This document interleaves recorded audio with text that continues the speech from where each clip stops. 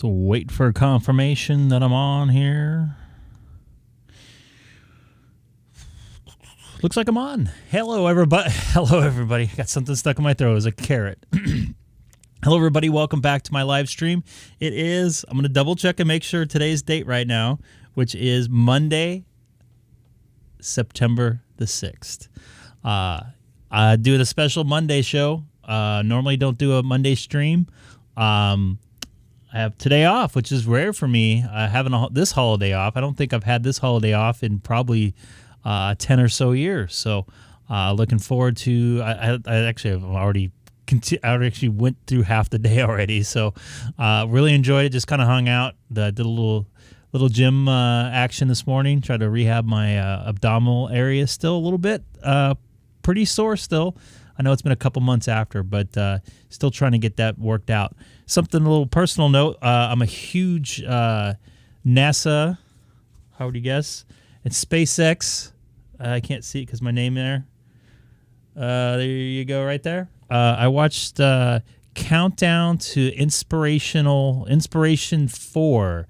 It's a private, basically this guy bought 4 seats on the SpaceX for private use. It's all non-astronaut people going on board the SpaceX.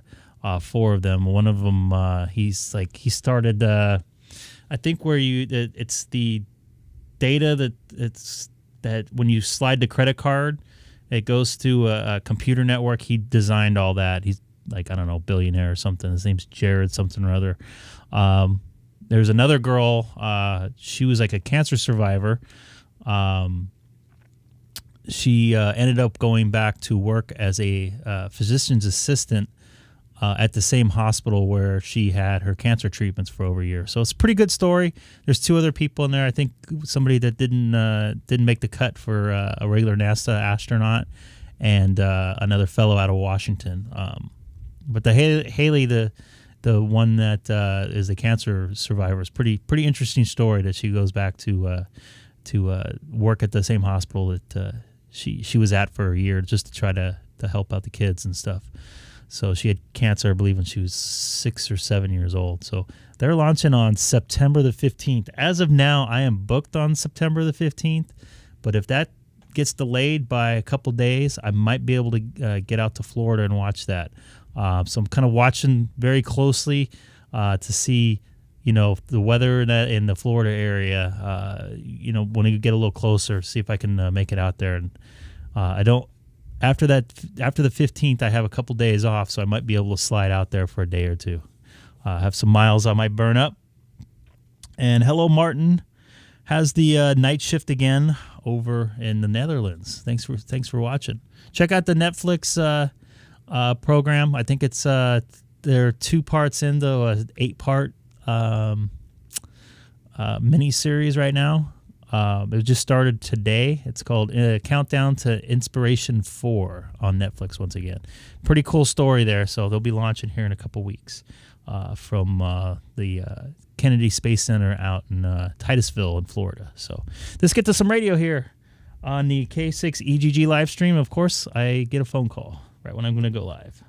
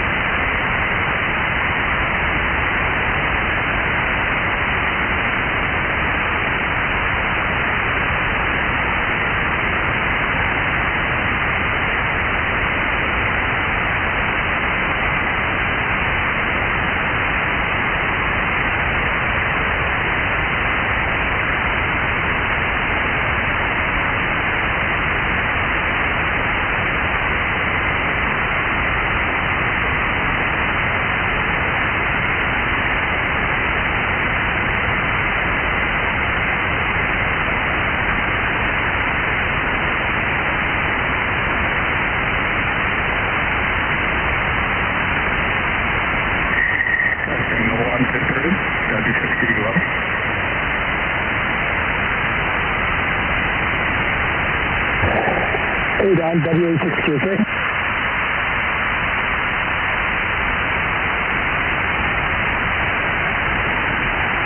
Keith, how's it going, buddy? Good. I don't know what's going on, but your signal, what am I trying to say? Your modulation sounds a little funny.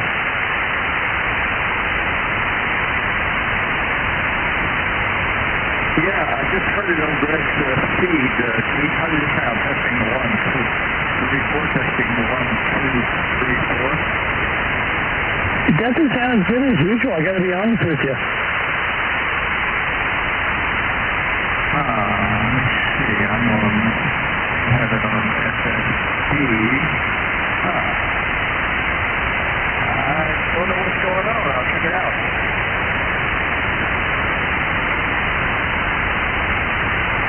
Give me another 5 count.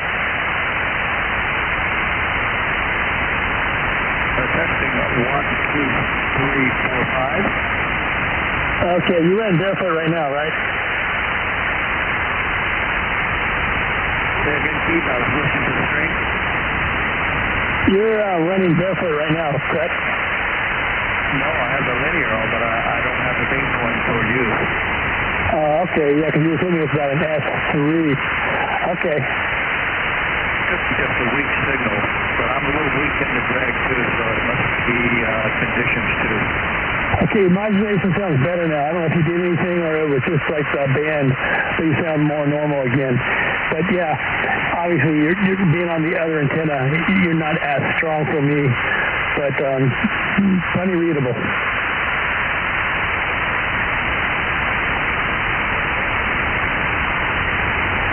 Okay, Keith, thanks. How's it going otherwise?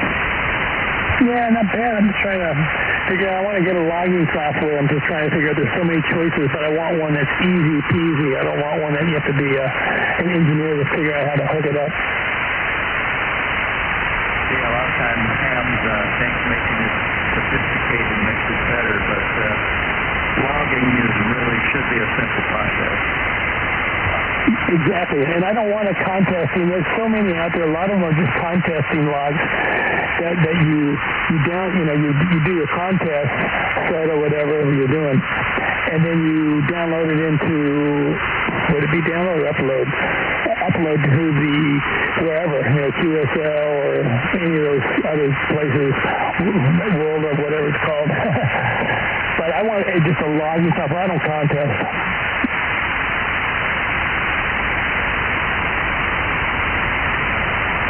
Okay, Keith, I'm gonna turn the beam toward you and watch the signal see if it changes. Okay, maybe you can give me like a 15 count while you're turning it so I can see how it does change. Okay. That's your 6DUO. That's your 6DUO. Testing 1, 2, 3, 4, 5. I'm at 80 degrees. That's your 6DUO. I'm at 100 degrees. I'm at 130 degrees.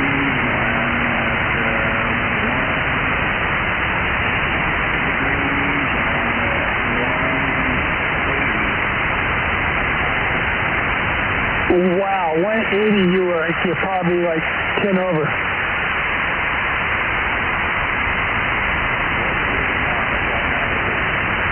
Yeah, same. But you went from like a S3 to over an S9.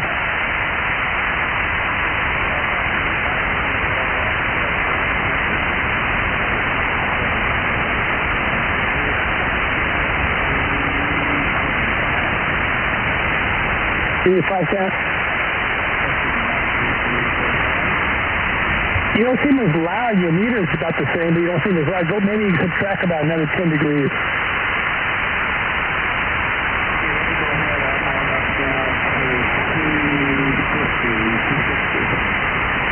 Okay, it went down slightly, your signal.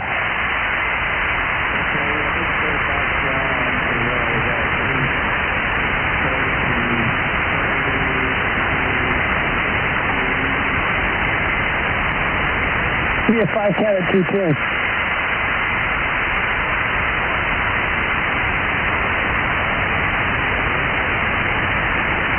Yeah, you're about a 15 over right now on 210.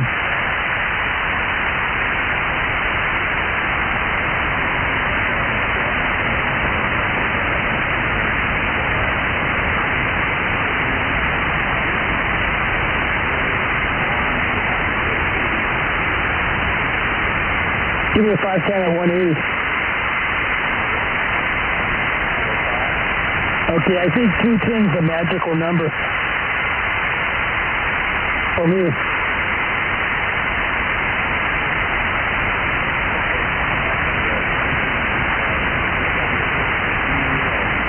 W6DUO, you owe me a new speaker, you owe me a new S meter on my radio, it's pegged out over 100. Just send me a whole new radio. Hey, I got a Chinese radio I'll donate to the cause, Don. For the damage you did, send both.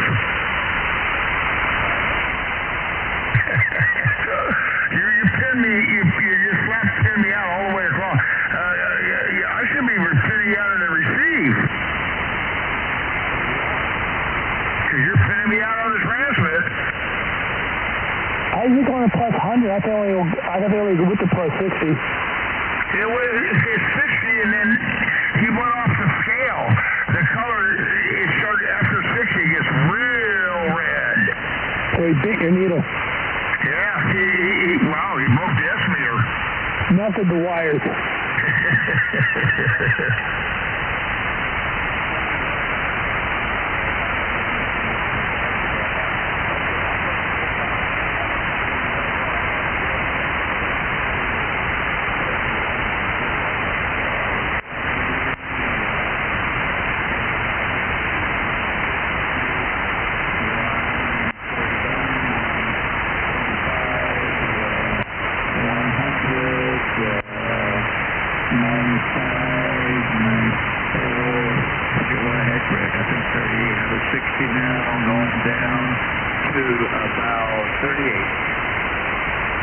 I thought you said 30 earlier.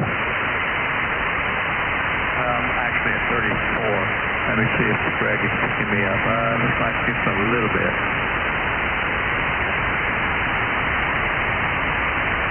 Testing 1, 2, 3, 4 on K6EGG stream.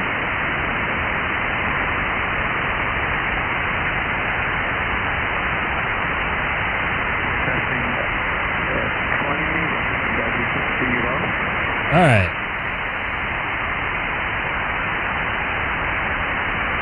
I can't find my pedal here. Hold on. Hey, Greg, what's going on?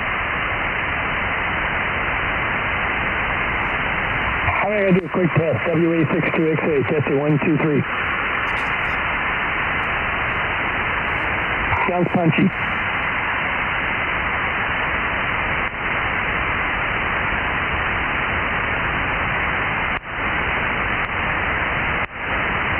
Okay, now that I have my pedal to hit the key, K6EGG.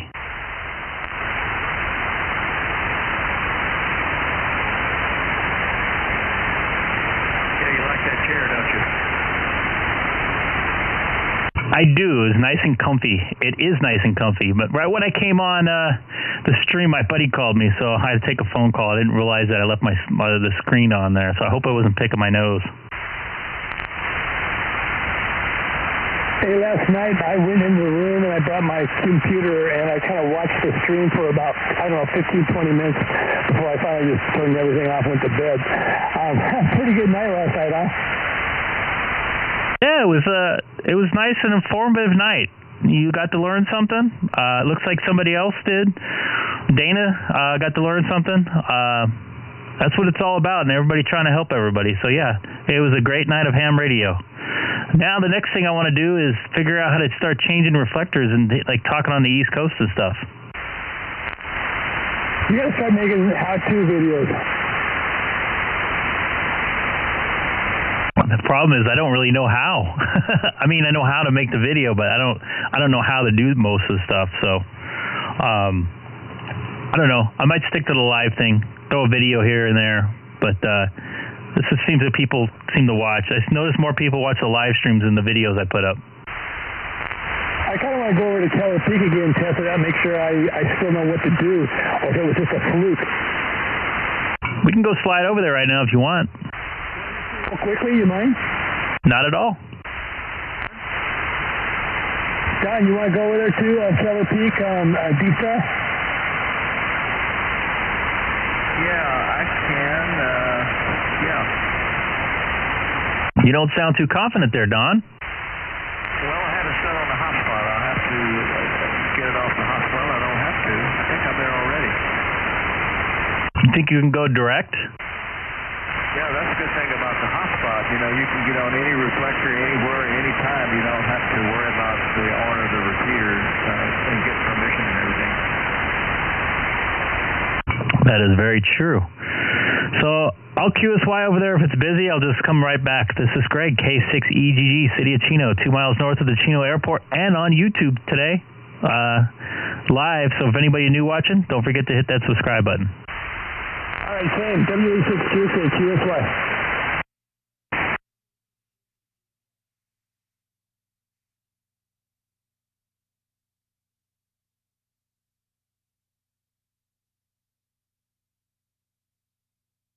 This is WA6QXA listening.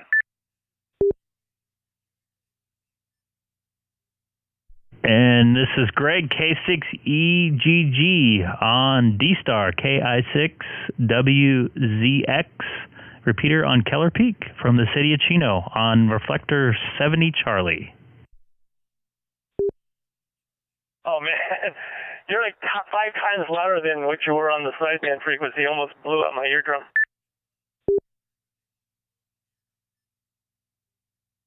Yeah, I should probably back off the mic a little bit. That probably sounds a little better, I'm assuming, right?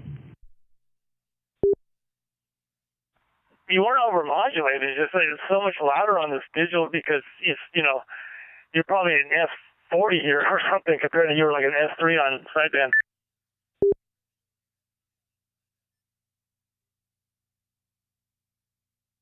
Copy that. And DUO, Don, did you make it over here? He looks to be on a different frequency.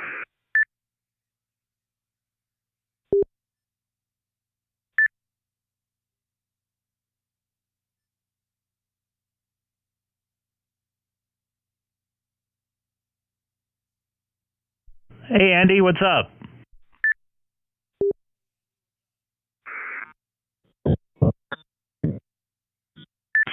I think that's Sierra Peak, but I'm not sure. All I caught was Sierra Peak.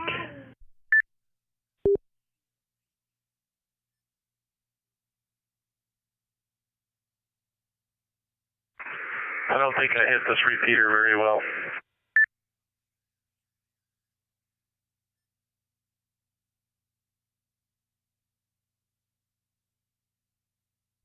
You made it that time. You want to give it a try again? Are you at your home QTH?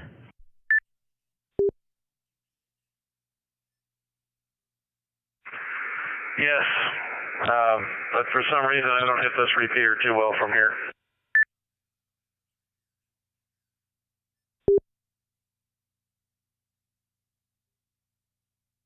Doing fine over here in Long Beach.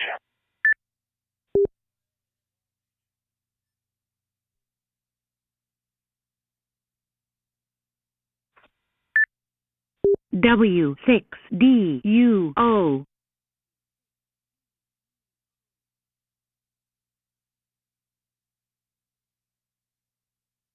Hey, you done? WA6QXA asking. WA6QXA. Yeah, Keith, you copy? W6DUO. Roger, roger. We got Greg and Andy, you and myself out here as far as we know. Maybe some others, who knows? You sound great. Yeah, I'm going through the 2 meter side, I guess. Yeah, same here, same here. WA6QX. Hi, Haley. WA6QXA.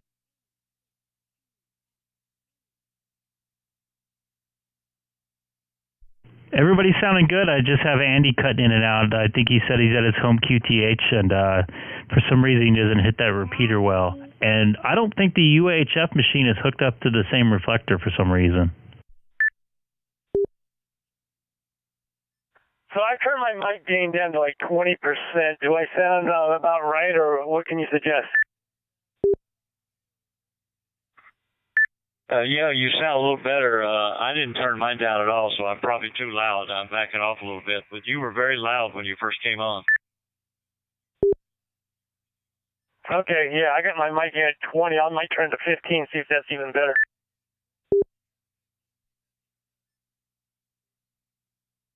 It's 16 right there, 16%. Testing 1, 2, 3.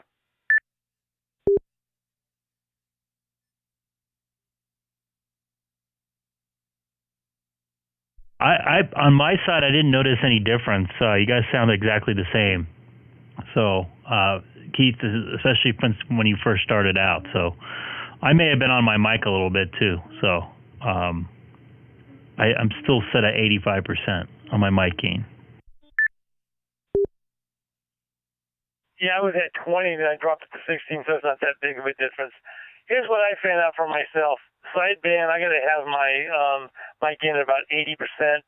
For FM, I turned it around 70%, and I put it in around the 20 percentile for D-Star lower digital. That's just what I found out for myself. Are we actually on a reflector, or are we just talking on a repeater? If we're on a reflector, my says use reflector.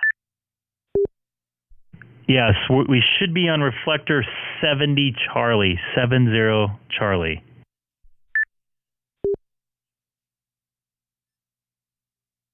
Oh, I thought we were on 12 alpha.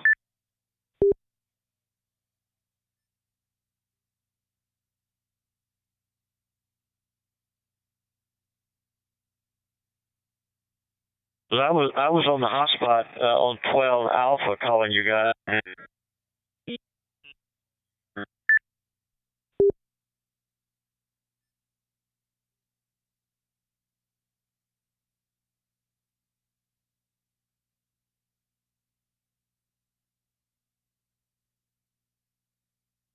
That time you cut out a little bit, Don. Hey, Don, the Papa system is on 12 alpha.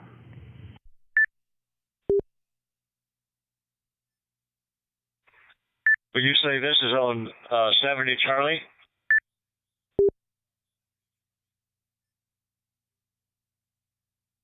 That's affirmative. According to the gateway online right now, this is on 70 Charlie.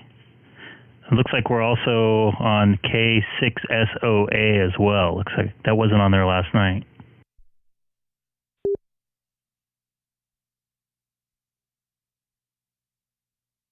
I'm going to try to get on 70 Charlie on the hotspot. If I get lost, I'll come back here, or I'll go back to the stream. So it shows there, Greg, that you're on 147.550.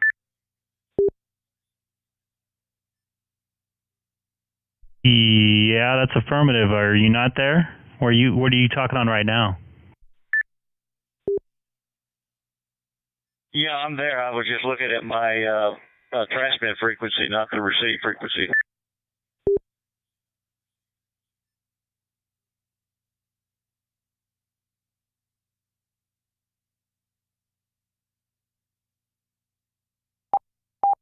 So this has an oddball PL tone, but it's pre-programmed for me on my 9700, so I didn't have to mess with it.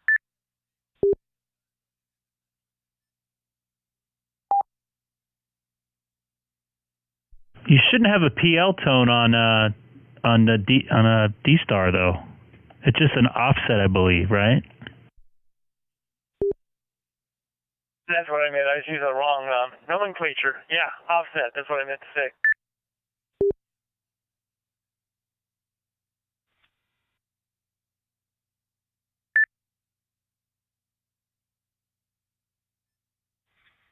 Okay, am I there on 70 Charlie now? You guys copy? W6DUO? I have a copy. You sound loud and clear.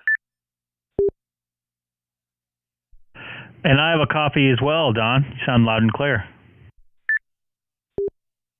Okay, I'm going through the hotspot now, to 70 Charlie. I had to dial up, I hit the reflector and dialed up manually 70 Charlie, so I guess I'm talking direct into 70 Charlie now.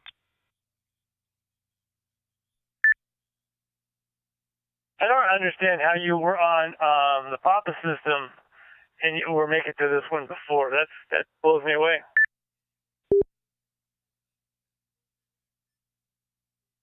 Well, apparently I wasn't on the Papa system. I was on the local, the 2-meter frequency, so it's automatically set to 70 Charlie. So I thought I was on the Papa system earlier, but I was on the 70 Charlie system.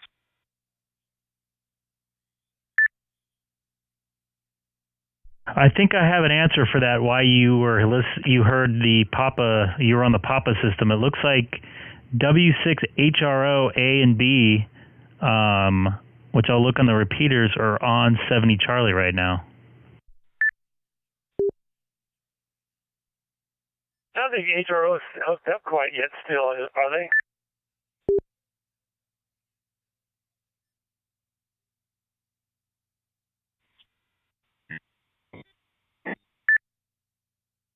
Back up, Keith. Their antennas are back up and running? W6QX. I don't think so. So I don't know if you guys are watching the live stream, but it looks like the Papa System D11, which is on Otay, I believe that's in southern San Diego County. That shouldn't really matter to you because I don't think you can hit it. KW6HROB is on this. Actually, you know what? No, it's not. This is W6HRO that's on here. Strange.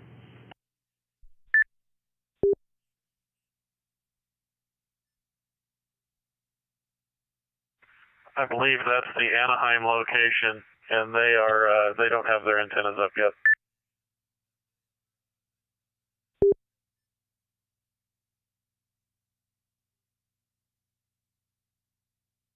Well, it could be W6HRO is going through a hotspot if they're on here rather than through their antenna system. I don't know. I just don't know.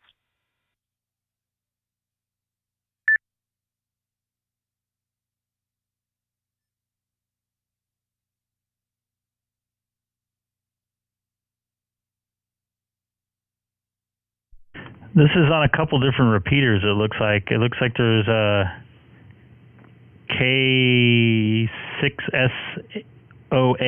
and looks like it's Laguna Beach, and a 29 Palms repeater, 147.570.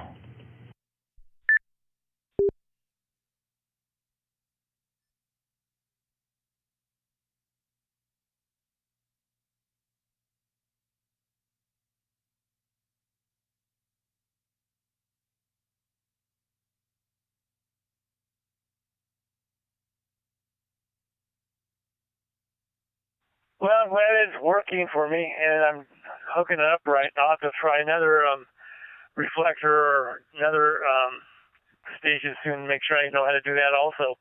But at least I got this one down.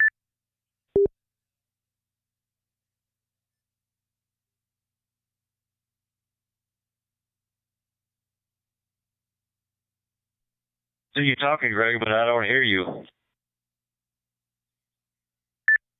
Do you have me now? 1, 2, 3, 4, 5. It looks like a repeater out in 29 Palms is hooked up to 70 Charlie. Copy? Yeah, I see. I think Ron, Fred's buddy, hangs out on 12 Alpha, the Papa system.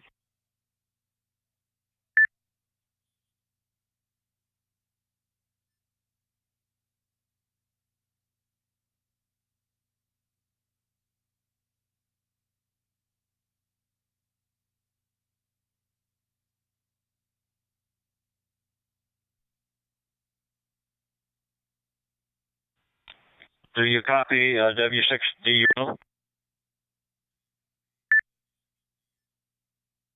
Yeah, I copy you. I was just looking up some other repeaters that we're hooked up to right now. Looks like Laguna Beach one as well.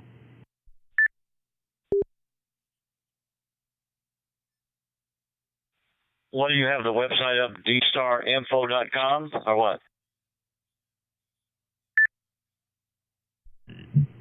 D plus dashboard, and I'm looked up a reflector 70, and it has a list of the different modules. And I can see the remote users. I don't see you on here though. Let me refresh it. No, I don't see you on there for some reason. Well, I'm going through the hotspot, so that might make a difference. Boom, you just popped on there. I see you now.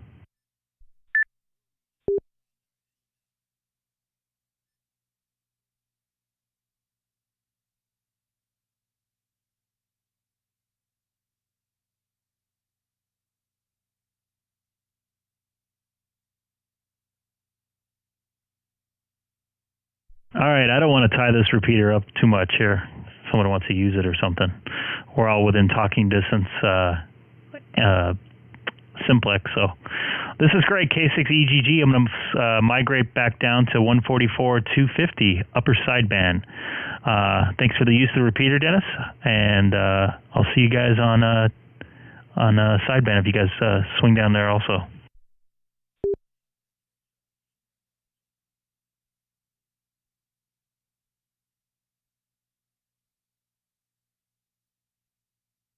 Testing 1, 2, 3, WA6QXA.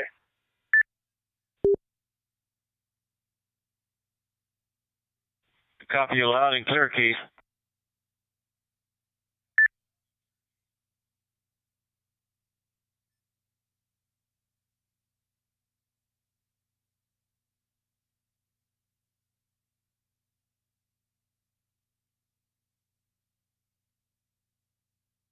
All right, well, I've done my form of a check. Thanks for coming over, you guys.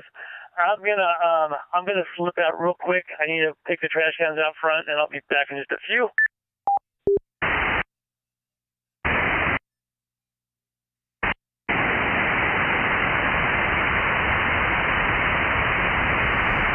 I could tell you one thing. It was nice not listening to static for a few minutes there. Just your voices. So it's only 3 o'clock. I thought it was later. Anybody new to the channel, please don't forget to hit the subscribe button. I come on about 2 or 3 times a week. This is number 1 for this week. We just connected to 70 Charlie on the Keller Peak repeater system. That's over in the San Bernardino Mountains, about 65, 70 miles away from downtown Los Angeles, for you guys that are not familiar with the area. Looks like we got Martin watching over the Netherlands today. We're working in a night shift over there, so I gather it's probably 4 or 5 in the morning over there. Actually, he's only 8 hours ahead, so 9, it's about 10 p.m. So anyways, let's get back here on the sideband 2 meter on a Greg K6EGG live stream. Kilowatt 6 Echo Golf on frequency.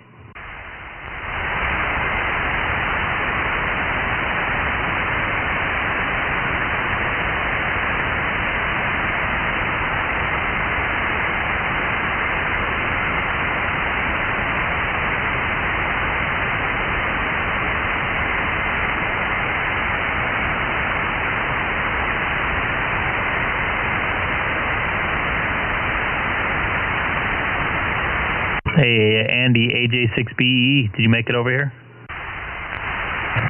Yes, sir. You guys must have moved when I went and grabbed something to eat. Sorry about that. Oh, no biggie. I hope it's something good you're eating. Oh, yeah, goldfish, the best. My daughter loves the colored ones. Which ones? The colored goldfish. She puts one in her fingers and like one in her mouth, one at a time.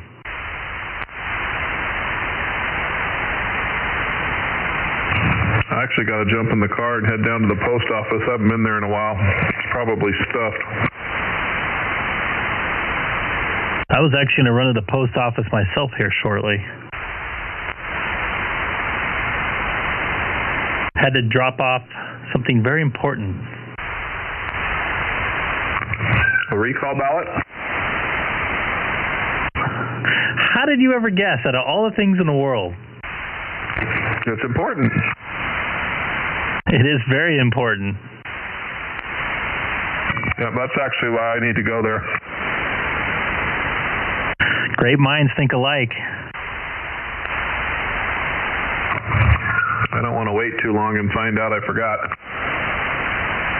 Yeah, that's exactly what I'm thinking, because this next week's going to be kind of busy. I might go over to Florida to watch a rocket launch, depending on my schedule the following week.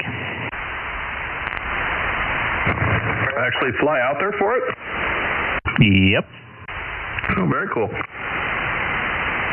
I was going to go when they had the first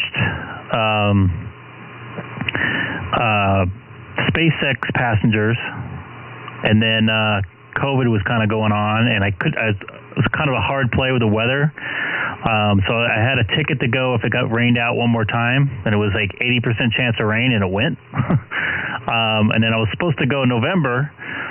They moved the date a week, and actually one of the guys that was on the flight, I went to high school with Victor Glover, and I still talk to him now and again. So I missed that. So I'm going to try this one. This is 4 people. One guy bought the whole entire trip, so they're going to go cruise around the Earth for like 3 or 4 days or something like that. Wow. Some billionaire electronic credit card dude.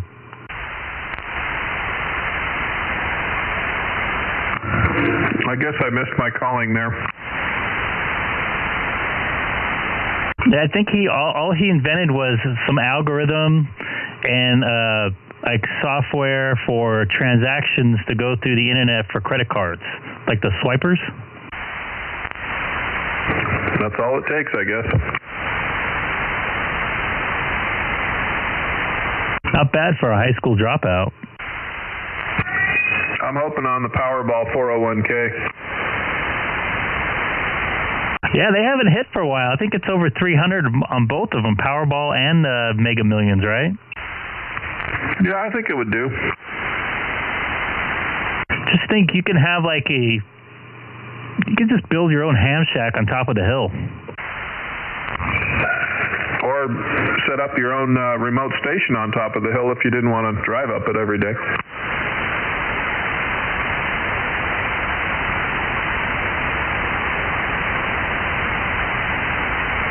That is very true. Anyway, I'm going to jump out. I'll be in the car here in a minute. K6EGG.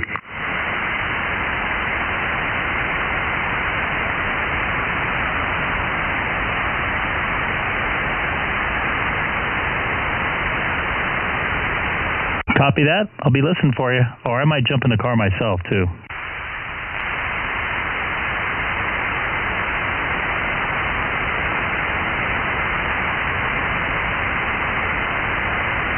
Hey, Greg, M7UFT. Hey, man, how's it going?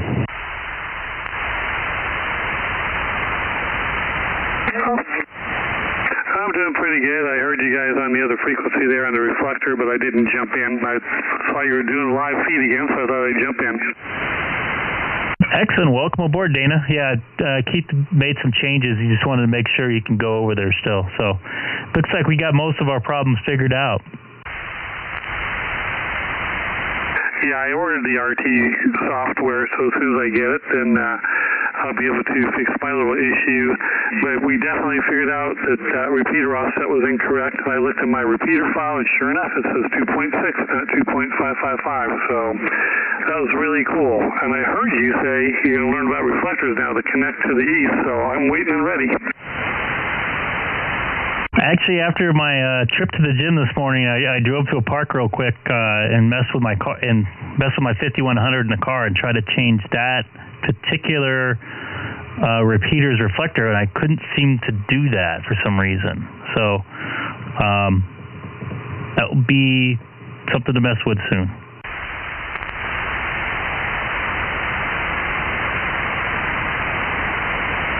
Well, like I say, it's always a learning experience, but yeah, I'm very anxious to get that RT software. I have the Icom software, but I think I'm going to try the RT and it works with it works with different radios, right? You have to download a version for each radio, and do you have the cable already?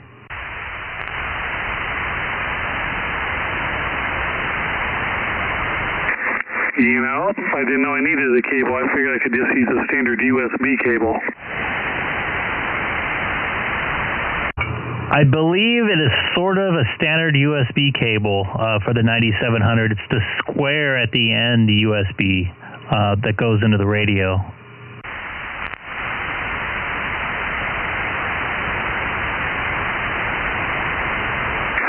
Okay, yeah, I'll look into that. Yeah, I'm also going to try and do the hotspot thing next. Have you done that on your radio? I have not done the hotspot thing. It's definitely in the back of my mind. Just spent a ton of money on the 5100 and new antenna and new mount for it. So I might hold off for a little bit. But I'm definitely interested. If I do it, I'm going to probably wait till I get an HT and I could take it with me on the road. I can't remember the gentleman last night, but he told me that he was using his 9700 as his hotspot. You can do that. If you look up on YouTube, Icom 9700 terminal mode, that will give you kind of a run through of how to do that. I've tried to do that.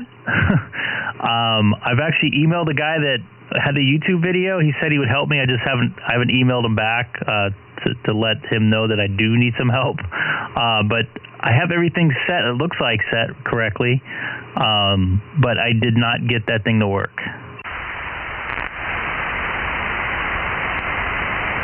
Okay, well, that's encouraging. I'll see what I can do and see if I can get it going. I am curious of something. I noticed by the N7 UFT Friday, I have noticed that a whole bunch of folks have the 5100. Is that the mobile of choice?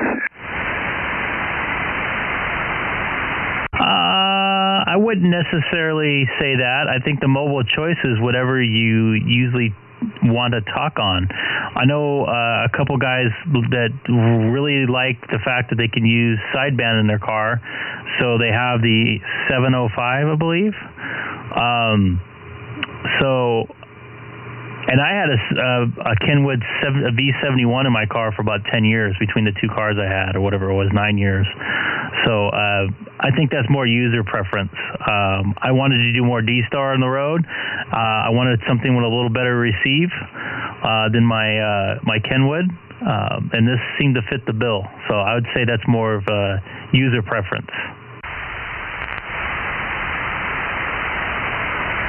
Okay, I just noticed that a whole bunch of folks, when I see their call sign come up, have 5100, so I wonder if I'm missing out. I have a Kenwood 741A, which does not do anything digital. I'm having recapped right now, and I love that tri-bander, but it doesn't do any digital mode, so I'm out looking for a digital mobile. I think there's something called a 4100 that's like $150 cheaper, but you don't have the dual receive, and I think there's some other like GPS options not in there. The 5100 has a built-in GPS, but yeah, I like it so far. The receive seems about a lot better. I did upgrade my antenna, so that I think that might have been a little bit of it, and the mount, which had a thicker cable. I have no complaints on it so far, other than the fact don't use Mac software for RT systems. I had a couple corrupted files, and I had to redo my file already once. Okay, I'll take that under advisement. Yeah, I think I want to try and do the hotspot next and hook up my 9700 to the internet and start playing with reflectors that way. But like I said, I do want to have a mobile. I do have a Yaesu FT991A or 991A that I'm thinking of putting in my vehicle, but of course that does not have D-Star.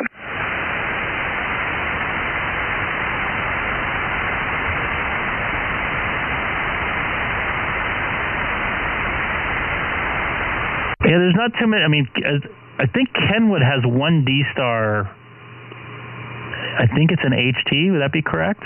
But all the rest are. It's mainly Icoms that have the D-Star.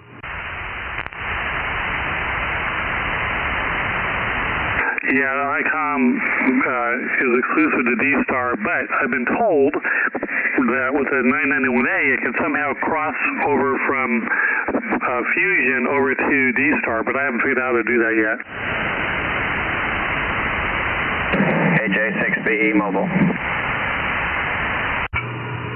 K6EGG, I got you in there, Andy.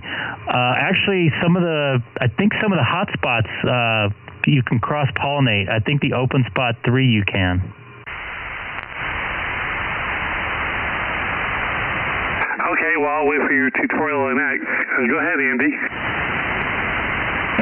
I just wanted to key up on the mobile and see how it was doing. I haven't done a whole lot with this thing yet since I punched the hole in the car, so here we go. Hey, I'm getting a copy, Andy, WA6QXA Long Beach. Nice.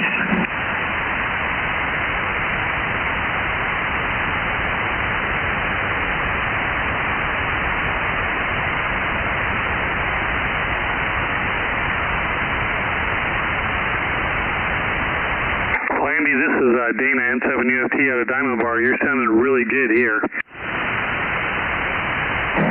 Right on, I appreciate it. Yeah, you've got a strong signal as well. I'm a little bit in a hole now. It might be a little more difficult for Keith to hear me, but anyway, we'll run with it and see how it goes. Well, sounds like you did a good job. Like I said, I have the really good single sideband antenna ready to go for my vehicle. Like I said, do I put the 991A in there? Although I'm not sure if it's all modes for sideband. I have to check that out. But I got the 991A as my first radio, and then I saw the 9700, so I had to get that. And so I'm still trying to figure out which mobile to put on my vehicle. Well, if you want the sideband, you certainly, I mean, you could use the 991. We know someone who has. You've probably heard that story, right? No, I haven't.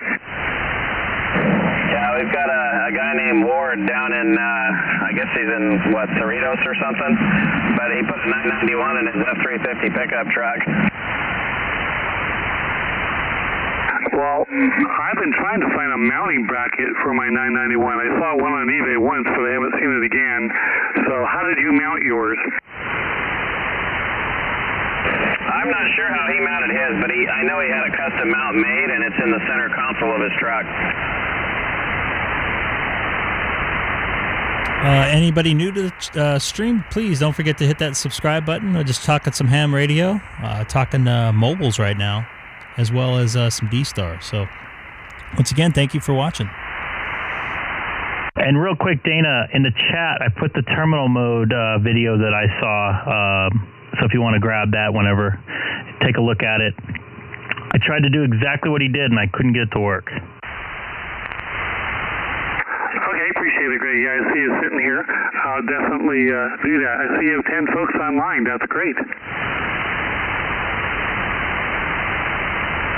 Strange for a Monday afternoon.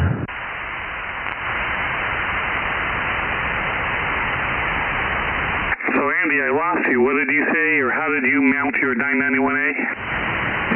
Oh, it's not me. It was a gentleman named Ward out in Cerritos. He mounted his. He had a custom bracket made, and it's in the center console of his F350 truck. Oh, okay. Yeah, I have a Lexus 460GX, and it's one of those pristine vehicles that doesn't have any good spot to mount a radio, so I may have to buy another vehicle. You got to have your priorities, right?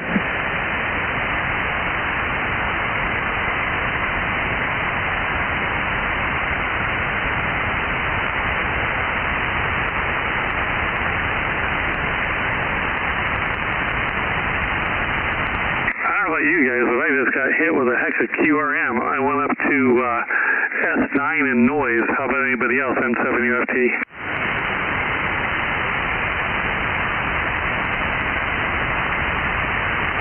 I got nailed too, so I'm glad it's not just me.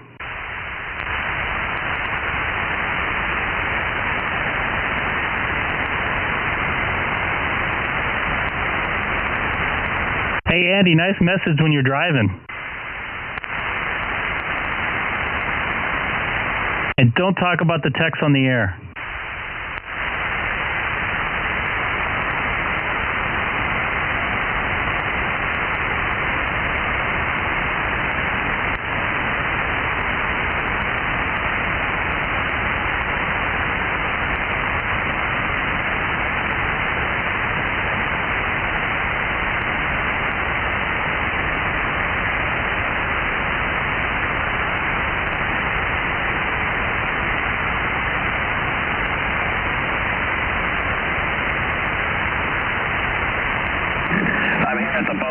I'm going to jump out for a few minutes. AJ6PE clear.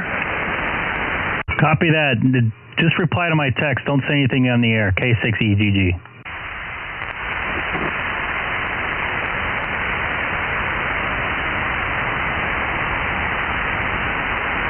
Dana, how long did you guys stay on last night? Oh, probably about another hour after you got off.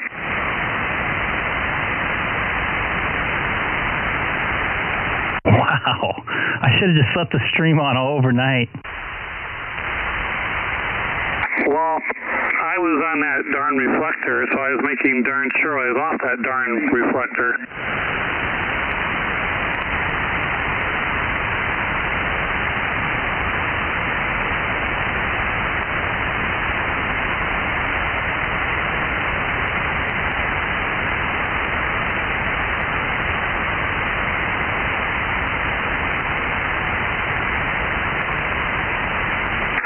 Yeah, the YouTube video, I'm watching it right now on terminal mode. It doesn't look that difficult. You don't say. I keep on getting an error message when I put in my call letters for my terminal call sign. So I don't know if I need to register a terminal call sign or what. I don't understand how it could connect that fast to realize that I put in the wrong call letters. So I don't know how that works.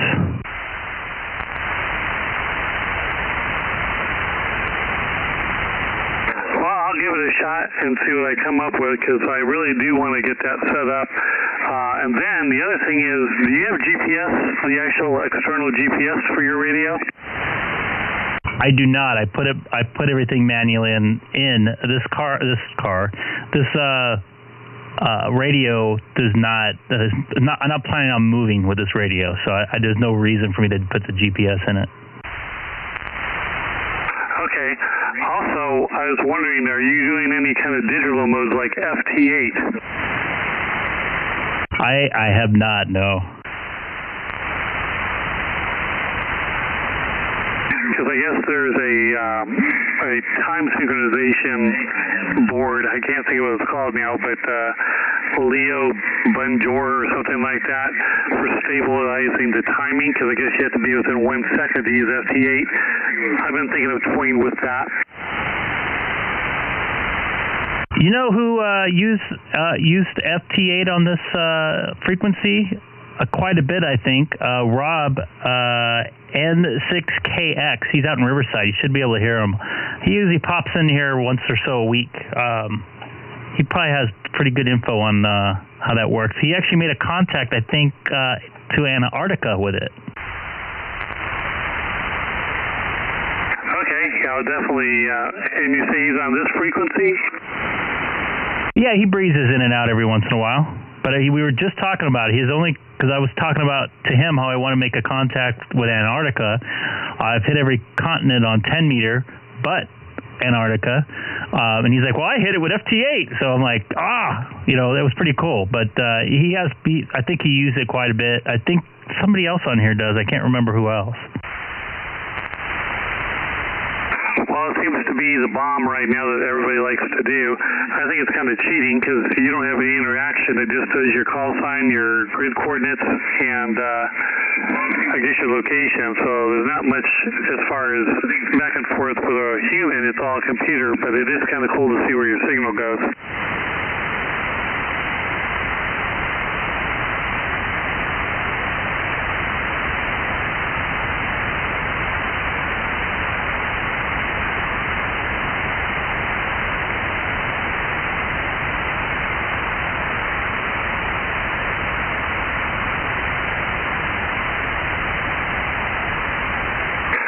got to jump off here, Greg, and I'll keep watching your feed, but I'm going to try the terminal mode and see what happens. So have a good one, my friend, and thanks again, and 7UFT. Copy that, Dana. Thanks again for stopping by. It's all great learning experience. I'm glad everybody's learning from each other. I know a lot of guys help me. I'm more than willing to help anybody out there. So I'm going to call it quits. I'm going to keep the stream going. So if anybody pops in or out, I'll be able to hear them. I'm actually going to go run to the what's it called? The post office myself. So this is Greg, K6EGG. So anybody watching on the stream right now, don't forget to hit that subscribe button. I'll be back. The stream will continue going for a few, actually probably for the rest of the evening. I just got to run a few errands and I'll be back here. So here's some radio for you.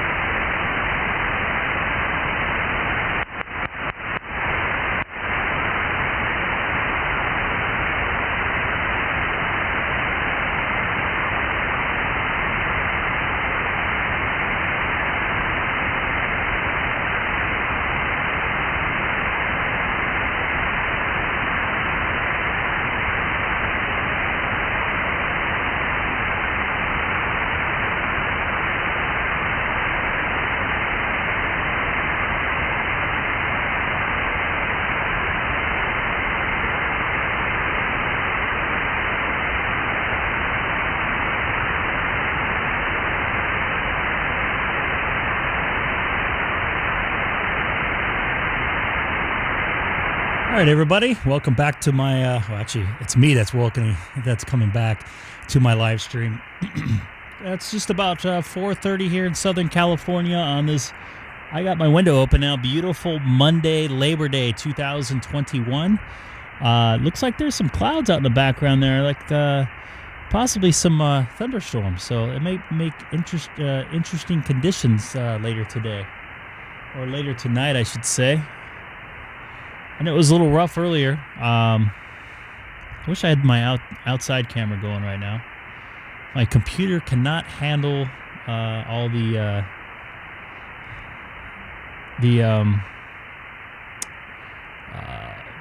different cameras going into it. I have a 2012 iMac. It's actually got a pretty decent processor in it, but it's not doing too well with the live streaming with the 4K and everything what I'm doing right now. So I think this is about as good as I'm going to get it for now, at least on the live stream part of it. But let's get to some radio here, which is the most important part of why I'm here. So this is Greg, K6EGG. Anybody new to the stream, please don't forget to hit that subscribe button. I'll see if anybody's on frequency here on 144-250. If I can find my foot pedal here, and you hear my relay click on from my amplifier. Let's go for it here. Kilowatt 6 Echo Golf Golf, monitoring 144-250, upper sideband, City of Chino.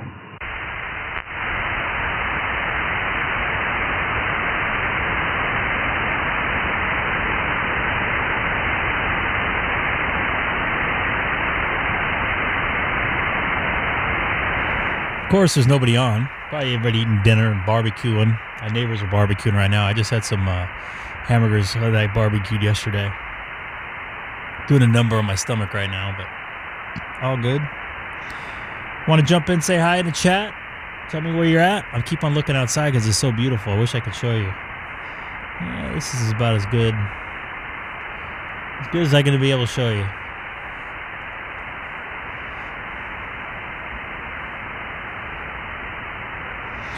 So we'll just keep listening here, see if somebody pops on. And you know what? Let's go to...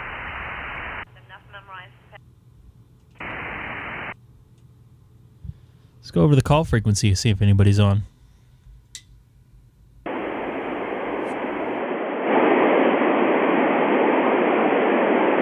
Kilowatt 6 Echo Golf Golf, monitoring 146-520, City of Chino, 2 miles north of the Chino Airport.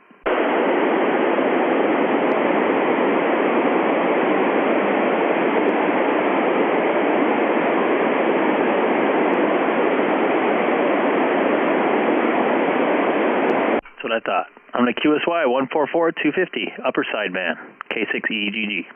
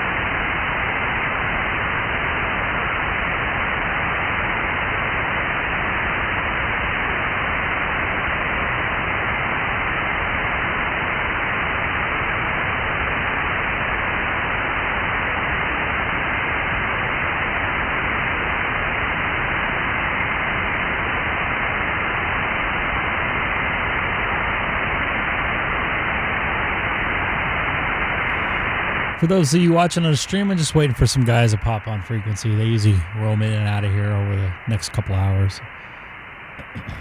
I just decided to leave my picture up in case anybody sees the stream and goes, "Oh, he's on, he's listening." Sometimes I just leave the radio going and with the screen of my Icom 9700. So, anyways, I'm just kind of hanging out. This is Greg, K6EGG.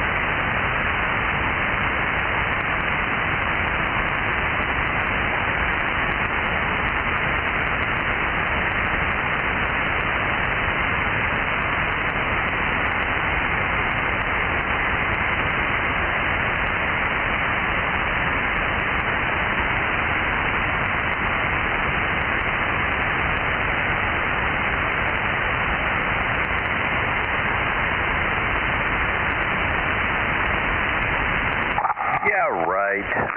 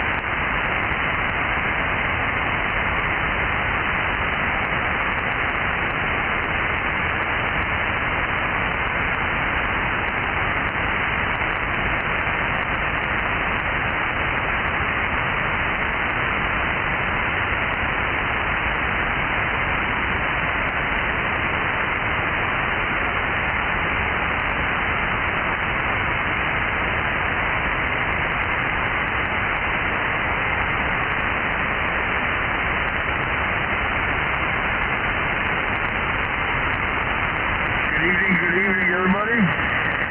K6OS. Fred, you can't transmit in your underwear.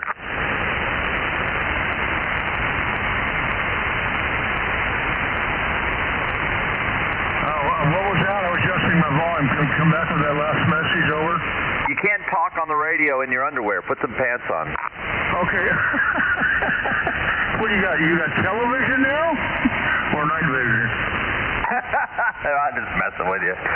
Yeah, so, just listening. Just trying to get this, got some little project going on here. And anyways, I'm hoping to hear a little guest tonight around 7 if everything goes as planned. You're putting a beautiful signal in down here to me, the Delta Mike 03XU. Your audio is real good. I know I should know you. I got on the tail end, so I didn't hear your call, or who is this? I know you. What is the caller? KN6 West. It's P. Okay, I got it. Yeah. All right, I'll be right back. I gotta grab something. I just thought I heard you a few minutes ago, so just thought I'd say hello. All right, I'll be listening.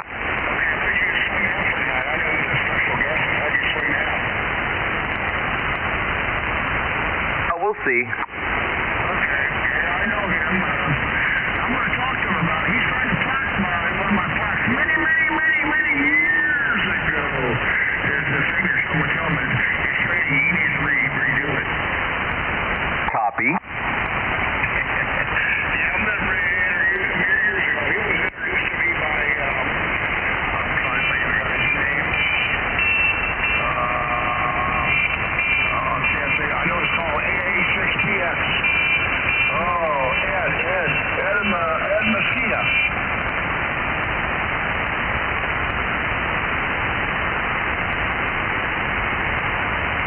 Copy. Not familiar with him. All right, I'll be right back.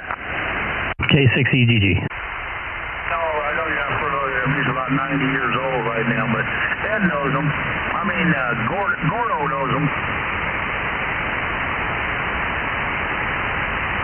Hey, Fred. K6EGG. Home base. GG, go ahead.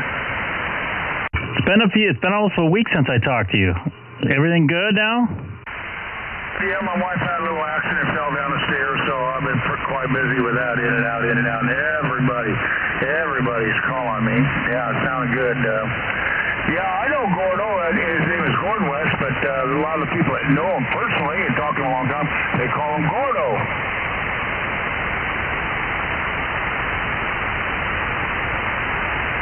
And he's the one many years ago started helping everybody get them their amateur radio license. He started coming out with the books, and then he came out with the CDs, and he broke it down and made it real easy for a lot of people to accelerate to get their amateur radio license, because some of the first books I bought years ago, before I got the Gordon West book myself, was written for a rocket scientist, you know. Now I understand the book after I've been a hammer radio operator for years, but at first when you have the whole ocean coming at you, you know, it's pretty overwhelming. And Gordon broke it down, you know, simple made it very simple. Maybe you can break down my general for me.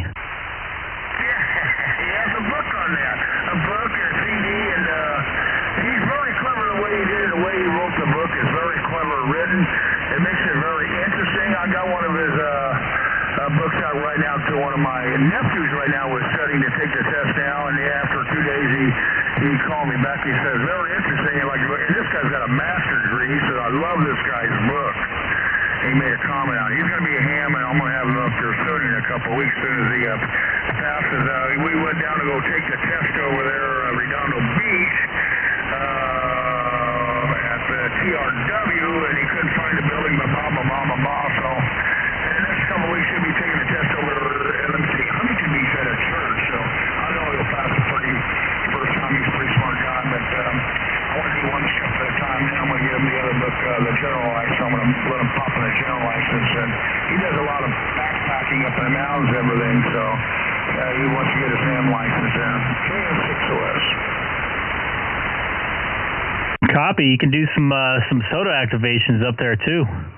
Did you see the soda activation QSL card I got a couple weeks ago? I'm sorry, I got a couple days ago. Up here on the screen for me. You give me just a minute to see if I can pop that up here. Take your time, no big hurry, don't rush yourself. Gordon's well known with a lot of hams way back in the old days. He also has a boat over there in Newport, I think in Newport there, and he does a lot of contesting. He used to do that, and then 1.2 and fox and fox hunts and pea hunting, and he's involved in all kinds of modes of communications. Yeah, Gordy Poo, do you remember when he had the El Camino? Yes. Of course, he got his van. He takes his van out there to Quartzsite, Arizona. He goes out there quite a bit and puts on a show over there quite a bit. Yeah, I've yet to do the Quartzsite thing. That would be cool. I just, I'm not really an RVer, but I think it'd be really cool to go out there one of these, January, February? Ask Gordon when he comes up here tonight. Gordon goes there quite often there. Yeah, that's pretty good. Is that where the guy sent you? Yeah, he's an engineer over at JPL. Oh, he's well protected. Well, they call that Quartz Fest, Fred. It's once a year. It's a ham event, and they have a bunch of cool stuff. They have like trainings. You could learn stuff and hang out with everybody.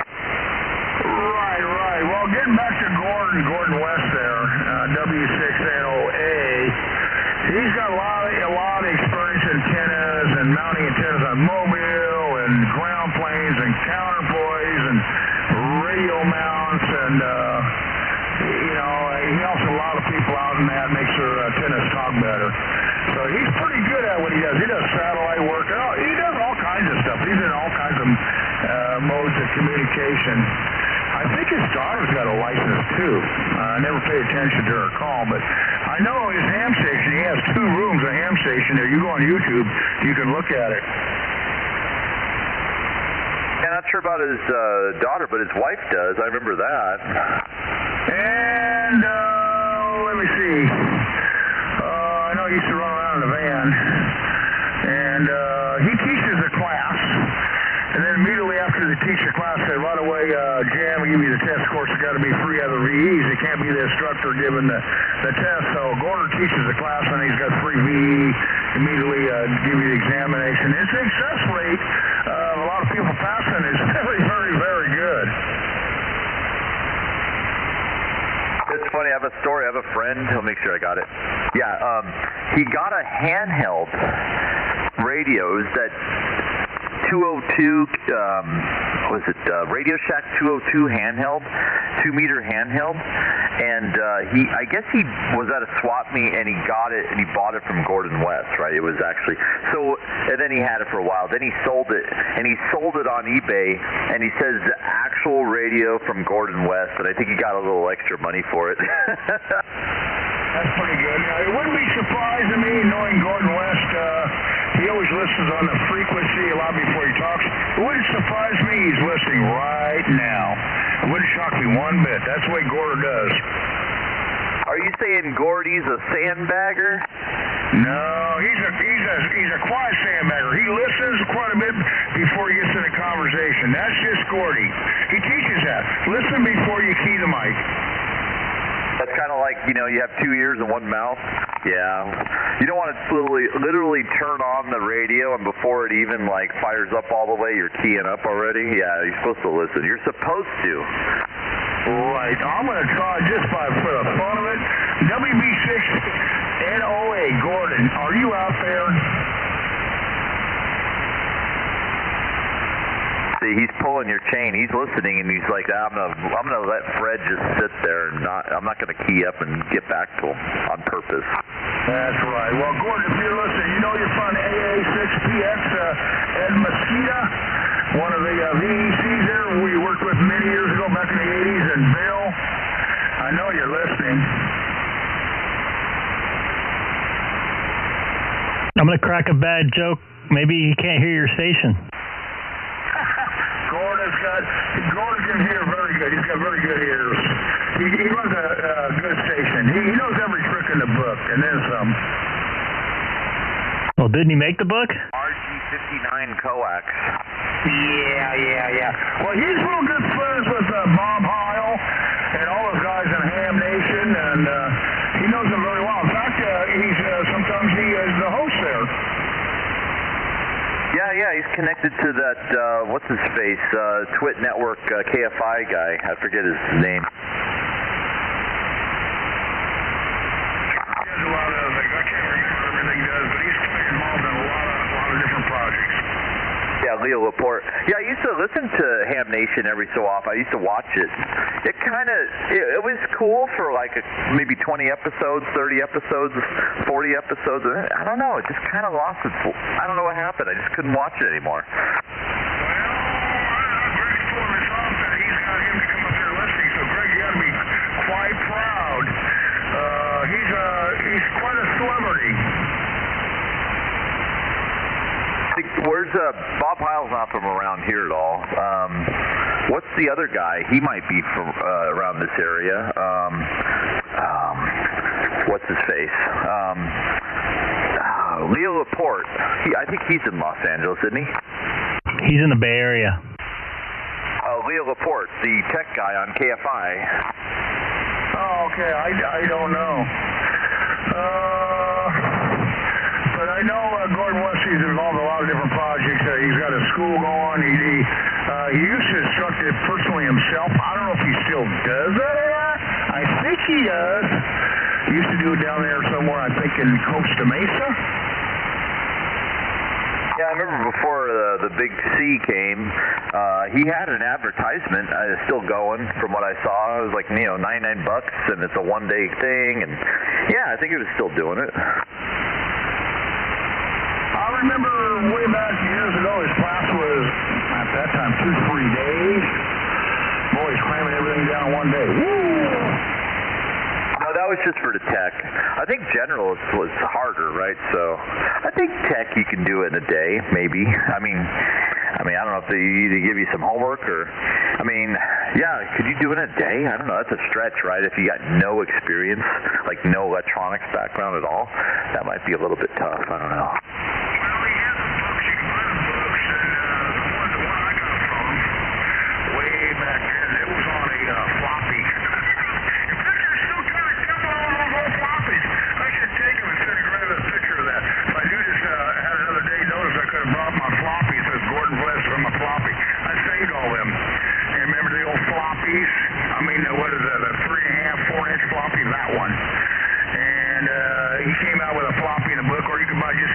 And then for a little bit more money, you get the floppy, and then you can take the test on your computer. I did that version of it, but the other version he had was his class. You could go to his class.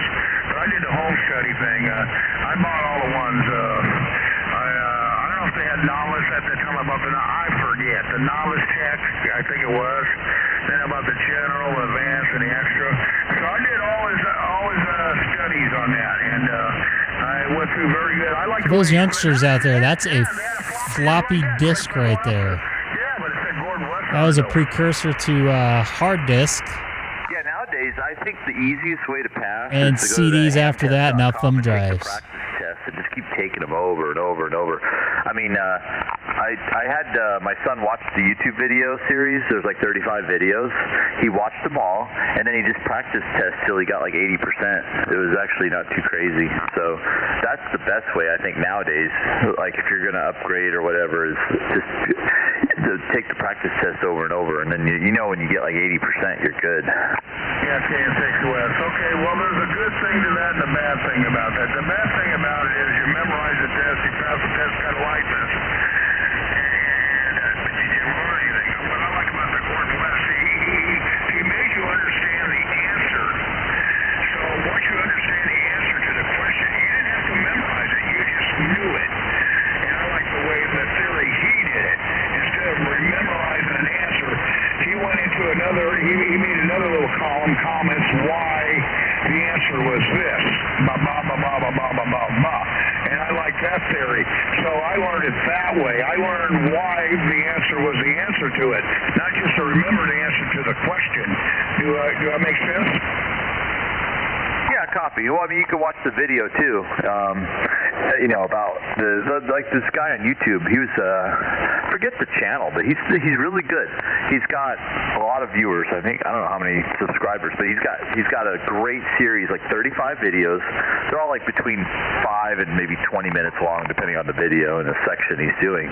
But yeah, he really goes over the question, then why the answer is what it is, and it's really good. And yeah, you got like what 350 questions, so it takes a while. It takes like 10 hours to get through all the, or I don't know, yeah, maybe 6 hours, 8 hours to go through all the videos, but it's not that long. I mean, 6-8 hours, you know, like you do an hour a day, you can get it done in a week. It's not that hard. Well, here's what I learned from Gordon West. I learned how to get my ticket, my amateur radio license, and I thought that was going to be all done with study.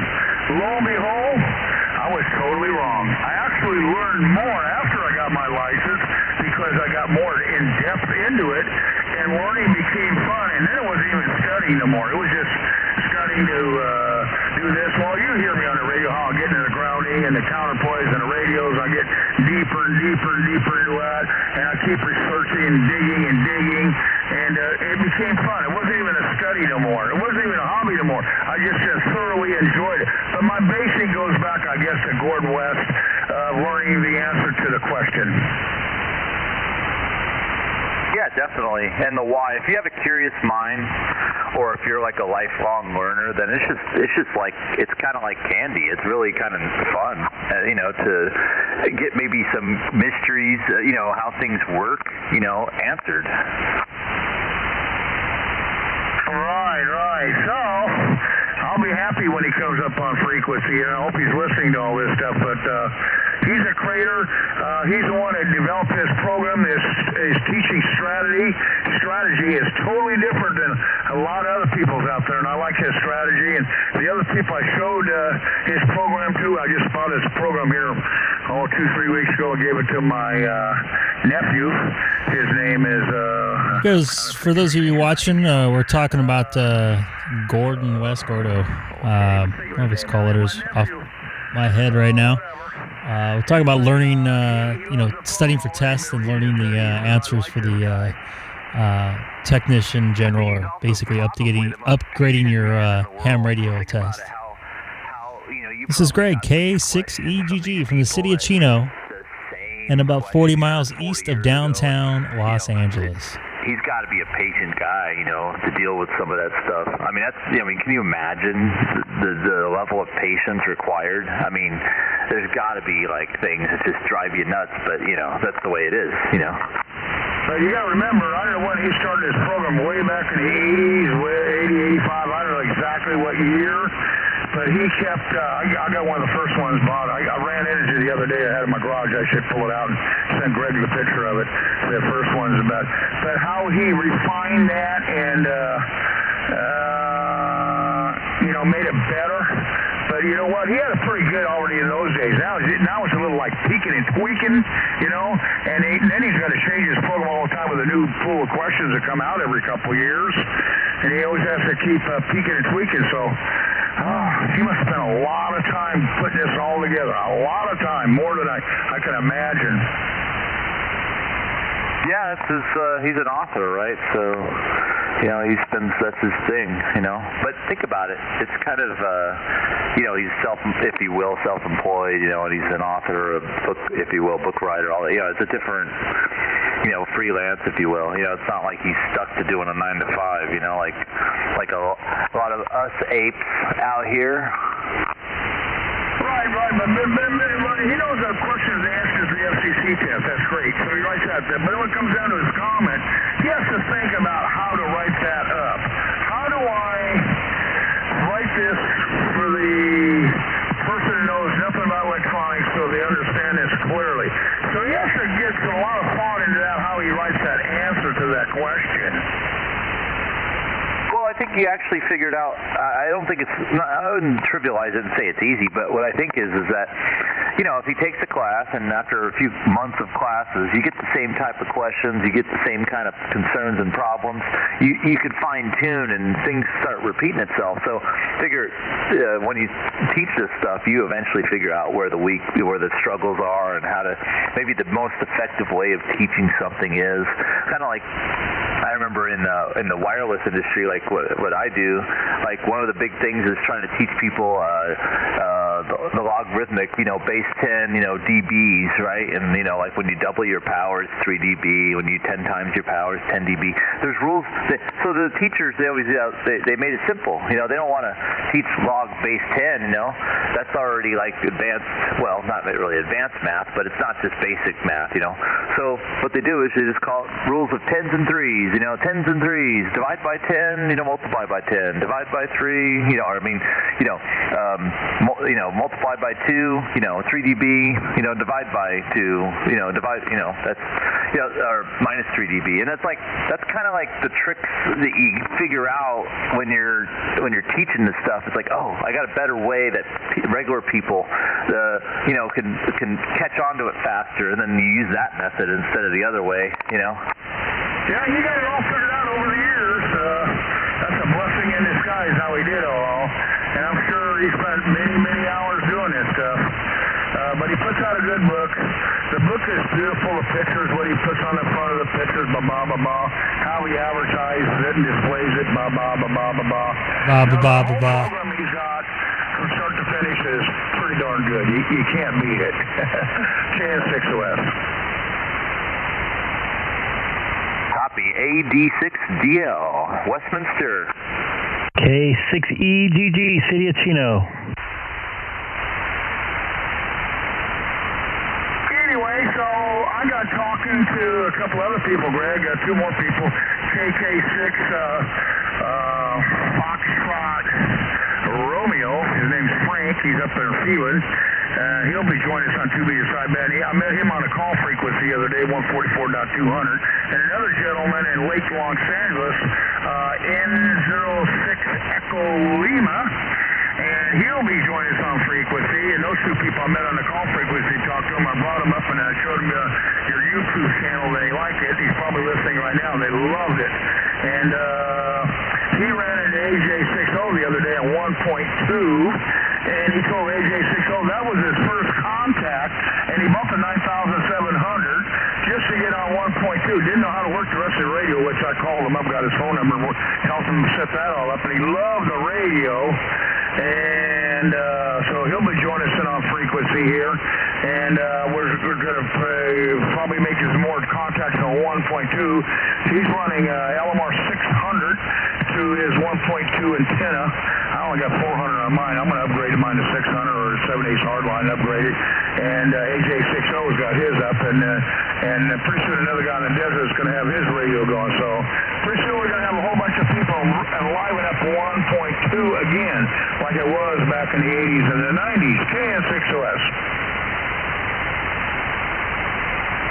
I didn't realize 1.2 was alive then. I thought that the higher frequencies were kind of newer. I don't hear much action on my scanner. I have a couple repeaters plugged in. Once in a while I got an ID from one, and that's about it. I haven't really heard too many people talk, though. They're there on sideband.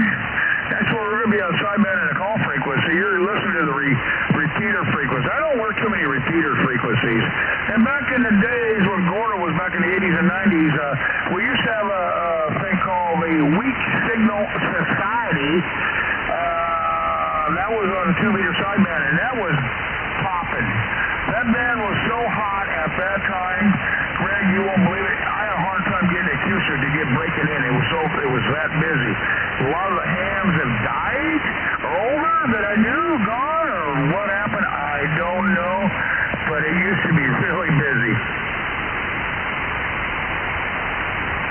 Mine's too short for QRP. Right. Some of those guys, there was another guy called Pat. I understand I traced him down, and Pat moved into Arizona. He was real big on 2-meter sideband. But there was a thing, I don't know if it's on the YouTube or what, I'll look on my computer. It was called the Weak Signal Society. Well, you made 2-meter sideband popular again there, Fred, bringing all these people aboard. Oh, yeah, that, and I'm not going to take all the credit. That was Alex, too. Alex, and the third party would be Phil, which he's kind of quiet over there once in a while. He comes in there. So Alex called me up one day, and he said, let's get back on the radio again, because the Corvette, and that's how it started. One thing led to another. At first, our stations where you sound good at all. We had a lot of rust in them. Had to clean up the antennas, the coax cable, the power supply. Believe me, I was not putting out a big signal like I am now. So it's trial and error and getting this going. But we know what to do. We just have to keep working on it. And once we got our stations working pretty well, we could hear it. Then we started working on you guys to get your stations up to par. Was that Phil WB6MYL? Yes, it is. He was the third party that was discussing with me and N6JJI, Alex over there, me, let's get back together, let's get back on the radio, let's get it going here again. And that's how it all started here over a year ago. For those of you guys watching YouTube, I put up my my archaic notepad with my QSOLs with my contacts I made on here on this frequency.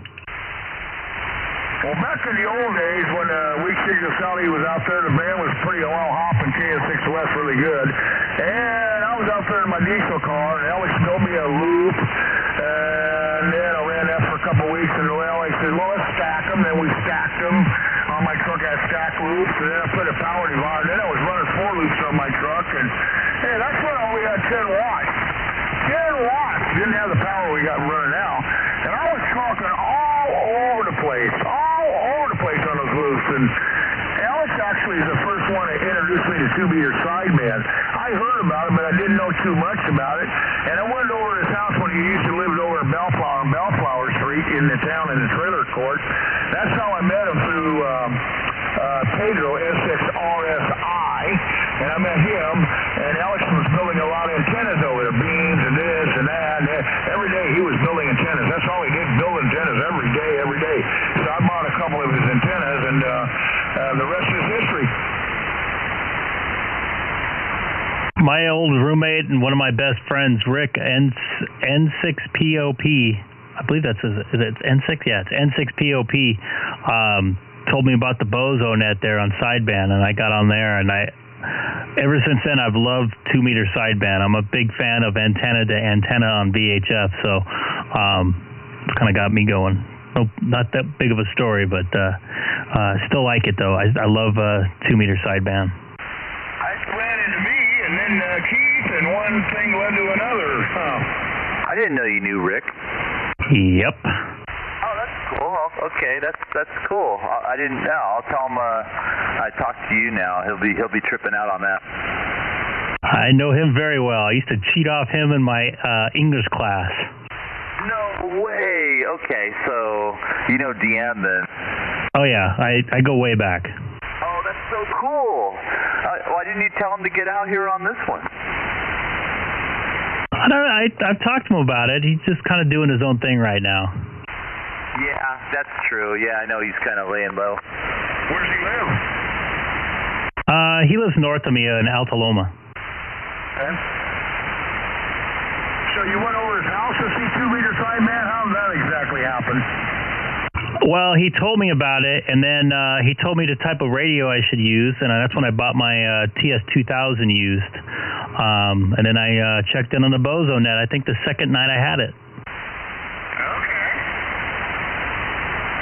How'd you find us up here? Or I found you. I don't know how that happened. The way I found you is I was on 146.520. I was just about ready to buy my Icom 9700, I believe. I was trying to get my sideband working on my TS2000. It's sitting right here below my feet. Not directly below my feet, or right by my feet, I should say. And you talked to me and said, hey, there's a group of us talking on 2-meter sideband. Maybe you could pop down. And I think the next day I went and bought myself the 9700. So you were 144.260? No, I was on the 2-meter call frequency, 146.520, I believe I talked to you on. Oh, an FM? Yep. Yeah, I got you. Yeah, okay, I forgot how. I talked to so many people, I can't remember every little detail, except for Alex, because that's the one I started with Alex. He's the one that introduced me to 2-meter sideband, and that's when they had the 275H Icoms and the 275H low power, high power, and you can buy the Icom collection, it's called. They had 1.2.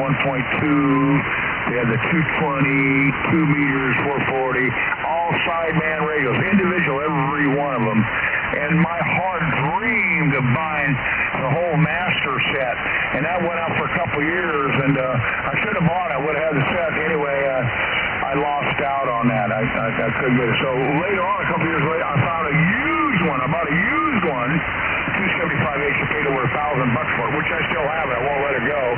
275H Icom, 2-meter sideband, analog. Beautiful radio, does everything. I'm happy with it. I wish I had the whole set. They have a whole collection of them. They're all matching radios.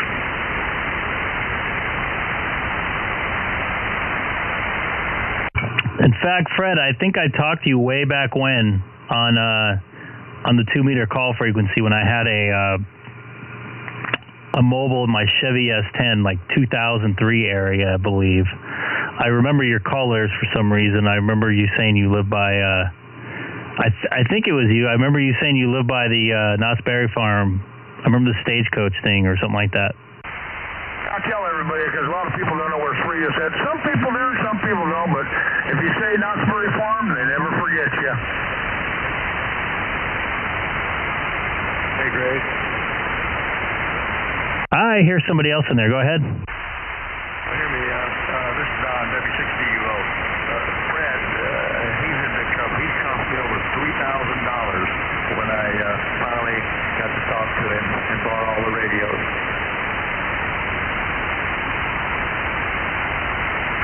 I didn't tell you, but HRO gives me 5% on the side. I think so. Well, it all started with Dawn. That was so funny, KN6OS. I was out there, what was it? I was on my walker, and I was talking to AJ60 2-meter on FM, calling to the desert. And W6DO, he was over there in the other park, and he heard me, and he couldn't hear AJ60, but he heard me calling for Apple Valley. He gets on the radio, Apple Valley! I still can't believe it. Well, you heard it. Yes, I did. Was that Curtis you were talking to out there? Doing that, and that kept the experimental getting better and better and better. And then I was out talking to his base station. That's what made Don feel bad. He had to go out and buy another radio. So, man, my radio's no good. But if you took the Gordon West course like I did, you would have found out it's a coax cable in your antenna. Yeah, I like old Gordon. He's a nice guy. Yeah, you didn't take his course, did you? No, but I was at a ham meeting one time, and he was there as a guest speaker, and he fried some kind of pickle. He put RF into a pickle or something. I remember that. Oh, I got to hear that when he comes on tonight. RF into a pickle. What happened? Ask him what he did to the pickle. You ate it? No, he put some RF energy into it and fried it. Maybe it was arc electricity or something, but that was some kind of demonstration. Oh, so he cooked your pickle, so you ate a cooked pickle then? So we had fried pickles afterwards.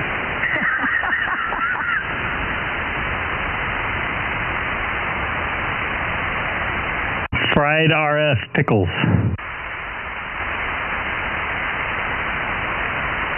It was basically microwaved, right? Yeah, similar to that. It smelled. How much power did he put into it? I don't remember, Fred. That's probably going back 20 years, but I'll never forget the pickle, though. Well, just think if he hooked it up to HF gear, put 2 kilowatts in it, and that pickle would blew apart in the classroom. When you say grab your pickle, when you're trying to encourage people to get on the radio, I think of that. Well, that's going to China. In the old days, squeeze the pickle. Is that a CB term? No, that's not. They used to say the lollipop. What is that, Greg, you had on the stream at that time? I'm watching my first love of hobbies. It's some airplanes taking off from LAX. This guy has a live stream of it.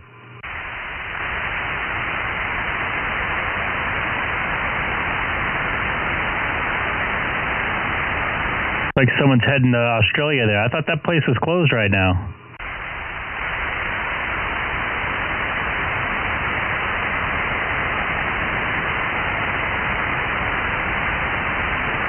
I think New Zealand is shut down. I don't know about Australia.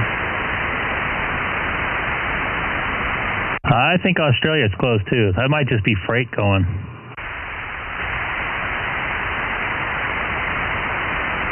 .787 right there. One of my favorite planes now to go in. They pressurize the cabin right around 4,000 feet, so you don't get dehydrated and dry skin and stuff like that.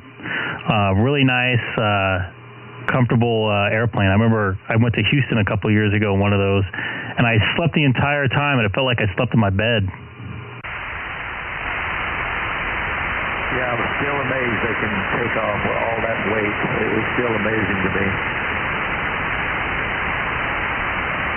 Getting back to your $3,000, you should have spent more. $3,000, that's nothing. I bet you spent $100,000 over the years. I don't know, but I spent a lot.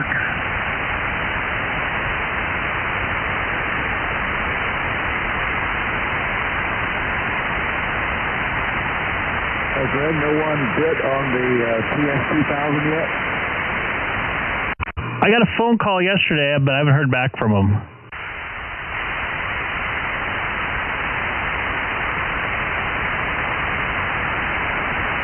Put it on QRZ.com. It's free. Yeah, I'll probably end up doing that. I'm not, I don't know. I'm not too confident in selling it. I want to sell it, don't get me wrong. I'd rather just drop it. I'd rather, do it locally. Yeah, I know. Shipping is a pain. You could probably sell that thing for a ton on eBay. People overpay for broken radios. I know. The last 2 things I sold on eBay, I got burned.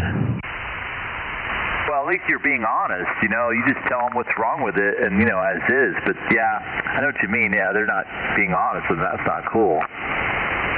Yeah, I'm still fighting to get my money back from PayPal on one of them. Oh, that's a bummer. Hey, Greg, I sent you an email. Don't feel obligated at all. It's just an idea, okay? So when I send you stuff, and don't feel obligated. But it's an idea. Tell me what you think.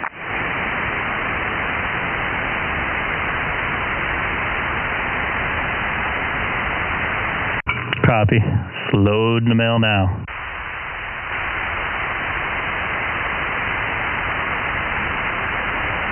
I'm afraid I have a separate computer hooked up to my stream to bring up QRZ and stuff, and I'm afraid to have my mail open because it automatically opens when a mail pops in, so I normally have it shut off, so I'm not just checking my email.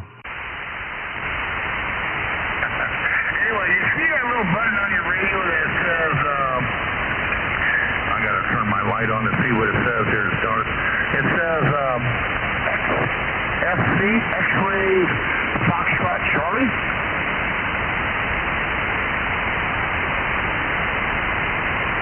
See that button there, Greg, below your mic control setting? I can't really see it, to be honest with you. My camera's in the way. It's right below. It's right below where you adjust your mic gain up and down. The next button down. That's his dead key, Fred. What's that? I'm just kidding. Dead key. No, that's not a dead key. What about the button? Push on that button while I'm talking. Push on that button while I'm talking. Hear the audio change when you hit the button. Yeah, hit the button there. Hold it in. Not that one. Not that one on the screen. No. Lower. Right below where you adjust your audio. It's called XLC. I am, Fred. You don't have to yell. It looks like I'm hitting my screen, but I'm not. Can you change the audio? Yeah, it made it louder. Change? Yes, it made it louder. You know what you did there? Probably a preamp. Oh, see where you got the noise blanker on and noise reduction and all that stuff on top of your radio turned on? Right there on your screen below your compressor there? Yep. When you hit that button, when I'm talking, you bypass all that like you had it all shut off. So a lot of times you hear a weak signal, you can't quite hear them. Maybe you got too much noise blanker going or noise reduction. You hit that button and they get louder, bypasses everything. That's just a quick boom.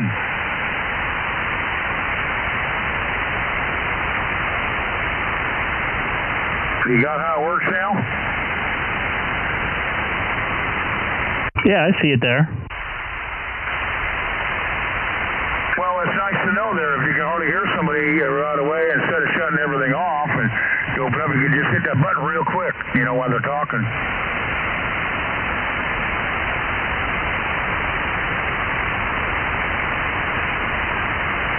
Anyway, where's that PL259? Where did he go to? I'm just playing around with some stuff here on my end. Okay. I wonder where Gordo's at. I don't know. He didn't confirm. I just checked. I'll see. Oh, you ran into him today?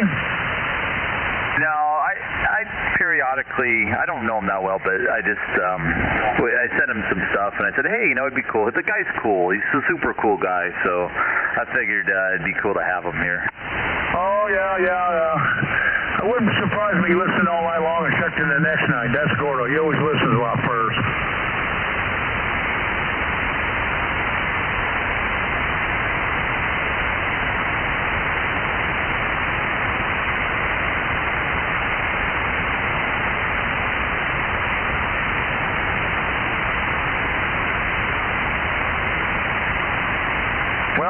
I'm glad you got your station working today real good. When you were running around in Mobile, I had a good copy on you the whole time, Q5 the whole time. Yeah, that's interesting. I didn't think it would go that far. I thought it would go maybe 10 miles, so it's definitely working better now. It receives good. Well, you got your antenna set up right. That's what's helping it. I think it's just more the route, dumb luck. If you get blocked by stuff, then you can't get in. Did I misunderstood? You were driving close today to Cook's Corners? Yeah, I had to go all the way up that way. And I was just driving and, near Saddleback Church and stuff. And then I drove back, so I was able to make it back in the whole time. So it was pretty cool. You ever stop at Cook's Corners? I forget what night, Tuesday nights or Wednesday night? They got a deal, $7 or $8, all the spaghetti you can eat. Yeah, not a fan of the spaghetti there. Sorry. Okay. Oh, it's like $1.50 or something. Yeah, it's pretty cheap. All you can eat. Yeah, you get what you pay for. No, I'm kidding. You know what's really good, honestly? I like the tacos on Tuesday. I never went there. They got how much are the tacos? They got a taco night there? Yeah, I'm trying to remember. It's been a few months. Like, I haven't been there in like 6 months. Used to go there all the time. Have you ever gone up that road up there a little bit? toward that park, and you stop at that steakhouse. You been to that steakhouse? Are you talking about right before Holy Jim? Where Holy Jim's at. The Topeka Canyon Steakhouse? Not sure. As you go up that road from Cook's Corners, you'll be heading east. And just before you make that right-hand turn, when you go over that bridge or over that little creek, you go straight instead. There's a steakhouse and a Mexican restaurant there. Yeah. That's that bridge. That's Holy Jim Canyon right there. I forget the Mexican named restaurant, but it's funny. I've been there and I forgot the name. Yeah, it's cool. Yeah, but right there, the next road over is the steakhouse. You never been to that steakhouse? No, I've never been to the steakhouse. Been to the Mexican restaurant. The Mexican restaurant's really cool, though. Yeah, well, go to that steakhouse. They serve 5-pound steaks in there, and they're cooked over open mesquite wood. Their steaks are good. Yeah, okay, I'll check it out next time I'm that way. It's kind of cool in there. Yeah. The President of the United States eats there and everything. I didn't know that. Yeah, the only bad part is I wouldn't want to live in there because it's a radio, dead zone. Radio dead zone? What, for ham radio? Yeah, because it's kind of like you're kind of stuck in the canyon there. You can't, the signals don't get out too good right over there. Oh, I never tried with my radio to get out there. Okay.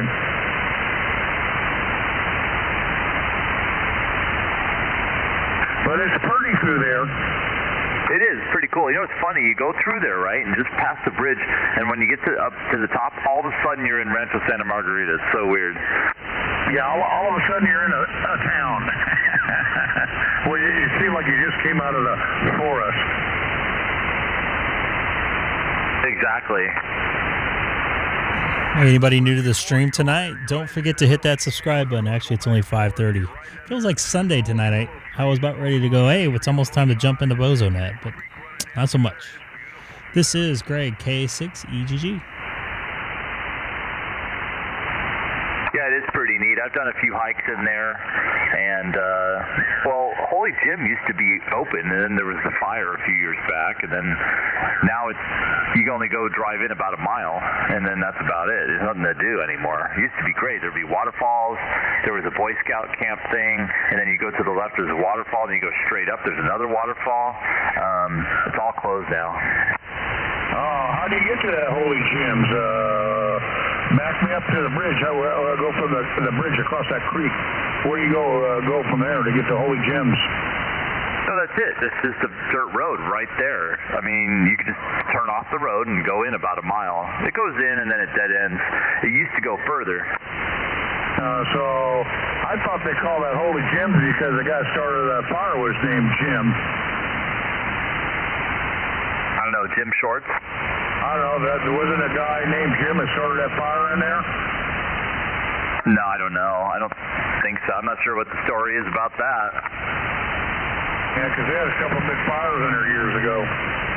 Anyway, you back up on that road, you go all the way back, and there's some big houses over there, some big horse ranch property, big ranches up in front. Beautiful, gorgeous house. I was looking at that one house one time. I wanted to buy that house. It was big. You got a whole bunch of big stables there, and a whole bunch of big barn houses, red, painted there real nice. You know the area I'm talking about? It's right there on the highway there as you're going back. Oh, yeah, that's Santiago Canyon Road, and then Jackson. It's Jackson Ranch, and there's like a Jackson Road, and there's a big-ass house. Yeah, I was looking at to buy that when it sold. That would have been my big antenna farm. Oh, yeah, that'd be a dream. I'm not sure about, no, you wouldn't do very good on VHF and UHF. That's a hole.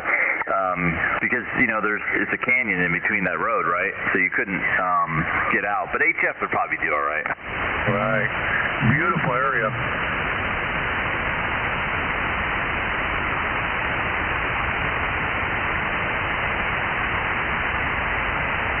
Yeah, sometimes if I go that route, sometimes I just like take Santiago Canyon Road back.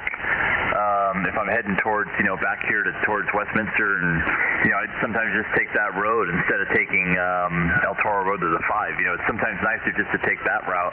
A lot of people don't know, but El Toro Road is Chapman.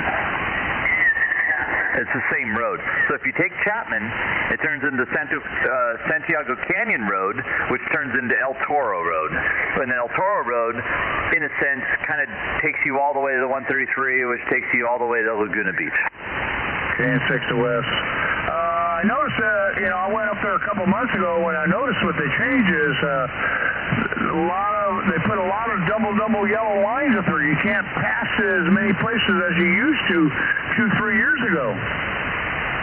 Yeah, well, I'm sure you've been to Cook's. There's always somebody who croaked, on a motorcycle accident. I was there 6 months ago, and there was a head-on motorcycle accident. 2 motorcyclists hit each other head-on, and they all got wiped out. It was 2 doubles.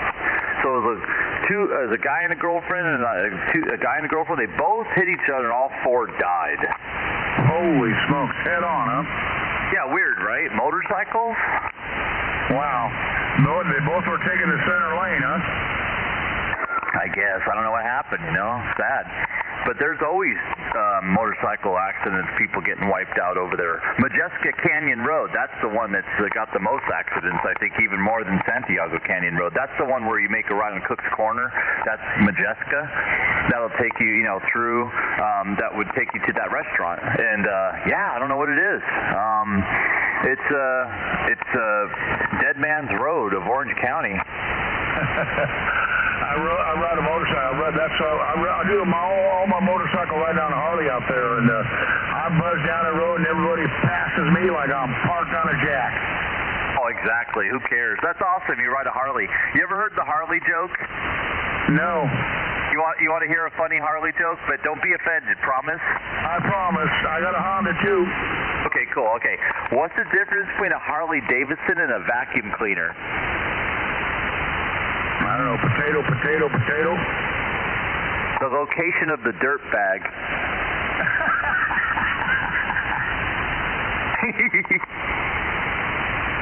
No, you know anything about Harleys? No, I don't know. They're cool. I think they're cool, but I don't know much about them at all. You got a computer in front of you? I think I do. I'm watching the Greg's K6EGG net. Okay. Because I was going to show you, they make different kind of Harleys. They make a regular Harley, and then they make what they call a Screaming Eagle Harley. You ever hear of a Screaming Eagle Harley? No, okay, here, I'll look it up. Or unless Greg's going to pull it up. I don't know. Greg's got something else going on. What's he doing here? Some airplane thing. Yeah, look at your computer. How much does a Screaming Eagle Harley cost? A brand new one. Is it still slower than a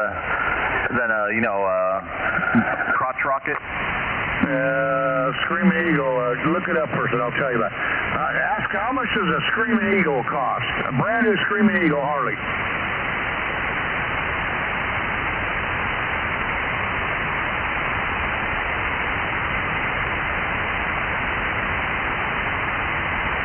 Give me a price number when you see it, and then I'll tell you about it.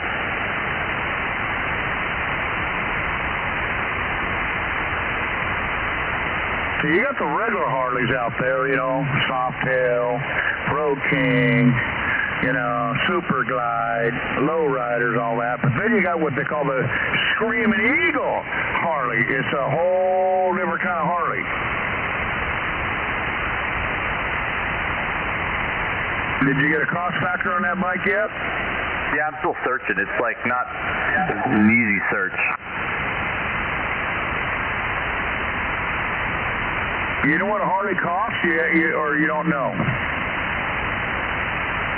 Well, I know. They're around 10, 20 grand. You can get one, I think. A typical regular one.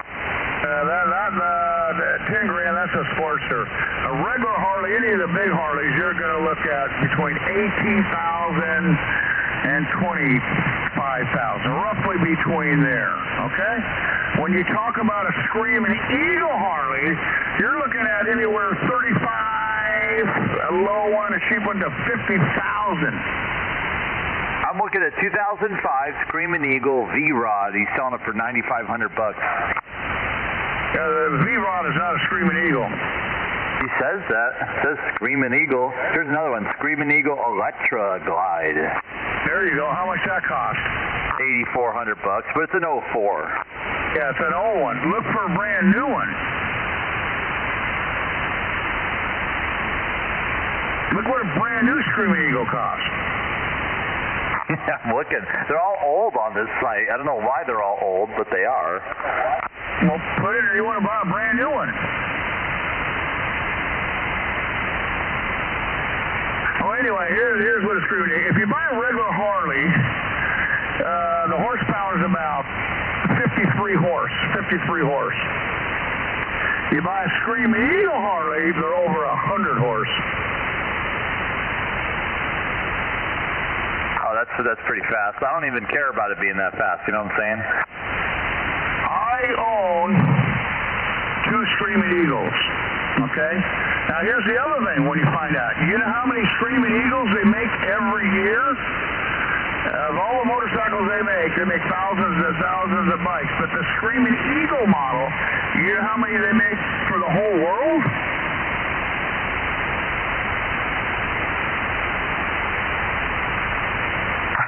How many, Uncle Fred? 2,000 limited edition bikes for the whole world of Screaming Eagles. Yeah, I'm having a hard time finding. I should just go to the website, their own website. I don't know why. So you do a Google search and it's like a pain in the butt. So it's goofy. Yeah, they only make 2,000 Screaming Eagles. Only 2 models they pick for the whole world. And each dealership in the world only gets 2. They only get 2 Screaming Eagles, each dealership. So if I went down here to LA Harley and they sold their 2 bikes, I go on the website and find maybe 2 in Las Vegas. I have to go to Las Vegas, Nevada to buy that bike.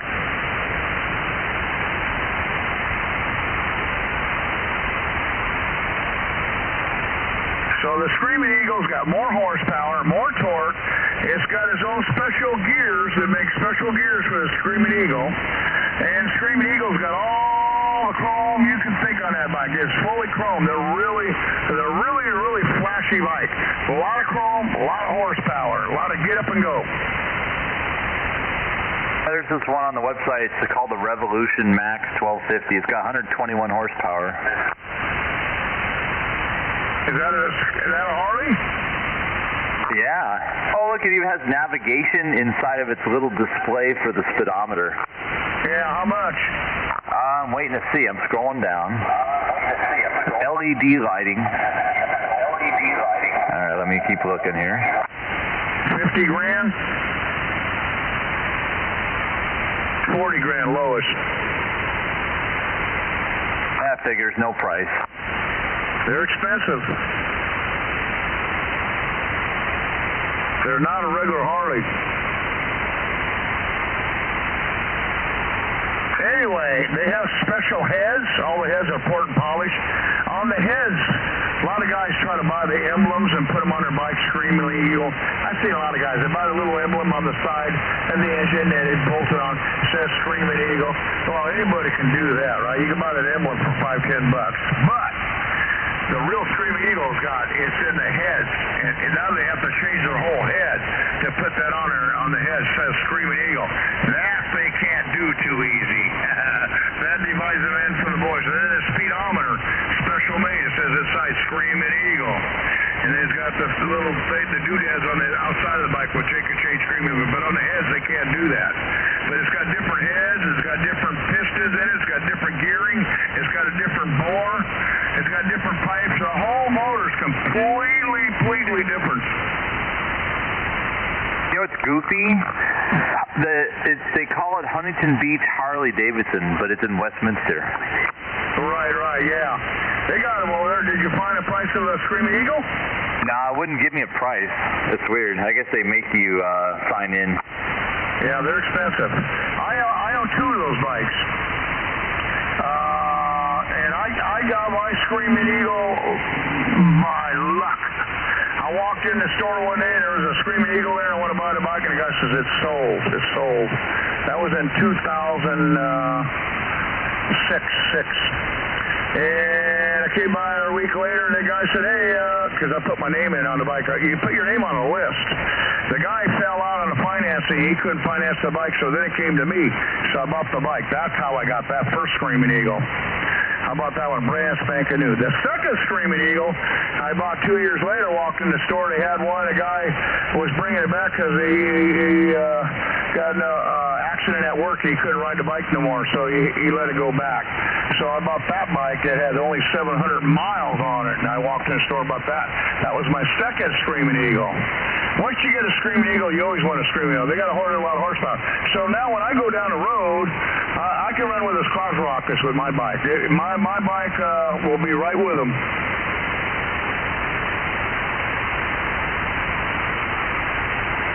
The Screaming Eagles, they're fast. Oh yeah, over 100 horsepower is going to be pretty fast for sure. Oh yeah. But when you see the bike from the distance, it looks like another Harley. But when you look at the heads and all the other little details real closely, and you find out Screaming Eagle is a totally different bike.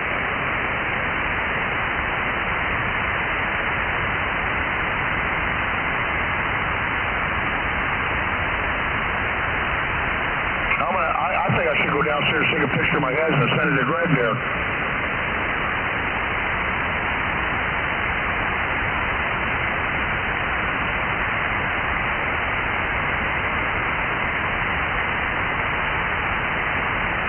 Anyway, they used to give you the price on the internet there. Anyway, they're anywhere from $40,000 to $50,000 depending on accessories. Bottom line, strip Screaming Eagle, 40 grand, brand new. Yeah, that's what I figured it would be, because the regular bikes are like 20, like a regular Sportster or something, new. Right, yeah, we got a whole different engine. It's got, like I said, different heads. The valve intake and the exhaust valves are bigger. It's got a bigger fuel injection system. It's got a bigger piston. It's got a bigger bore. The stroke's a little different. The transmission is even geared different. It's got different gearing on it. And it's got bigger tires on the back end, special rims. The Screaming, once you see one, you'll know one. The whole bike is, there won't be another bike in that whole store that looks like it, because they got their own wheels, their own handlebars, everything is totally built special for that bike.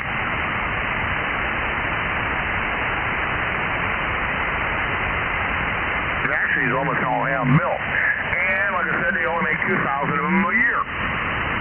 And you got to put your name on a list every year to get one. They're very, very hard to get. Now, I wonder if they hold their value. It looks like the old ones weren't that expensive, unless that's not the exact one.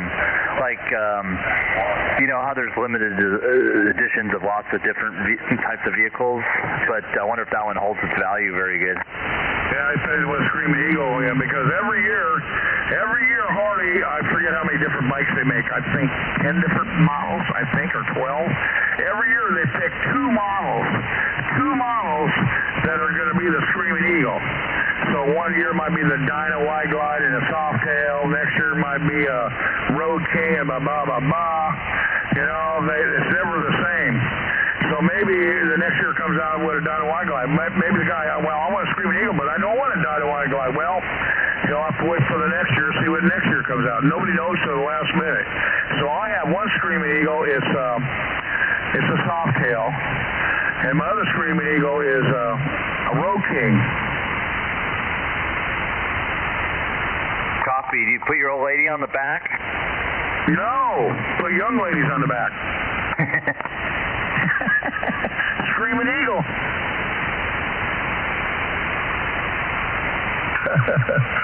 Anyway, and the Screaming Eagle, another thing, they have a custom paint job.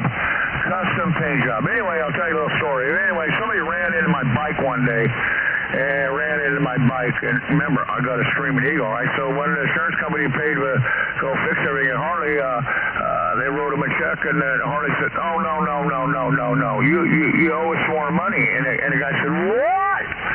He said, that's a Screaming Eagle. That bike's got gold leaf on it. They sent him a bill for $15,000 to fix my back fender and my luggage racket.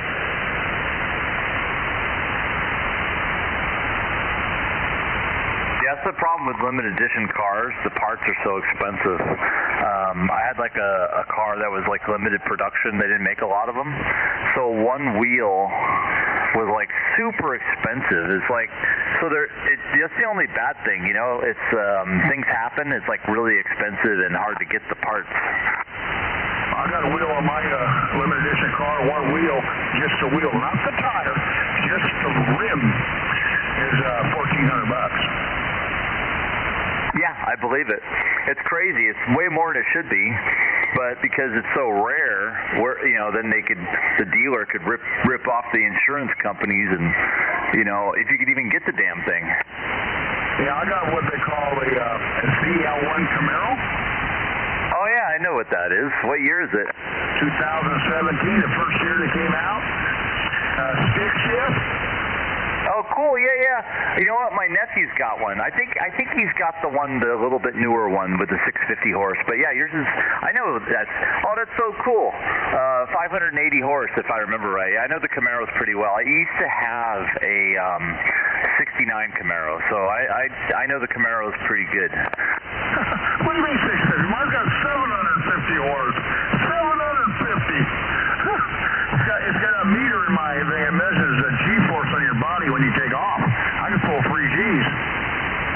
Yeah, I'm saying out of the box they're 580. Yeah, if you do the pulley change and a tune, and yeah, you can get more power out of those babies. The only thing is traction. That's the thing with all that power. With only rear-wheel drive, it's just hard to put all that power to the ground. Okay, Craig, you said 580 horse. You are correct. 580 horse up to 2016. 2017, that's what I got. From there on up, 650 horse above. Comes stock from the factory. No pulley change, no nothing. Stock. 650 horse stock. No pulley change, no K&N air cleaner, nothing. Spark plug buck. The year before, 580 horse. You're right on that. Okay?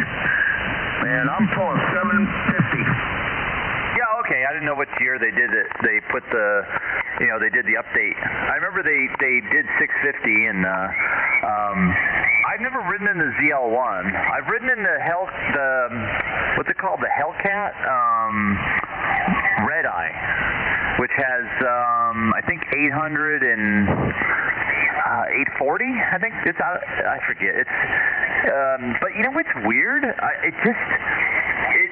It's fast, but it didn't feel like 840 horsepower to me. I don't know what it was. It just didn't. But it was fast, though. Yeah, it's 840 horse. You're correct on the power. Yeah, I took one of them out. That's a heavier car than mine. My car's a lot lighter. First gear in my car is 75 miles an hour. That's first gear. Second gear is well over 100. Car tops out at 255.5.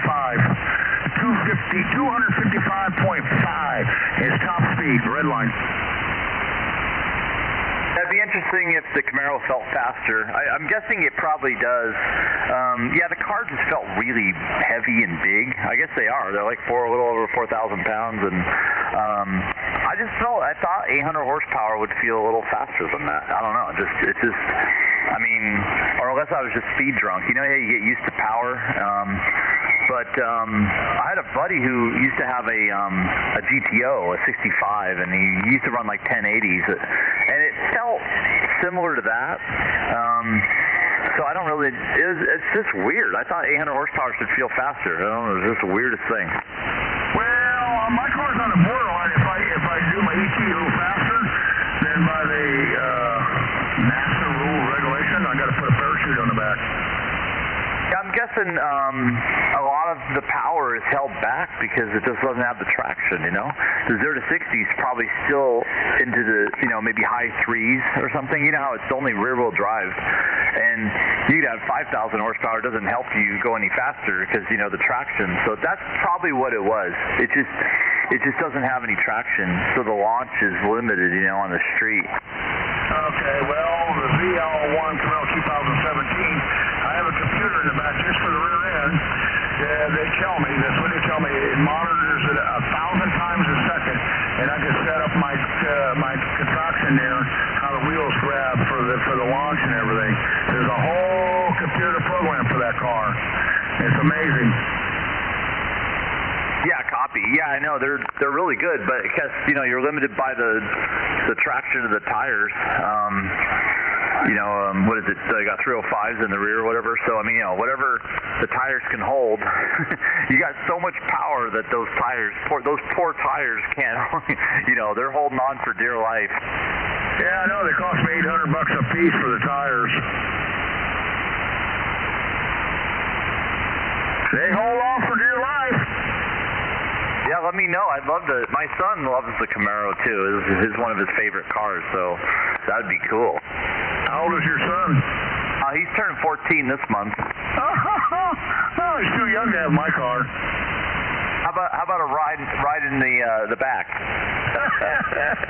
It's called Ride for Life. Yeah, remember, he was out here. He has his call sign. Oh, that was your son? Yeah. All right. Oh, that's the one that's the 13 years old, the son and his father? That's you? Yeah, copy. That's why I say he's the one who studied and got the ham license, Oh, yeah, we haven't heard lately. Oh, I didn't know that was your son. Yeah, he's probably playing Fortnite right now, or I forget the other game. He changed the coax cable and everything? He changed your coax cable? No, he didn't. He doesn't really care about radio. He plays about video games, But he's talking on the ham radio changing the coax cable. We had that conversation before. I think that was your son. There was another guy doing that. Oh, yeah, that's me. I remember I'm PL259, 86DL. But, yeah, he was out there for a quick second. A couple, I don't know, more than a week ago now. Hey, Keith, you out there? No, he's playing video games right now. We thought, man, but I thought he said his dad was a fireman. No, you're probably thinking of somebody else. Okay. That's cool. You got a Camaro. Yeah, I had a 69. That's where I got the handle Z28, Yeah, well, Z28s were past their days. My days, I had a 1966 Super Sport Chevelle 4-speed 375 with cowl induction. Yeah, that's a good one. I like that year. I like the 65, 66, 67. I don't really like 68 all that much. 69's all right, but 70 looks a little better than the 68 and 69s. I like 67. Camaros, I pretty much only like the 69 on the old ones. I mean, a 70, okay, 70 Z28, split bumper, that's cool. 67 and 8s look okay, but I like the 69 a little more. I kind of wish I kept the Camaro, but at this point, it's all good. Yeah, I had a 66 Chevelle, and that was back in the years when they had GTO. 4-speed and a 389. Oh, yeah, definitely. That's cool. Yeah, I know what you're talking about, the 396, 375 horse, 396, 4-speed. I mean,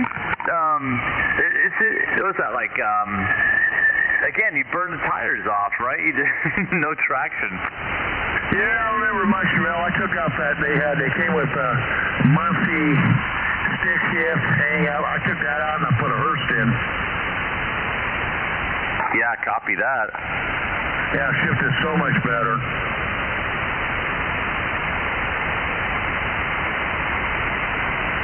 Yeah, I had a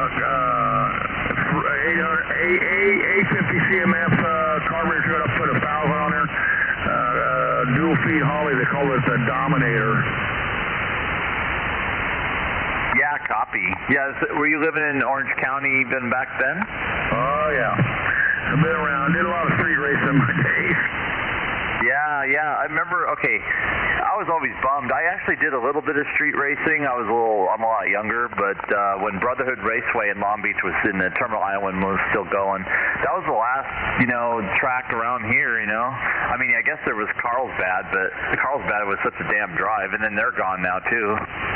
Well, back in my days, they had Long Beach drag strip. Was it Long Beach, or are you thinking about Terminal Island, or is that two different ones? I don't remember exactly. It's called Lions Drag Strip. Oh, Lions is different. Yeah, that's before my time. Yeah, that was the name of it then. Then they had the one out in Pomona.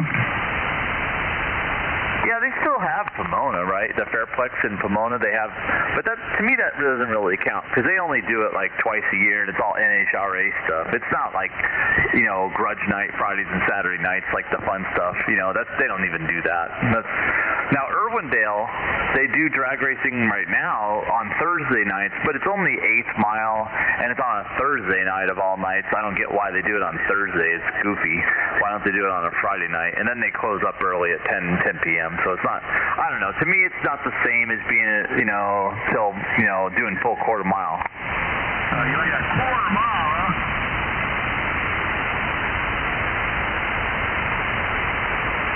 Well, a lot of the cars are a lot faster now, so they shortened it up the distance. I mean, if they do a quarter mile, woo!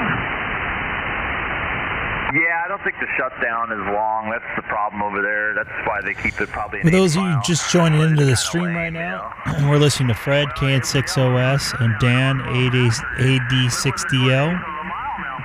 Just chatting some auto stuff. We were talking about the motorcycles that moved on to sounds like cars and drag racing. I remember the Brotherhood Speedway at Terminal Island back in the day. I had a little rice rocket. Anybody new to the channel, don't forget to hit that subscribe button there. Thank you. It's faster than pretty much any old muscle car, unless it's like a really fixed up old muscle car. It's rare. You won't find a muscle car faster than the ZL1 Camaro, right? Well, I predict, you know, in 5-10 years, it's going to be the same with electric cars. I don't know if you saw, but that Tesla, that plaid version Tesla, it does 920 at 155.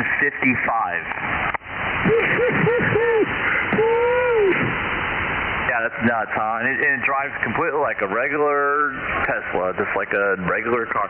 You just have to be a pencil-pushing, you know, nerd who's willing to sign a check for $150,000. You don't have to know anything. Well, that car's only 10 seconds, so it's got to have a parachute on the back now. Yeah, it's just depressing because you don't have, you know, the days where, you know, back in or muscle cars where you have to know what you're doing and work on cars, and then you would be faster than even the guys with a, you know, a new Corvette or even a Ferrari. Like, you know, an old muscle car back in the 80s would be faster than, they were the fastest cars. They were, you know, they were faster than on the street. Your old muscle car could beat a Ferrari, you know, if, you know, it had a big block or something done real good. You know, you'd totally smoke any car, but not anymore. Have you seen the new mid-range Corvette? They're cool. I really dig the C8. You know, it's funny. The person I know who has that red eye, he spent almost $90,000 on it or whatever. I'm like, dude, I'm sorry. Even though it has 800 horsepower, I kind of would have got the C8. You know. Yeah, that car comes stock with 750 horse with a 7-speed manual transmission, not 6-speed, 7-speed manual transmission. I was in Las Vegas, and they let you test drive. Well, they let you. I mean, you pay like, I don't know, whatever, a couple $100. You could drive different cars, and I drove the C8 Corvette. Now, the C8 has 495 horsepower. I think it was an 8-speed automatic. I don't know. Anyway, that car, and I used to have a car that was kind of a similar horsepower, but it you know, like I said, when you get over about 400 horsepower and it's just rear-wheel drive on a front engine, it starts getting a little crazy, right? So, yeah, that car was so planted, so, like, you could tell that car could handle more power and it'd still be stable. It was just such a well-built car. Like, it's so stable. Like, I could just, every turn I came into, I just felt so confident. It was such a, like, an easy car to drive fast. Well, that depends on the rubber, how wide the tire is, and they got different kind of rubber for different grip and how many grooves are in there. And the softer the rubber, the faster the wear. But also, the car won't slip with the softer rubber. You know, the softer rubber rides better, but it wears out quicker. But you get more grip in the curves, so you won't be sliding when you come around a corner at 100. I think I was just referring more to the fact that it's a mid-engine, you know? It just felt honestly much better than a front-engine rear-wheel drive car, you know? Anyway, so when I put new tires in my car, I got a little harder rubber because I want my tires to last a little longer. but I noticed my car slips a little bit in the curves now a little bit. You know, she starts slipping at 90. I just start to feel the back end just slip out, you know, at 90. Before it used to be well over 100, she wouldn't slip.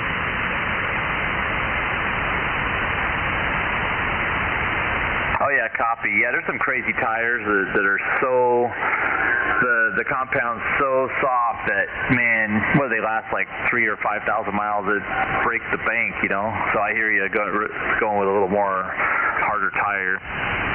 Yeah, you're right. 3,000 to 5,000 miles on the track, and you're ready for another set of tires. So you can race over there. They got a track over there by Mojave. I forget the name of that track again. There's one over there, and then there's one in Plump, Nevada.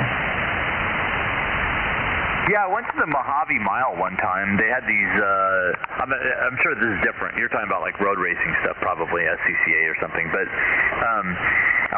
this is a little different, but the Mojave Mile, it was really cool. They had cars that did like a 1 mile run, and they're just getting the highest mile per hour they can do. And there was this Camaro there. It was a 69 Camaro called Big Red, and that Camaro was ridiculous. Anyway, I'm going to take a break and throw it up in the air, see if anybody else. I don't want to hog the frequency out here, and I'm going to go out here and get a coffee break, and I'll be back. Hey, it's 6 to left. Copy, Fred. 86 deal.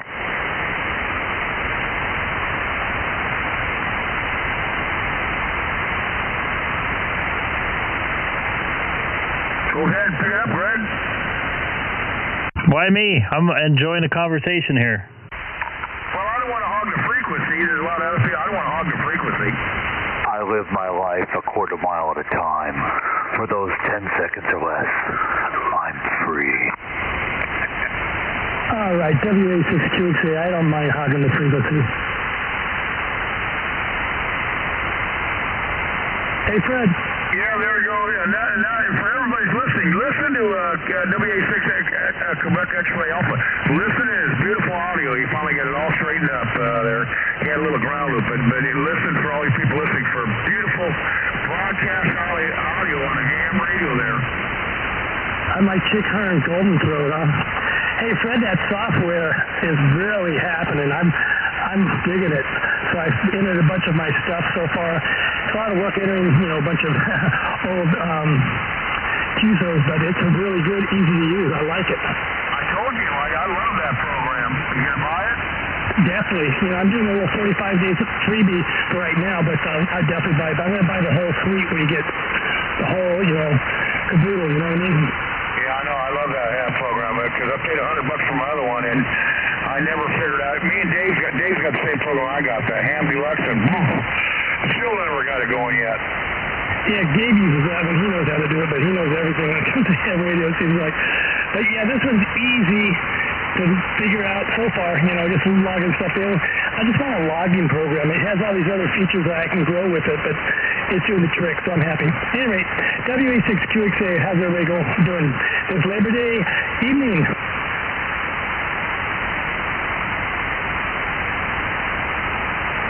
Good evening, Keith. Fred and I are just living our lives a quarter mile at a time here. Hey, you're coming in really well on your mobile, that crossband repeat. Yeah, I was tripping out on it. I didn't think it would go that far. It was actually doing pretty good that direction.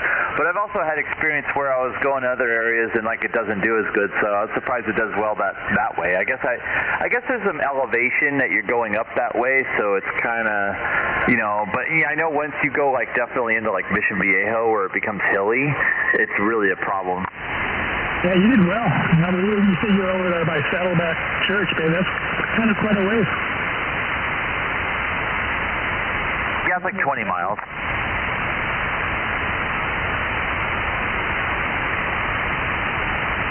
It was the power of the Lord. There you go. So, Greg, what's going on your end? Not much. I was chatting with Dana in the chat. I guess he tried to do the terminal mode on his Icom 9700 and it froze.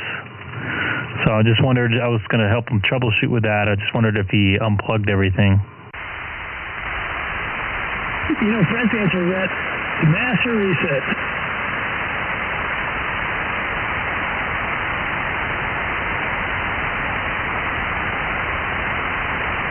I had that happen once to me. Try a partial reset first. Looks like he's in the chat too. He looks like he tried a master reset and did not do anything. Okay, well, try another master reset. Sometimes you got to do it. After he did the master reset, did he shut the radio off, unplugged it, shut the radio off, and unplug the power to it? Physically unplug the power like you do a computer. Shut it off and unplug it, and then put it back in again. Try that. Yeah, I've heard that on another situation where you unplug it from the power supply, the whole 9 yards. I've heard that. It's like he's done that, and it's still not powering up right, which is strange. I've never seen that one. This on a 9700? You did a perfect double, Keith and Fred. Yes, it's a 9700. How can you do it that fast? I'm looking at the streaming. That guy, he's got to unplug it and wait at least a minute.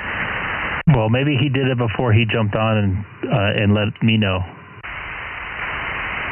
Yeah, but you can't just unplug it, plug it back in. Unplug it, wait a minute or two.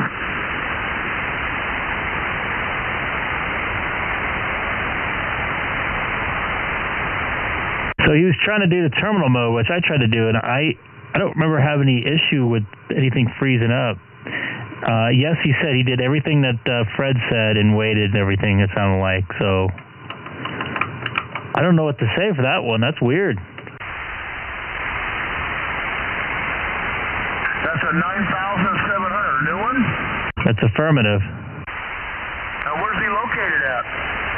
He's in the city of Diamond Bar. Oh, that guy was in Diamond Bar. Oh, the one we talked to before. Okay. I had my radio locked up on me before one time, and I played around with it, and what happened, I did a couple resets.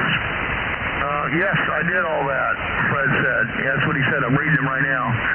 Maybe he's got to plug it in and go back in and do a master reset. I hate to use that one, but it's going to wipe everything out of his radio. He's going to have to start all over. Now, I had to do that to get my radio working. That's the final straw there. He said he waited 15 minutes, though, so I don't know. I've never heard that one. I had to do it 2-3 times to do it, so go back and reset, go back and shut it off, go back and reset, do it a couple times. It didn't take it the first time. I had the same problem I had. It took 2-3 different times to reset, master reset. Well, if it's frozen, he can't do a reset, though. If it's frozen, right? Well, I had it frozen, and then I finally got back to reset, kept playing around with it, kept playing around with it. It was a pain. I thought my radio blew up, too. I know what he's going through, frustration. You just got to keep going back and forth, off and on, back and forth, reset, partial reset, keep trying.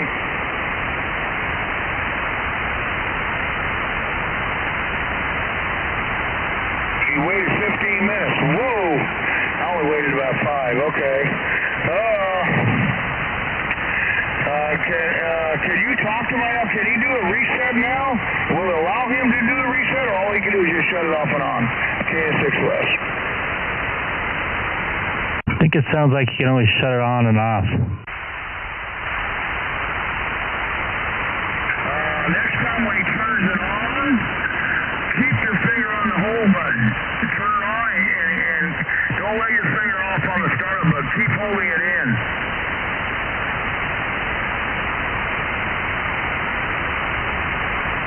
Start it up, hold it in, and keep your hand and keep your thumb or finger on the start button. Don't let up on it. Hold it in for a while, for 30 seconds, then let up on it.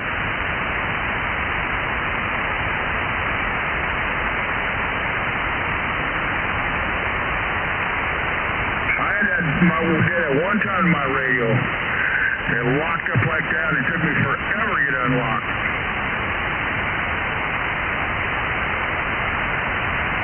It corrected the keyboard functions. and non-responsive.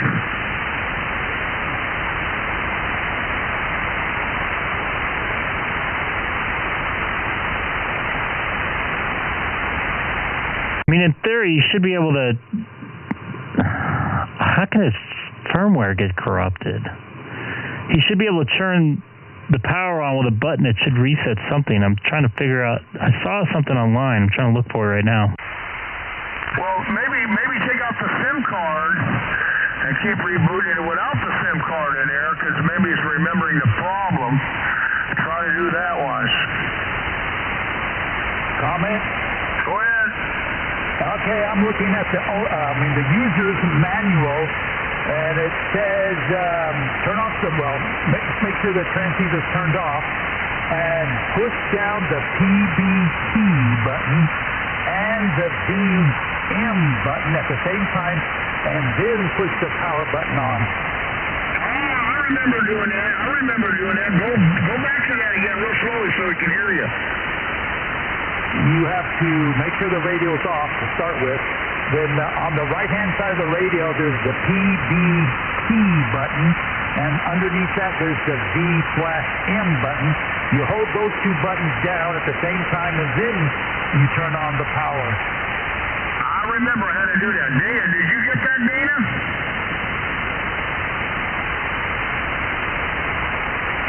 Okay, maybe you didn't hear AJ60. I don't know. Anyway, shut all the power off, Dana. And over the right-hand side, it says a BT button. That's the Papa Bravo Tango button. And underneath is the Victor Mary button. Hold both of those buttons in, and then hold them in, and then turn the power on. See what it's out?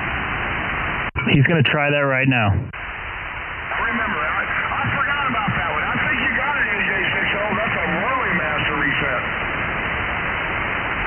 Yeah, and it says that if you can't do the other two, then do this one.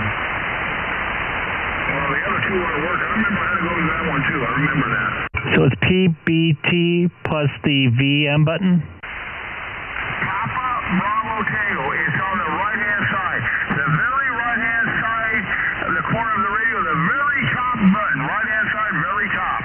That button and the one below it, which says Victor Tango, which is your VFO memory button. Those two buttons, the top and the bottom one, hold them both in at the same time, and then turn the power on. Keep your fingers on both those buttons and hold them in for 30 seconds as you power up. QSL? Okay, he said he got it. I'm watching it.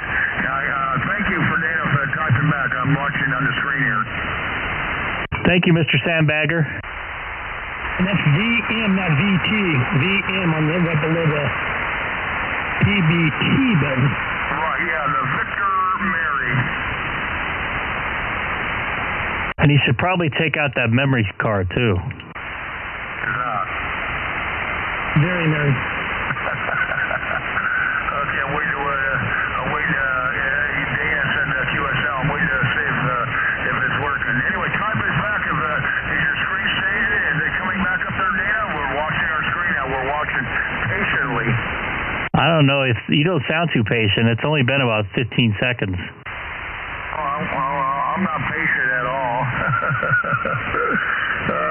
I remember how to do that, and it worked. It worked. I got mine jammed up one time like that, and I played around with it for hours. And that's when I played it the other part of the program there, which I don't go back over there anymore. That's where it locked up. I can tell you where mine locked up. I got it locked up. I couldn't get out of it for nothing. He's not answering back. Maybe the radio's working. Dana, is it working? Yes or no?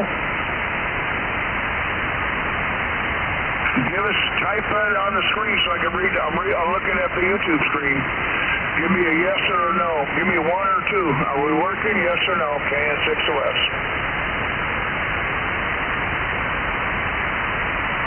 Relax, Fred. Give him a minute. Be patient. Oh, the excitement is killing me. Got to lay off the coffee, Fred.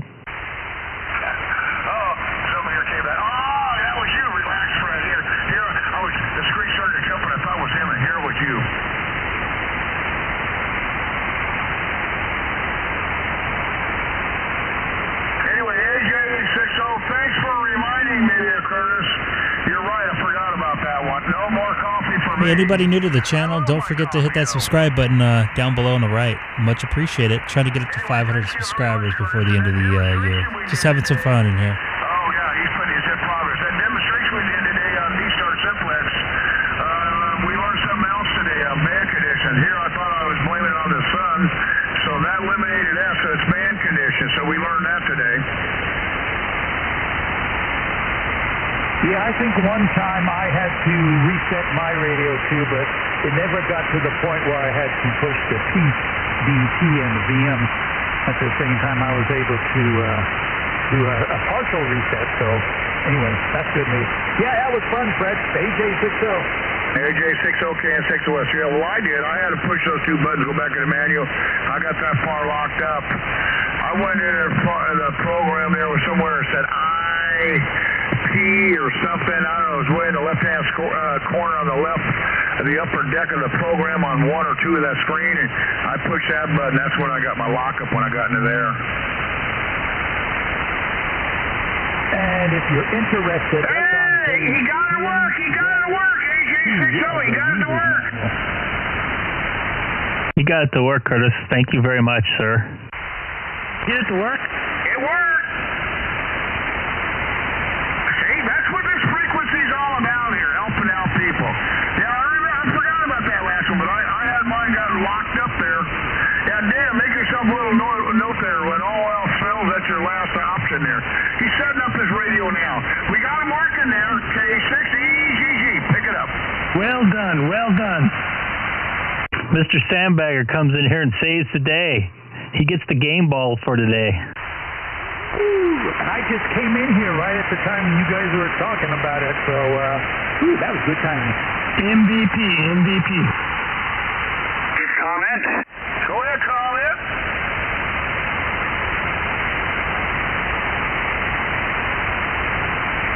We got a comment. Go ahead.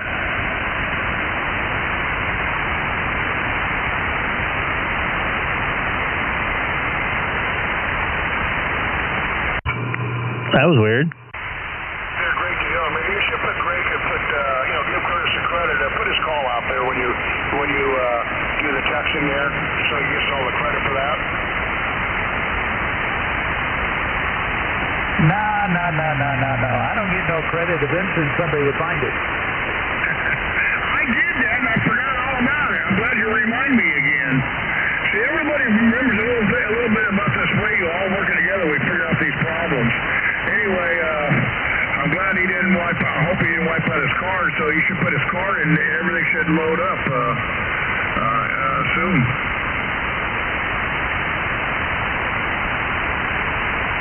Yes, this is D-Man 7UFT. Thanks to all. I'm back online. And there you go. That's what this frequency's all about, Dana. We started this group here over a year ago, helping everybody get on amateur radio, because everybody don't know about everything 100%, but everybody knows about 80% of something, so putting everybody's all their heads together, we figured out your problem. That was going to be my last one, which I did that. I forgot all about it, but I knew it was going to get you working, but that's frustrating when you work on your radio. You probably worked on an hour, you couldn't get it going, where now with simple two buttons in a matter of 30 seconds, you're back up. Anyway, my question to you is, when you put your card back in, you load all your frequencies up? Or are you still loading the card? Yeah, this is Dana, N7UFT. Anybody copy me? Yeah, I copy you. Go ahead, Dana. I copy you. Go ahead, Dana. I copy it. Go ahead. Outstanding. I see you have much more of a delay on your YouTube channel tonight. I can't really hear Fred except on your YouTube.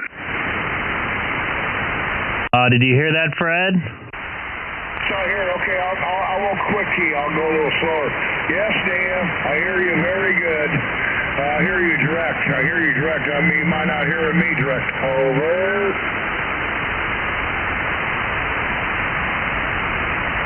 Dana, he's trying to call you. I guess you can't hear him, unfortunately.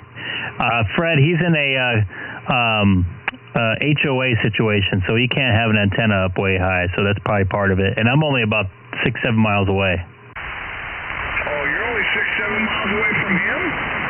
That is affirmative. Oh, I didn't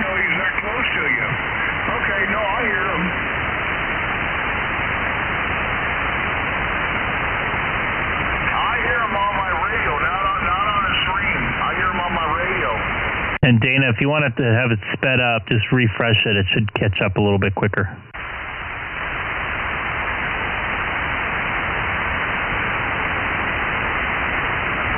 Although I just checked, it's almost 4 seconds delayed tonight.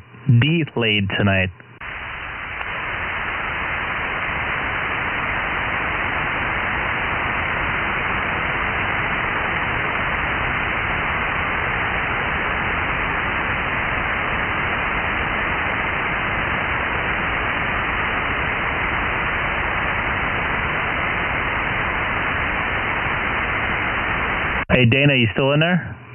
N7, you out there? Yeah, this is N7UT. I'm out there. Yeah, I got a lot of QRM. But, yeah, I don't think I'm going to try that terminal mode thing for a while. Yeah, I understand. I couldn't get it to work for some reason, so that's unfortunate. I hate to hear that, but I'll give it a try. I don't mind. I got everything backed up, so. And now I know how to reset it thanks to Curtis AJ60 out in Apple Valley, the voice of Apple Valley, the voice of the high desert. Yes, I really appreciate that very much. I didn't think about going to the manual. I was a little frustrated the fact that I couldn't get any keyboard reaction or nothing I touched worked. Yeah, you're coming up here, Dana, at S9. S9, you're like probably the strongest signal in the high desert. So whatever you're doing, it sounds good up here. I can hear you. I just can't seem to hear Fred. But thank you again very much. I think I'm going to continue to stay in this channel forever. Anybody who's on here should subscribe because I have had 3 or 4 problems fixed now. You haven't heard the price of our dues yet. Hey, Curtis, do a relay for me, KN6OS. Tell him I hear him perfect 100% copy. Every word he's saying on my radio, not through the stream. I know he can't hear me, but I sure hear him on my radio. Can you relay for me, AJ60, KN6OS? Sure. Hey, Dana, Fred says he can copy you 100%.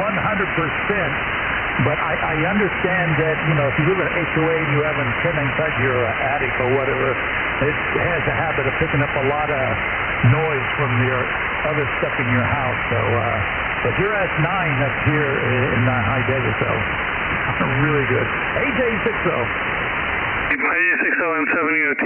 Yeah, I can hear you fine too. I do have a lot of QRM. I have a lot of neighbors with solar panels and also the chargers for their electric cars that cause me hate and havoc all the time. Really? I have solar panels and a car charger. I don't have any issues. That probably means yours is installed correctly, hint, hint. Interesting. I know they grounded it. I know that's for sure.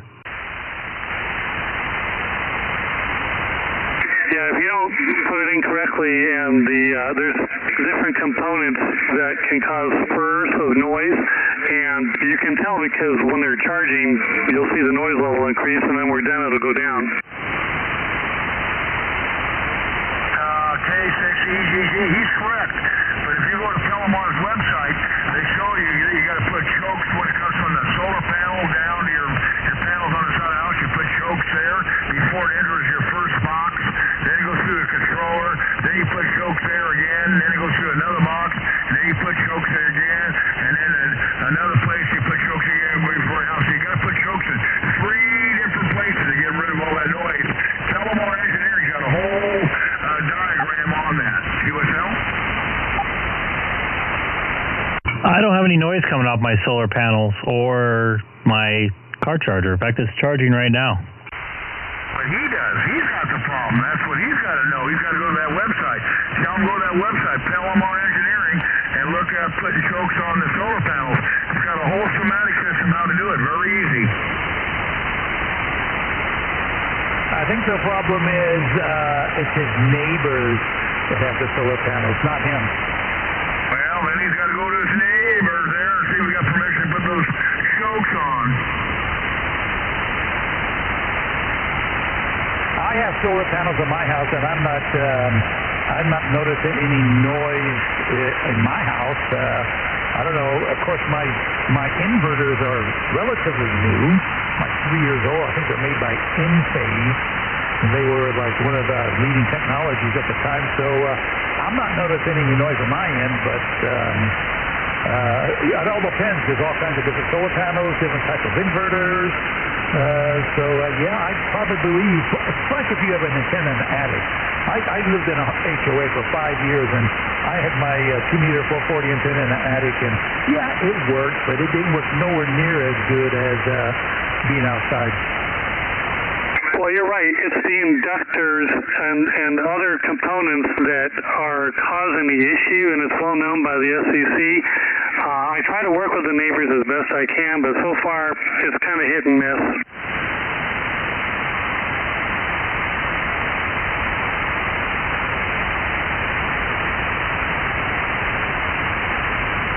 Man, that's really unfortunate. And does it happen all the time? Well, it's interesting. Each person around my neighborhood, there's like 5 of them, and they charge at different times, so I have to go in between when they're all charging to be able to do any kind of weak signal work.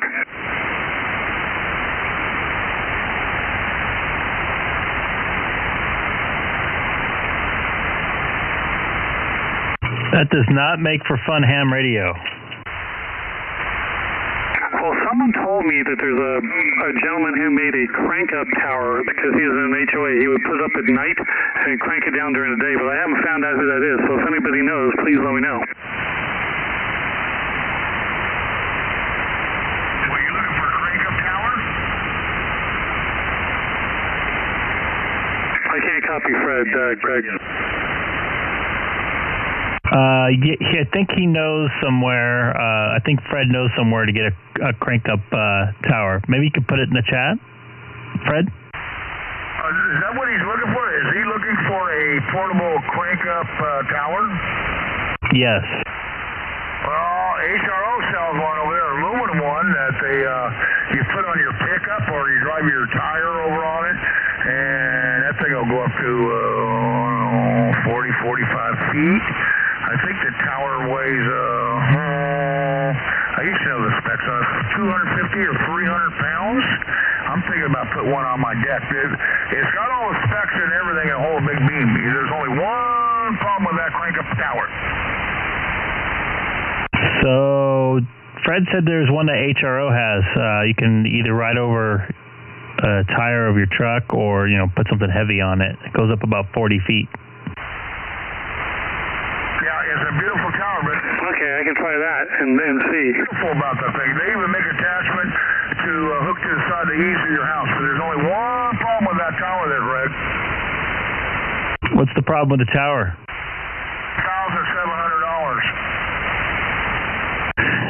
$1,700. One problem with that tower, Dana. It's $2,700. No, correction. $3,700. I'm sorry, we must have a lot of QRM. What did you say the cost was? $3,700. I think I'll take the $200 fine for the HOA. That is more like it. I know I got a couple of my old one. I just never paid them. That's pretty expensive, isn't it, Greg? Yes, sir. Where is Dana located, Greg? Dana is in Diamond Bar, right in between Chino Hills and like the 60-57 interchange. Yeah, I'm picking him up pretty well right in your bearing, so you must be pretty close together then. Dana, can you hear Don DUO there? I have a terrible noise right now. I'm trying to listen on yours, but I have like a 14 or 20-second delay, so it's hard to tell what they're saying. Try doing a refresh. It should speed it up a little bit. Roger, N7 UFT. I'm hearing like a 2-second delay.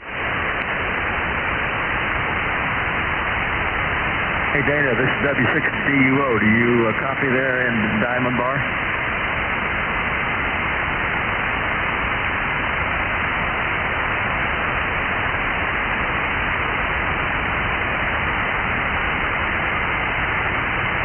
I was going to share with him my tail. Yeah, I have a GP15 antenna, and I'm about 20 feet in the air between two hills, so that's probably, I'm getting a lot of reflections. Copy. DUO is just going to give you some info if you're listening on YouTube.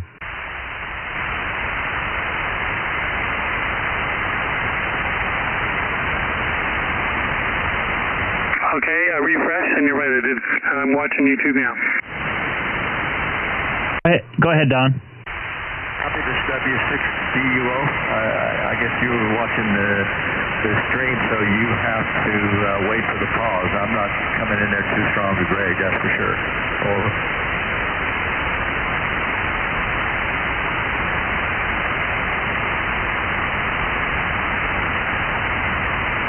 Apparently he doesn't copy, Greg. Yeah, I can hear what he's saying on YouTube, but definitely can't copy him otherwise. Copy that. If you guys want to tell him, Donna, and he can hear you on YouTube, I'm going to take a quick break. I'm going to grab some more water. K6EGG? Dana, if you can hear me on YouTube, I live in a homeowners association also, and luckily I have a big attic, a tall attic. I live in a single-story home. I have a tall attic, and I have in the attic, I got about one long wire antenna kind of set around for 80 meters. I have a couple 2-meter ground plane beams, plus I put up a 8-foot cubicle pod that I have room to rotate it. So I try to do the best I can, but you know, it's not up to snuff, that's for sure.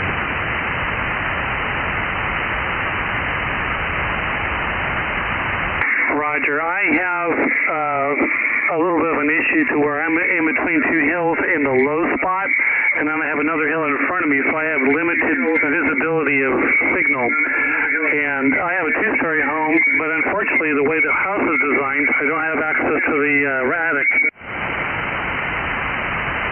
You said you do have access to the rafters in the attic?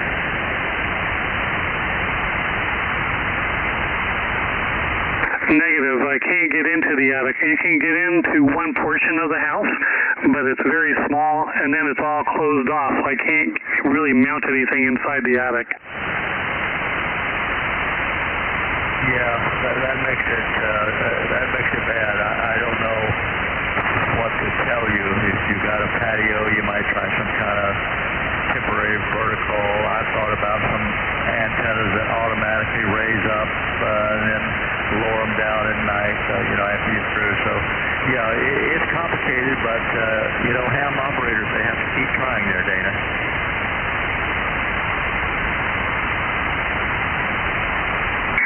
Yes, sir. I totally agree with you, and I'm not going to give up. That's why I'm thinking of doing a crank-up tower or some sort of a pull-up design. I'm kind of obscure right now with my GP15, so I don't bother any of the neighbors, but I would like to get it at least high as where the palm trees are. And I'm on the top part of Diamond Hill, so I have a beautiful view looking down. I'm just between these two hills, unfortunately. If I was at the top of the hill, I would have a beautiful site to talk on. Yeah, I know. It sure be nice to live on top of the hill. Yeah. Okay. Well, stay around. Let us know what you do, and then it might give me some ideas also. Fred and I were even talking about some kind of hydraulic power. You can press a button in the shack, and the power will raise up and do your thing. And when you're through, you press a button, and the power goes down. But it never got off the ground. W6DUO. That's because we didn't finish it up yet. They do have electric. Yep, I'm ever trying to figure out something. Where's your location at?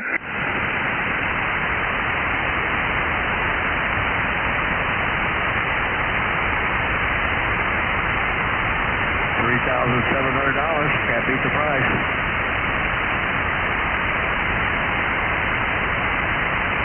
It's aluminum tower. What is your QTH?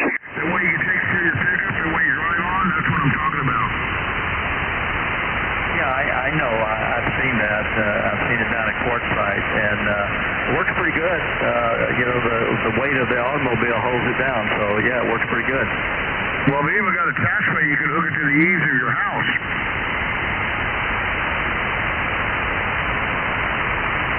What is it they have on the floor there at HRO? They have a tower on the floor with some antennas mounted on it. Is that it?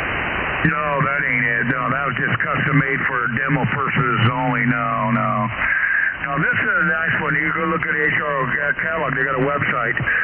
I looked at that's one I want to put on my deck. I like it because one thing it's light. One thing goes up very high. It's easy to, I could carry it up here up by myself and set it up by myself and attach to the eaves. The only thing I didn't like was the price, but price of aluminum is expensive. That's the only problem. Yeah, your deck is about 20 feet already, the height? Yeah, my deck's 22 feet to where I stand with my feet, yes. You put a 40-footer on top of that, boy, you would be up there. That'd be good. I know. That's what I'm thinking about. Instead of having a tower on the outside down the concrete and buy one of those very big ones all the way up, I don't need it. I can put it on my deck and then I can lower it and work on the antenna on my deck, and lower it all the way down with a ladder up on my deck to work on the antenna. I can raise it up again. Or I could put a mast on top of that thing. You can buy them 5, 10, 15 feet mast on top of it, and then mount my antenna, so then gain another 10 or 15 feet, and then crank it up.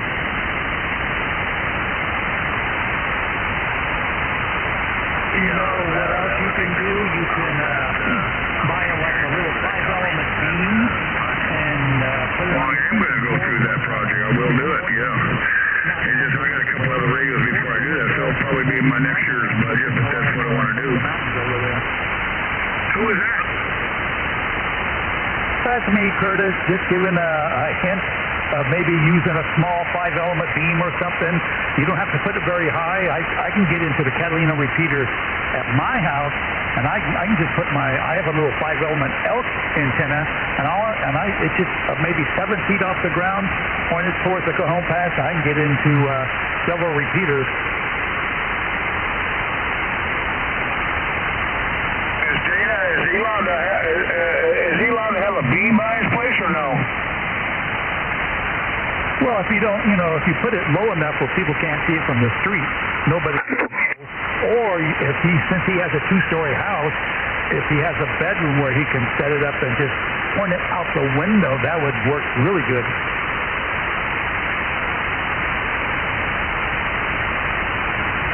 The only problem is when I point it out the window, I'm looking directly north, and so I have a very limited area that I can broadcast unless I reflect. But I do have a Yagi antenna that I use for satellite, and that works very well.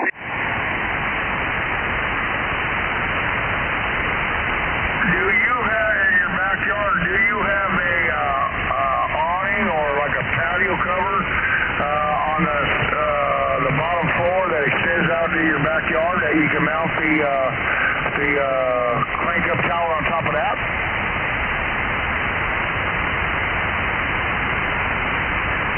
Negative, and my backyard, because I sit low in the hill, I have a straight up hill right behind me, so I'm totally, when I say I'm in a bowl, I'm in a bowl. Oh. I know exactly where you're at. That's where the motorcycle cops sit and try to pop people to go down and up the hill right there super fast, right?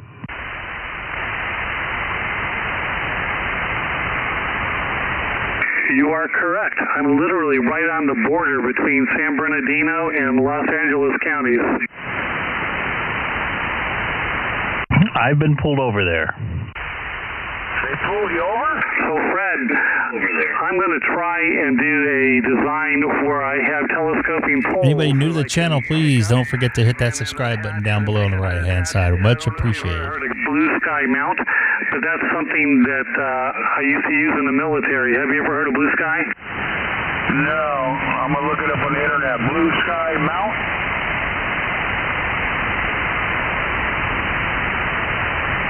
Yes, they're really neat because what you can do, you put one pole on, you lock it down, you flip the next pole on, you raise it up, you lock it down, and that way you can do it yourself. And I would go 60 feet in the air when we were out doing military stuff.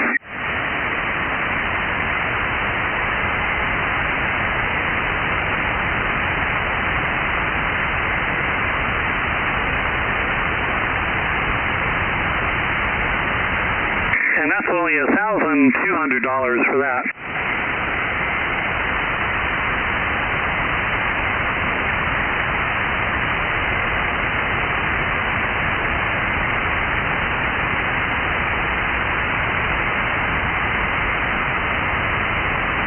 I tell you what I did is I grabbed it was like a piece of like fencing for I forget what it's called, the corrugated fence, like a mount that hooks to the pole, and I had a 10-foot push-up pole I got from I believe Home Depot, and I attached I think it was a GP5 at the time, I think, and I just basically pushed that thing up, attached it to it, and put a wire through the little hole that would normally put a nut and a screw, and then I'd push it up a little bit further. I'd put it on top of a ladder to get up a little more height, and then as soon as I was done talking, usually I'd do it at night, I'd put it back down, but it still gave me a couple extra feet to get over the house.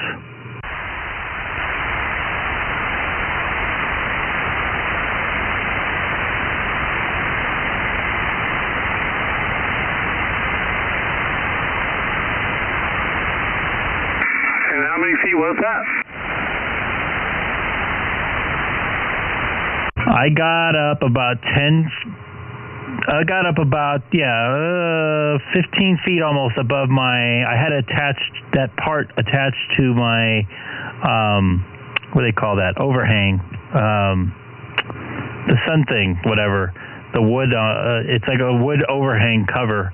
So I put a ladder underneath the pole and then used the pole and like basically there was a mount I grabbed from the coordinated fence, and the pole went through there, and I could slide it open and then close it, and then put a wire through it. I'm trying to figure out trying to find the exact same thing I got for it.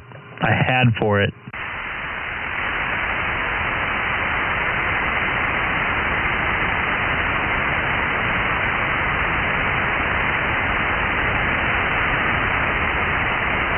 Okay, I just pasted the Blue Sky Mask website on your chat box, and you'll see what I'm talking about there, N7UFT.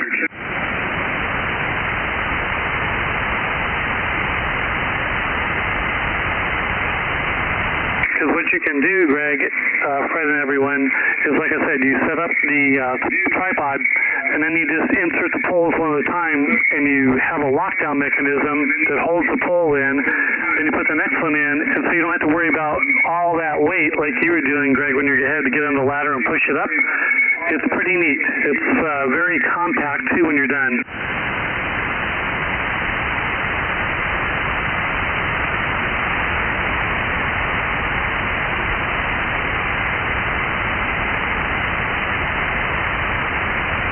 Did you go to the website, Fred, and look at it yet? Yeah, I'm on the website looking at it right now, but I gotta go to the bathroom and I'll be back. But it's very interesting. I like all this stuff. It's military stuff. K6 West, I'm there now. I don't see it in the chat.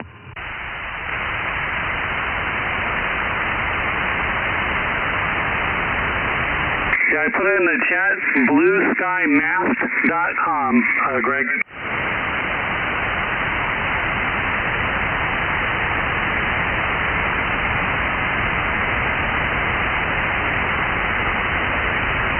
Yeah, those are professional things.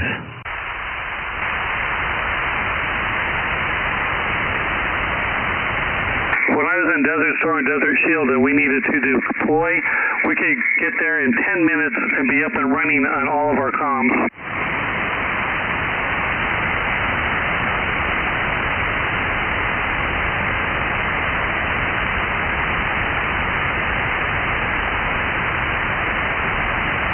Oh, Greg, I meant to ask, you said earlier you might be going on a trip to Florida to go see something in the space.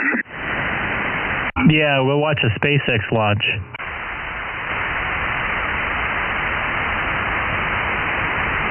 It's supposed to take off September 15th, but I can't do it then. If it goes off late, I can go. Patience for him.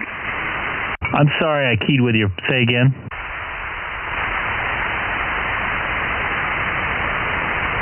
I don't know if I told you before, but I actually worked on the space shuttle program. I did all their communications.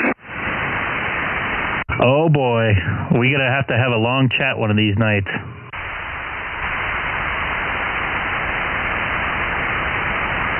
Yeah, I was a DoD frequency coordinator when I was in the military down there in Florida, and I was in charge of basically all communications coordination for any space activities, and I still have contacts today. So let me know if you have any problems giving access anywhere. I can probably help you out. Yeah, we may have to chat. I was going to go watch I don't know how long you were watching, but I was going to watch the first launch over for a human launch on SpaceX last May, but I couldn't time out with the weather and stuff, so I decided not to do it. Then I was going to watch, last November, and I had to work. It was the only 3 days I had of work in November. A buddy from high school that actually was on my cross-country team, Victor Glover, went up on SpaceX 2, I believe, or I think it was called something else, something Man Mission 1 or something like that. It went to the space station. I was really bummed I missed that. I wasn't able to do the last one in April, but this one might be able to work out if it gets delayed by a day or two.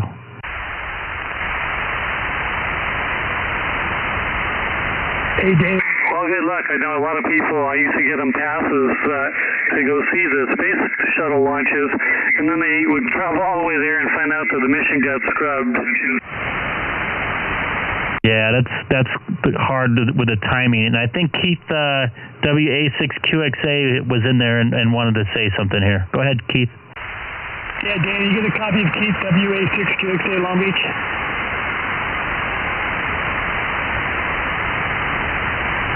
I have a copy from the YouTube channel, but again, I have so much QRM, I can't really hear much. My apologies, N7UFT.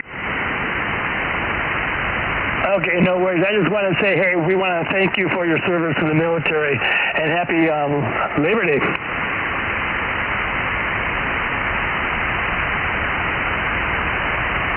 Oh, well, thank you very much. The way I look at it is, I think it's something that everyone should do once in their life to serve their country. I did 27 countries in 20 years.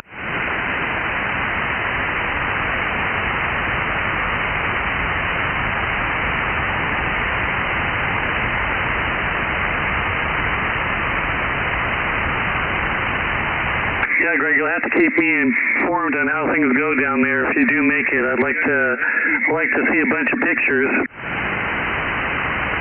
I'm going to try. A couple things need to happen. I need to get canceled off 2 days of work, which I'm 90% sure that will happen, and that thing has to get delayed by a day or two. And that Florida in September, that's very possible.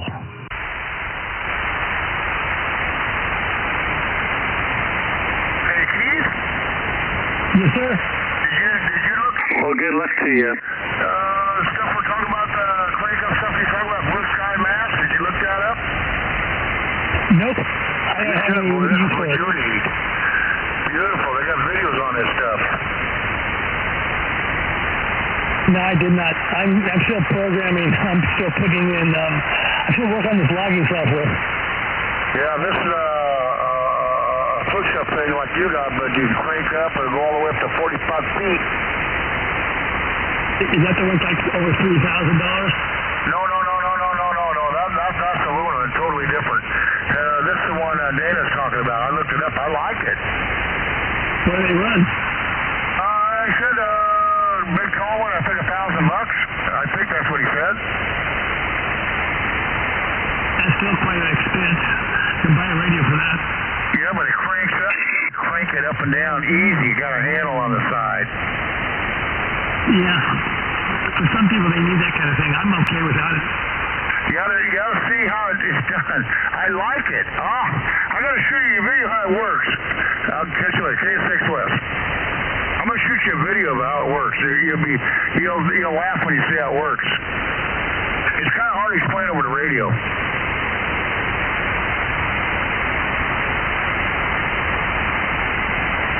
But Fred, it's pretty neat, isn't it? And it's definitely good for safety, so you don't have to worry about pinching yourself or having the antenna fall, or it's just really a nice mask. Yeah, I like how you put it at the bottom when you explained it. It didn't make sense, but now I'm watching the video. Now when you see it, so I'm shooting a video while I'm talking to you, how they're setting it up and how they're putting it up in the air. Is this what you use in the military?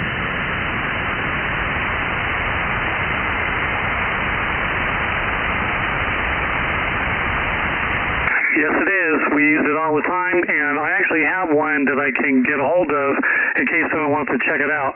It's the simplicity of putting it up and the safety involved to where you don't have to worry about heavy poles pushing them up, and they don't bend, so you have a straight-up mast. You can put a Yagi antenna on there. You can put a long wire. You can do anything you want to. Yeah, I see that. How much does that thing cost?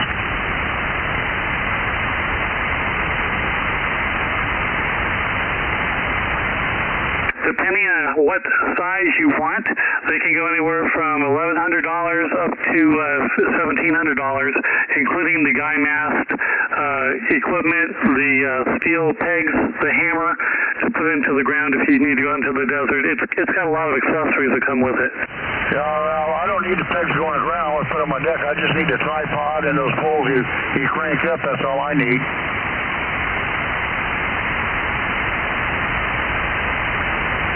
Right, and then you can add extra poles if you want to, but that, like I say, when I got up to 60 feet, we would put guy wires on just for stability. And the best part, gentlemen, is that it could be in 60-mile-an-hour winds, and you can still use it. I like that thing. You just add another thing and crank it right up.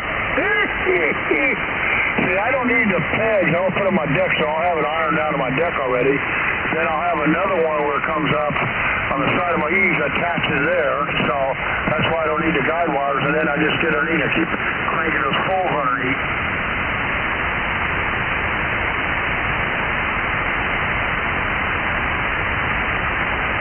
Well, you have to let me know if you want to get one, because I can probably get you a discount, because I know the guy who owns the company. Oh, where's the company at?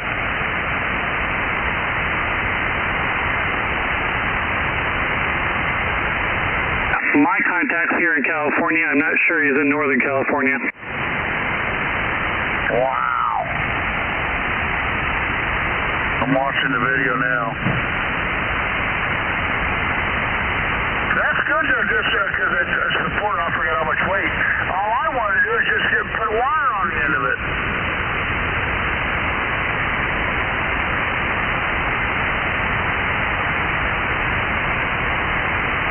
That's pretty neat. KS6 West. So what are you showing on YouTube, M7UFT? I'm watching planes take off from LAX too. Not my feed though.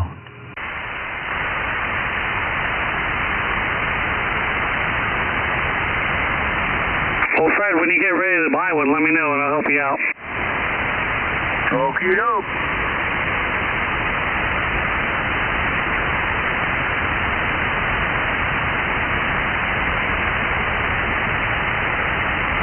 By the way, tonight I think I had my highest viewer count at once. It was like 16. That's pretty cool.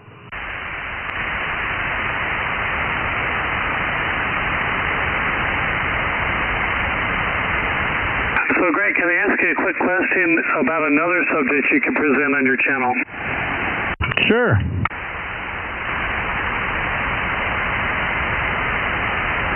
I think I told you I started out with satellite with my 9700. Have you tried to do any satellite work yet? Funny you say that. When the space station crossband repeater was up a couple weeks ago, faintly I heard myself come back through the crossband repeat side, the receive side of the ISS. So yeah, we played a little bit with it on here, not all too much. I have I did that live, by the way, which was even more a little. You could watch me get frustrated trying to do the Doppler as it was going by. I don't have a beam or anything like that. It would be kind of difficult to do a stream outside. So, but yeah, I played with that a little bit. I did get a couple emails from people that said they heard me through the ISS. Actually, I met one of them, Dave. He found the channel as well.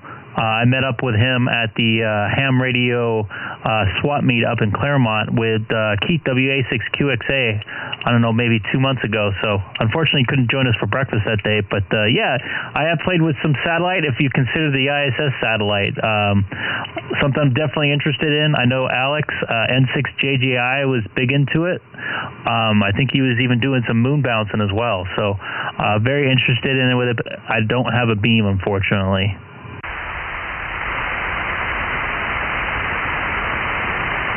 I've been using my GP15 for all my talking to the space station, and then I have an Elk, and I also have an Arrow that I use for handheld when I do all the SSTV work for the space station. Copy. I also heard a double in there. You know, Frankie FD, he's like totally into that stuff. And Dana, can you hear Dan in Westminster?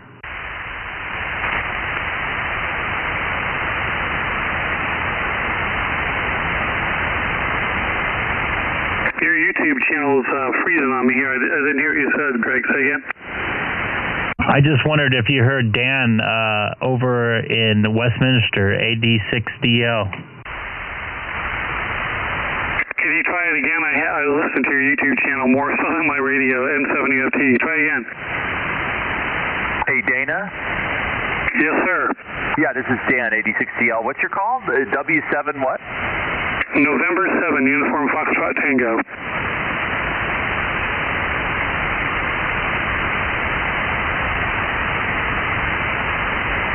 Okay, writing you down. Okay, hey, I just want to say good evening. This is Dan, AD6DL in Westminster.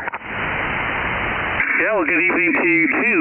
I hear you pretty darn good considering all the noise I got going, so wonderful signal. Yeah, you're S7 over here. You're pretty strong. And you said you're in Westminster? Yeah, QSL. I can just imagine if I actually had this antenna in the air, what I could be receiving right now. What's your QTH, Dana? QTH is Diamond Bar, California. Diamond Bar, California. Right on literally on the border between Chino Hills, San Bernardino County and LA County line. Oh, copy. Okay.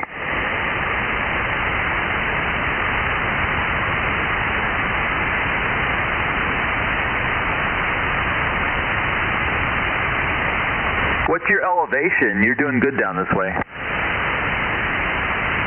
Well, thank you.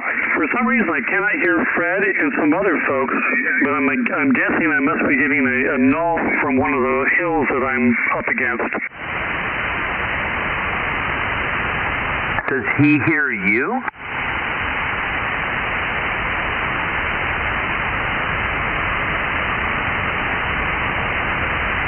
Hey, Dana, does Fred hear you, but you don't hear him, or you both not hear each other? Yeah, I can't ever hear Fred. I can hear him, but I can't make out what he's saying. Oh, that's weird. So, yeah, maybe then you got, well, it's one of two things, right? It's noise or it's a power discrepancy. Not sure the power. But I think Fred's running a Hyundai. Hyundai? Yeah, Hyundai. I hear him 100%. He's loud, clean, and clear down here. No problem on the copy.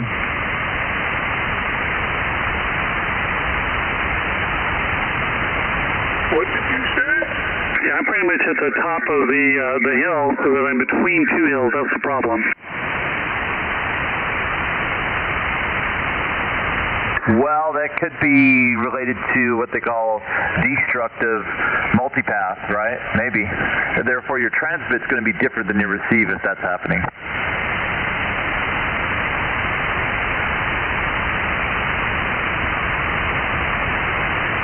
Evening, everyone. K6EGG. Hey there, Dave. Do you hear Dana in there from Diamond Bar? believe I do. Hey, Dana, you copy me?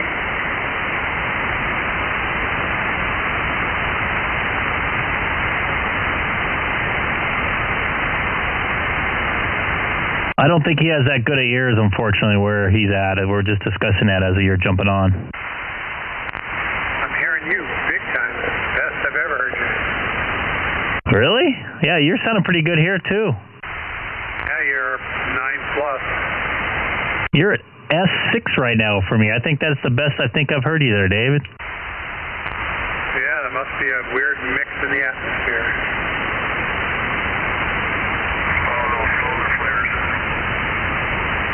Or that. Who said the solar flares? Oh, that was me, KB6EGG. Yeah, I just can't hear Dave for some reason. I'm going to have to move my antenna as an experiment and try it out. Copy. VAN, man, it's great to hear you. How you feeling, by the way?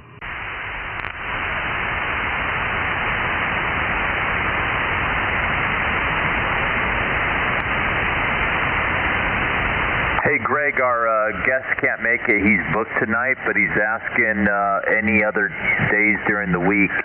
If there's a day that's good, let him know.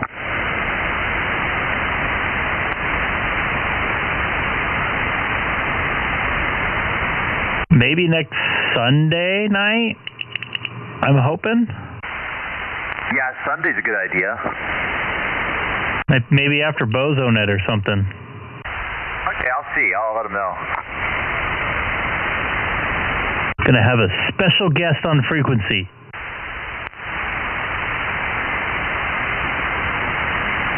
Speaking of solar flares, I read an article last night in ARRL. The sun is going to blow up in a couple billion years, so you guys need to get ready for do what you need to do to get ready. How many years? Well, it's only speculation. It's going to do two things. It's going to burn out, and every 5 million years it gets a little closer to us.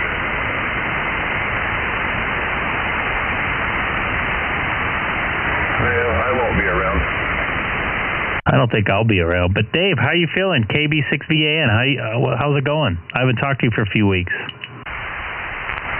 Hello, Greg. Yeah, it was better today.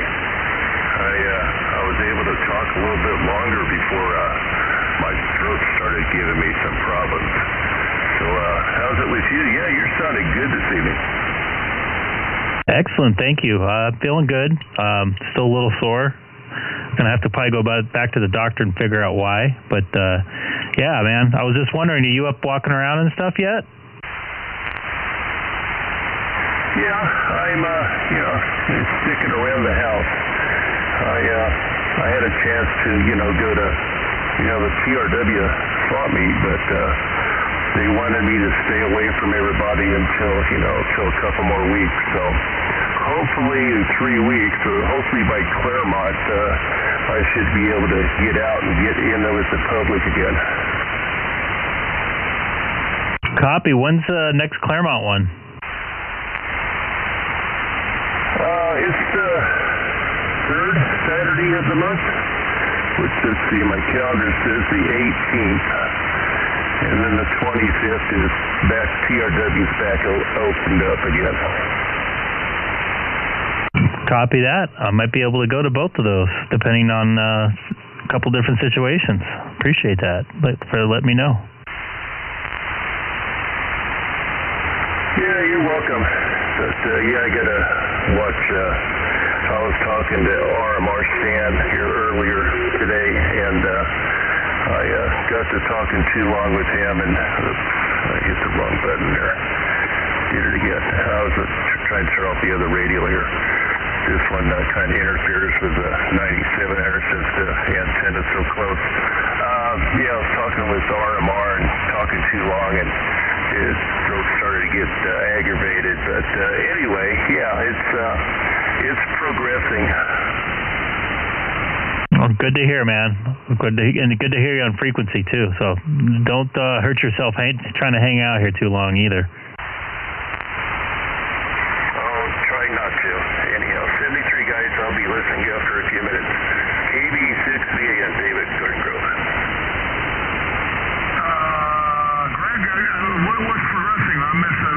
QSO?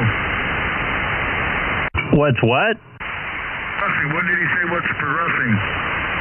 Oh, he's just progressing after his procedure he had. Good? Yes, good. He's up kind of walking around. He made it to the TRW swap meet, but he kind of stayed away from everybody. So, yeah, he's making it around. What was his call sign? Oh, Dave, it's KB6VAN. Otherwise, Bozo 12. KB6 Victor Alpha Sierra. Norway. Yeah, it's Kilowatt Bravo 6 Victoria, America, Norway, KB6VAN. Climbing over here. 6 Victor Alpha November. Roger, roger.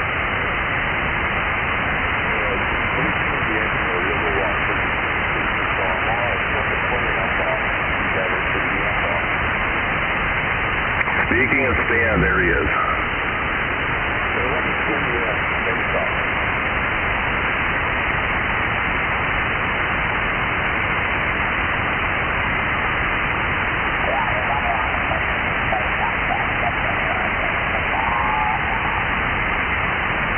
Yeah, you're a little off frequency there, Stan. So you're talking on the back side of the antenna, so I hope that you can kind of get me in. Maybe somebody else closer would probably help, but anyhow, you should get it in there. KB6V, yeah.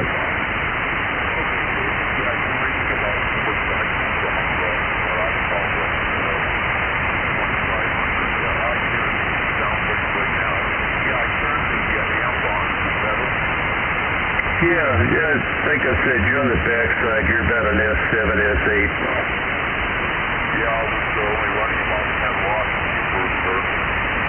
Anyway, they said, Comet said I can put the pedal to the metal on sideband with the antenna, but on FM we can keep it to 100 watts.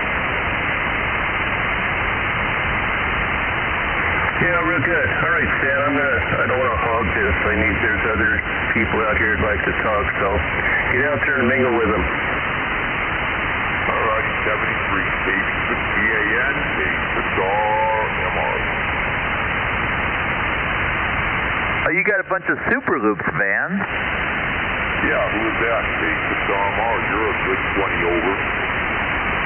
Oh, this is Dan 86CL. I was just looking at David's station, and I'm like, oh, I see those. I know those antennas. Okay, yeah. How are you copying me with the amp on? I'm really pushing it here on sideband. Yeah, you're about 10 over 9, so you're good over here. I'm in Westminster, Stan. Yeah, you're about 20 over. Yeah, I remember you said you went to CMC with 1,000 meters. I remember that probably took out about 100 watts. Oh, yeah, you remember. Yeah, they're 100-watt radios. I think it's doing a little over 100. I guess I'm running 15 volts into it. Maybe I shouldn't do that.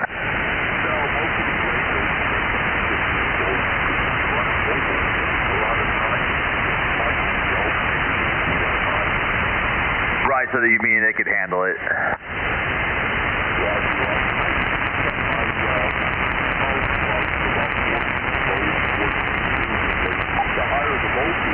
The less current they draw, the cooler they run. Copy. Let's see. Let me do a test. Hello, radio. See how much power. Actually, it's not doing 200. Or I mean 100. Let me see. Yeah, that's you knock it off frequency.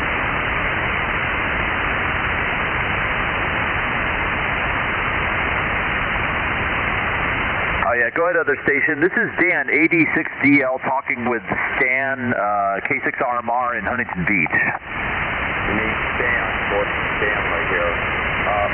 Am I a little bit low? I'm showing about 3 cycles low on frequency here.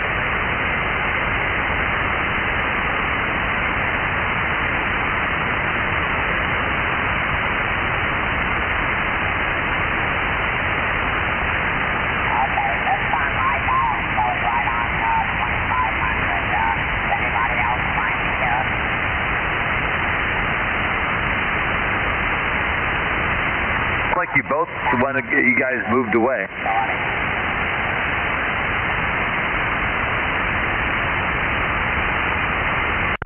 They sound way off frequency.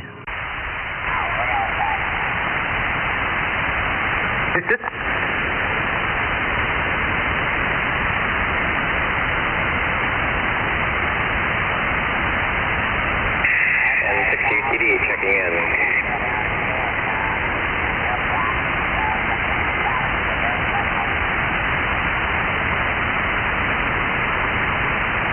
I hear you in there, Bill. K6EGG.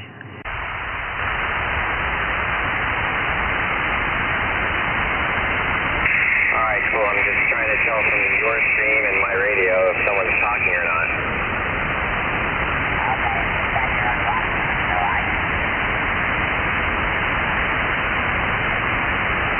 I think I hear somebody off frequency, but I can't tell. Yeah, they're definitely off frequency. Looks like they're red on. Yeah, they're both off frequency.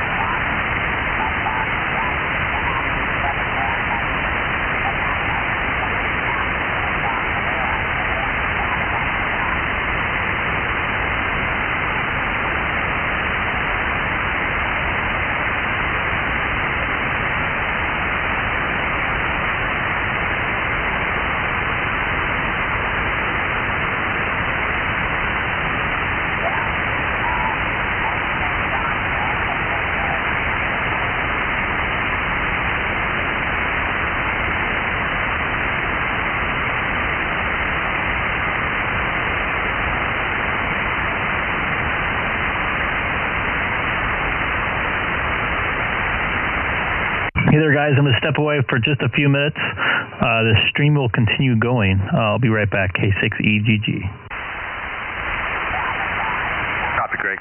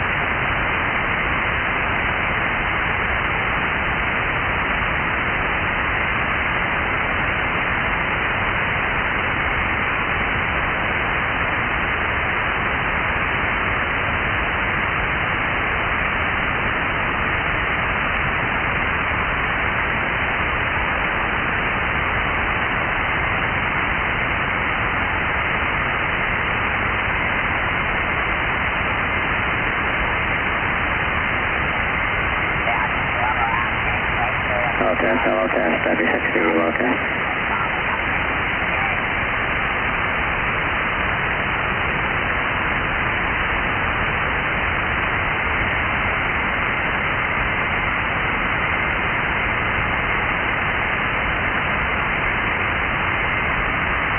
Hello test, W60, hello test.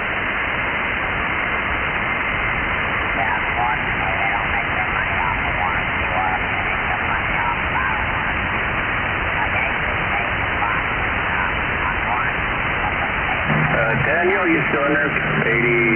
86 deal? Yeah, who's there? Yeah, let's do it, 20. Okay.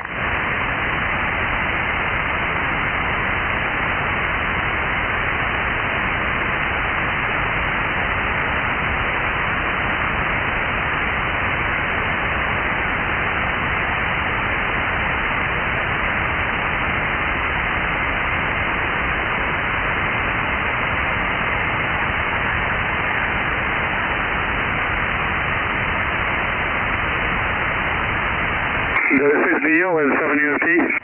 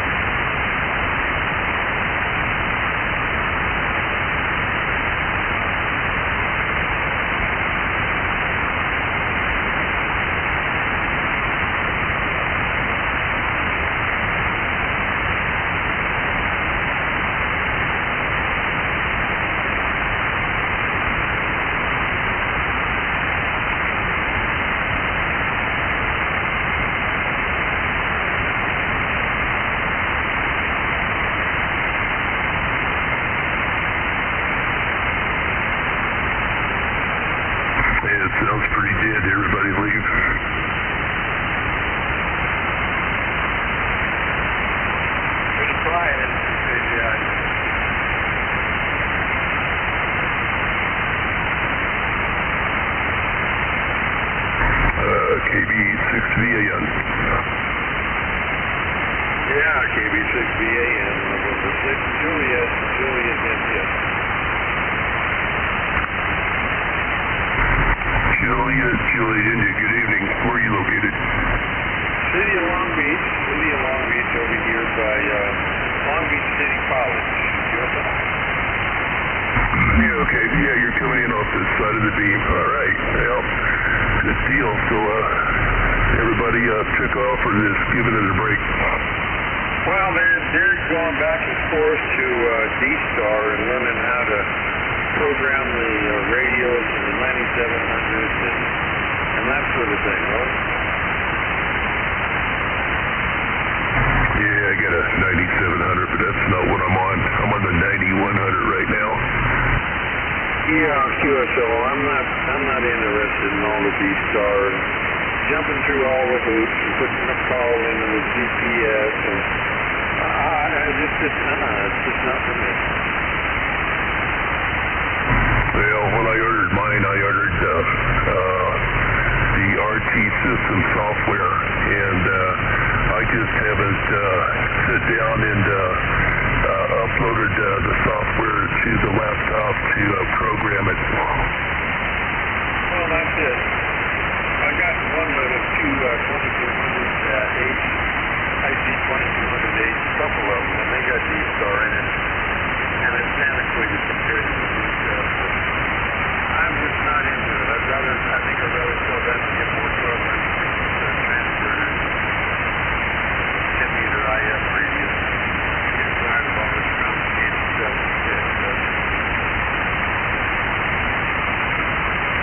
Yeah, I got a 28 IC-2820H, which is got most of Papa system D-Star stuff in it, and analog. I am a Papa member, so that's the reason I haven't really put anything in the other two radios. Well, this 9100 will do D-Star as well, and I do have the 1.2 gig module for it, but I haven't installed it because it's in the 9700. Well, I got an Icom IC-9700 with the technician that works on the outside of Icom that takes all the radios in orders before. So I'm waiting on a main sideband customer that comes to Buck. I got to see about writing these people tomorrow and see what happens over the month since I ordered it over. Yeah, I sold my 910H to Joe's W6MYN there in Long Beach, and bought the 9700. So it had the 1.2 in it, and it was a nice radio. I had it for several years, and it was fully loaded when I bought it. So, and I knew Joe, so I let him have it at a really sweet price, because I still see they're running around $1,000 a piece. But I gave him a good deal on it because we do swapping and stuff back and forth. Roger, I thought about just getting rid of it. I'm going to get another transverter and another, just one of these 10-meter Rangers or something, my receiving Ranger 2950. Put a 1296 25-watt transverter on there. I'm just, all this Icom stuff, firmware, got to go back to the factory. They don't want to support it. It's hard to escape. Yeah, no, I understand. I don't, I've learned years ago, I had, it wasn't an Icom, I think it was a Yaesu. I downloaded the firmware and uploaded it, and the radio took a real heavy crash. I had to take it back to them. They had it for about a month. They couldn't fix it, and they kept it for another month after that. They finally gave me another radio, and ever since then, I never updated any of the firmware. Yeah, QSO. Well, this one, on the 910H, what happens is this radio starts fading.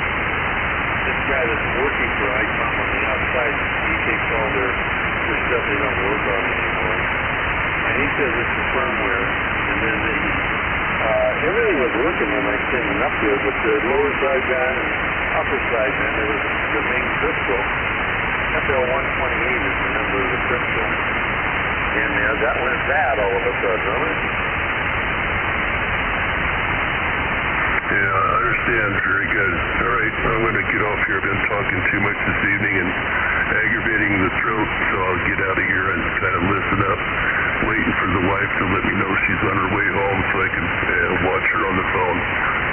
Nice to meet you, 73. This is David, KB6BN here in Garden Grove. All right, 73. Take care. This is 6EGG.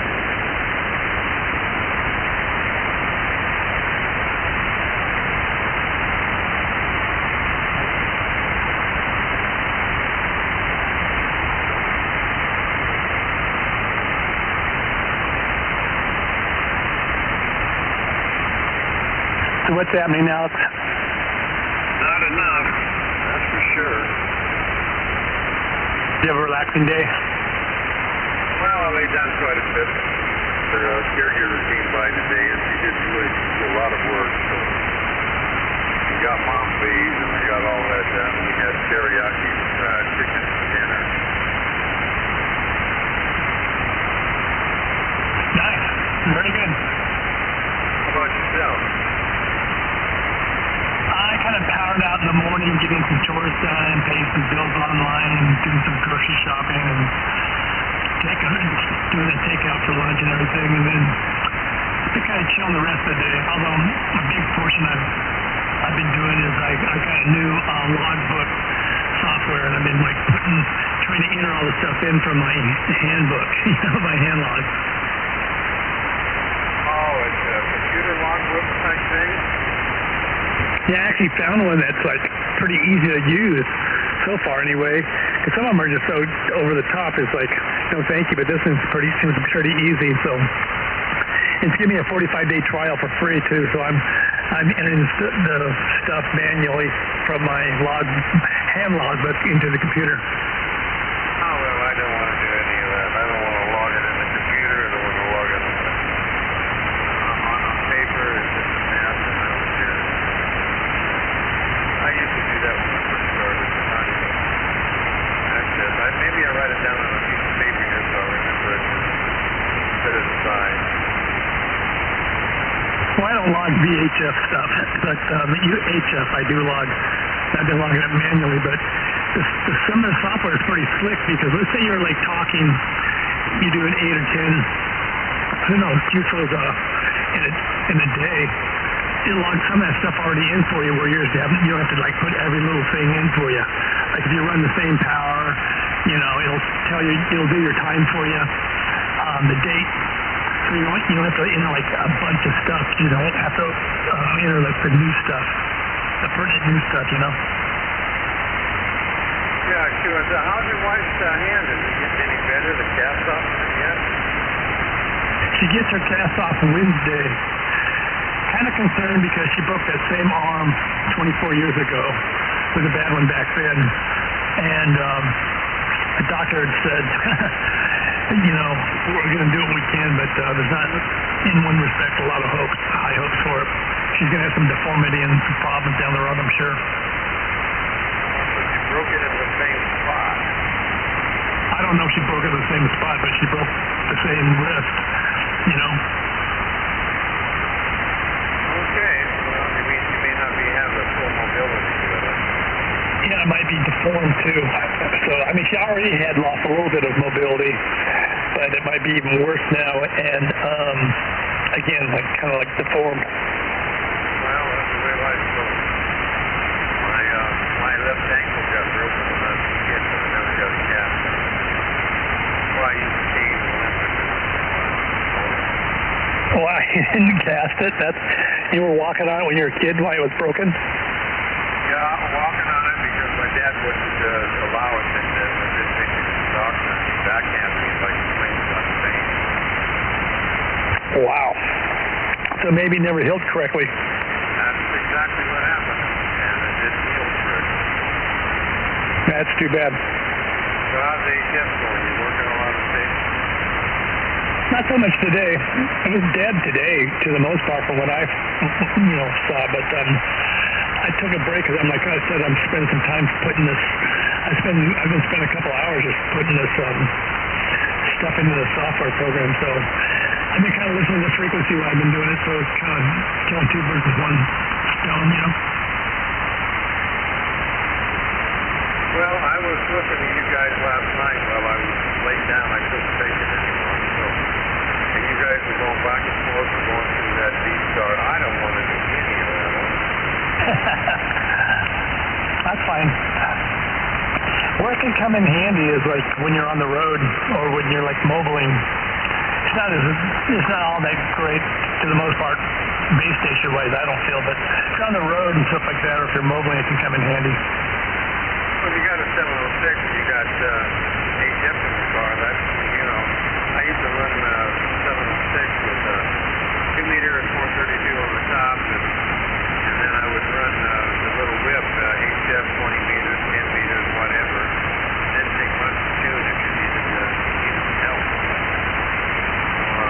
But I don't know. I watch you guys go through all these tubes. Boy, it sure sounds fun. It sounds distorted sometimes. Well, the thing is like, okay, so on sideband, for example, I've learned that I need to have my mic in about 80%. FM, I find I need to have it around 70%.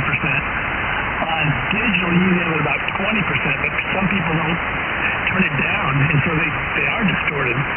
Or if it's not making the repeater very well, you get the distorted, goofy sound too. Yeah, it sounds better. I was saying that rock, you know, it sounds good. Yeah, there's no doubt. There's no doubt. Especially when it's like not coming in that clearly. When you're like getting in there forcefully, you know, with the repeater or reflector or whatever, it usually sounds pretty good, but if not, then it can sound kind of weird. Yeah, I know, but if I learned that, somebody will ask me questions. Somebody, I don't know how long you've been listening, but there's a couple people that were like, that got on the frequency and they were off maybe like 3 kcs and they just kept going on and on and on. I think they cleared the frequency. Well, I did notice, I don't know if some of that distortion comes from the input not being exactly right. I'm talking about what was happening just a little while ago on sideband. I'm still talking about the digital thing. Digital thing here on sideband? No. What were you talking about? I was talking about on D-Star, it sounds digital, but I know that sometimes the input is not correct. Yeah, maybe they're a few kT low. I don't know. That could be. I was saying somebody on this frequency was talking off about 3 kcs. They're having a QSO and they were going on a long time, but they were like off frequency.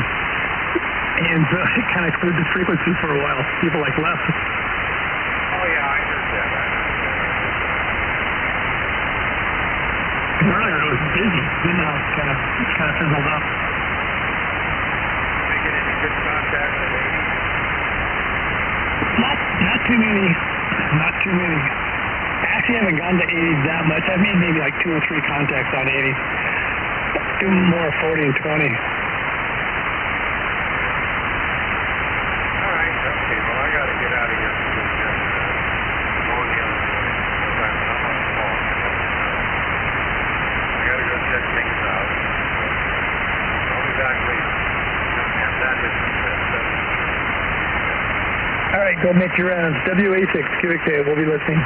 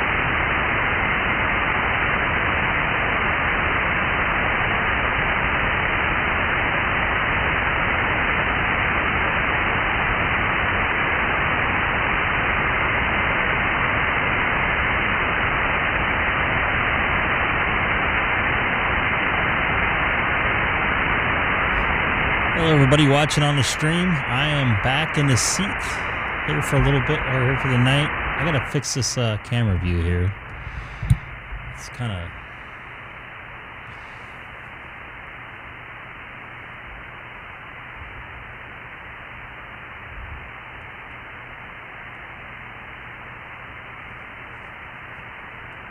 Oh, I see what happened.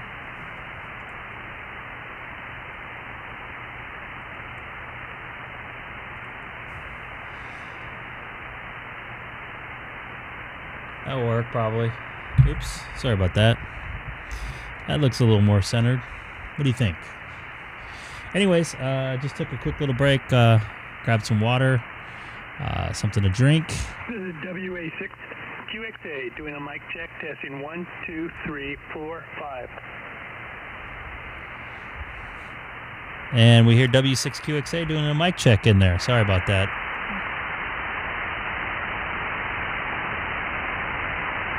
Did you make a change? K6EGG.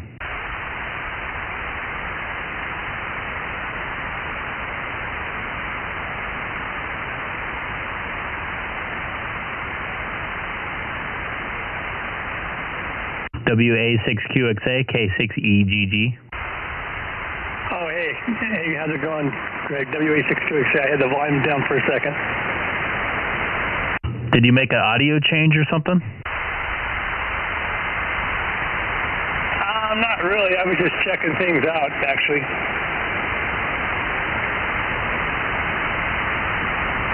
Frequency was dead, so I figured it was a good time to check it out. It was hopping, and the two people started talking. They were off frequency and kind of, I don't know. I didn't want to try to talk over them. You got Maytag here. Maytag? You never heard of Maytag? Yeah, I'm the Maytag washer and dryer. I'm the Maytag repair everything. Remember the commercial, the guy sleeping in the corner because he fixes things so good and there's nothing to fix? That's me. I'm sleeping in the corner, fixing everybody's radio. I'm taking a nap. Oh, okay. You kind of look like the Maytag guy. All right. I thought that was Curtis that did that. Well, there's Maytag. He's the other Maytag repairman.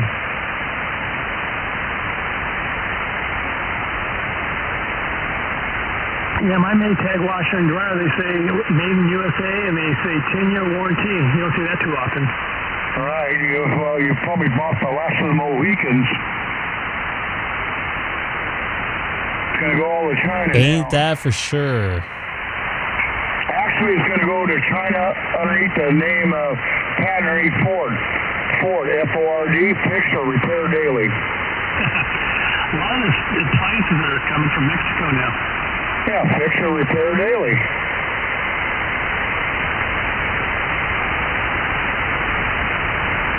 I think my LG was made in Japan, but I'm not 100% sure.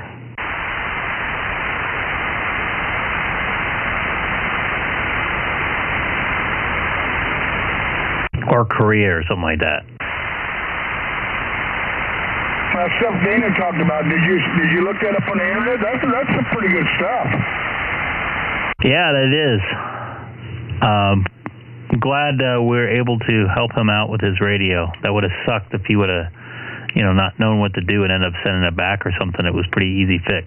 Crank it up, you load a piece on the bottom, you crank it up, instead of do it the other way, reverse. That's a lot nicer, cleaner way to extend the antenna. You're not lifting all the weight on it. When you put your antenna on, you put your piece on the bottom, you crank it up.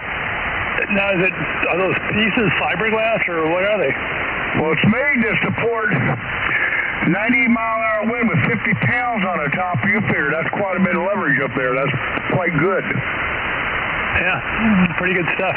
Well, that's better than MFJ one. I'm going to get one. I like that thing.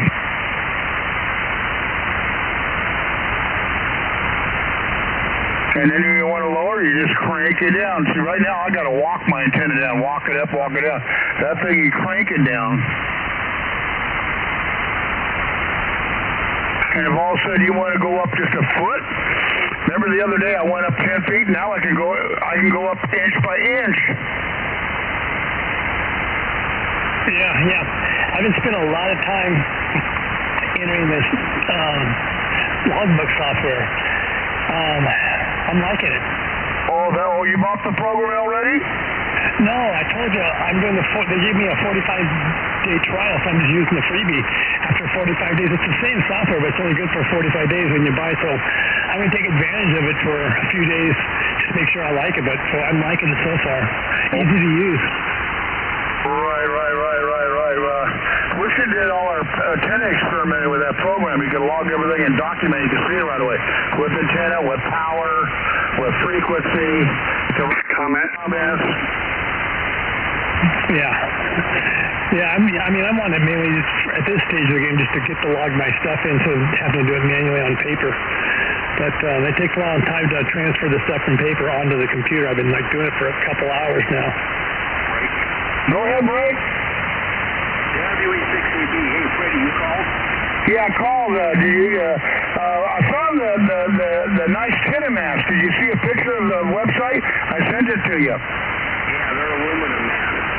That's a military one. Did you see the video how you load it up? Yeah, but I don't want metal. I want fiberglass. Oh, you want fiberglass? Okay, well, put fiberglass on the top pole then. Yeah, I'm going to wind the whole thing. I'm going to make it vertical. Oh, you're going to wind it. Okay, that's different. But you see how you load it from the bottom? You load it, you crank it up, you load it, you crank it up? Oh, yeah. Yeah, that's a neat deal because you're going to put an antenna on top. And I want a fiberglass pole so I can spiral wrap wire and make it a vertical.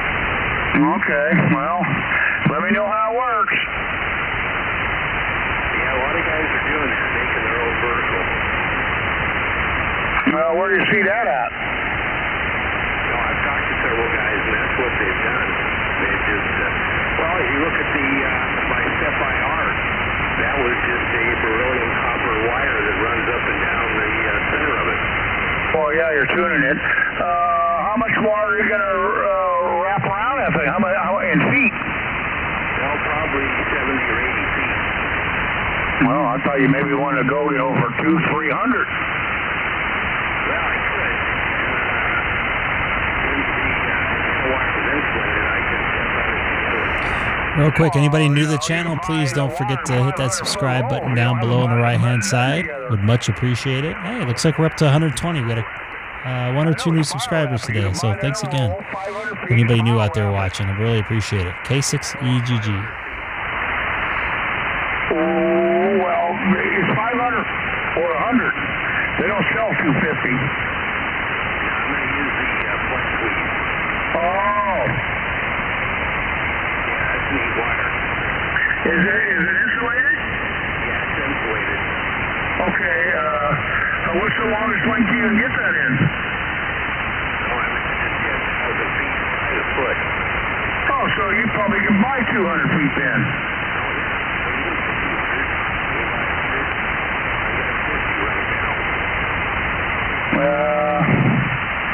No, you should go by that formula I told you. So it's not 100. You need I think 130.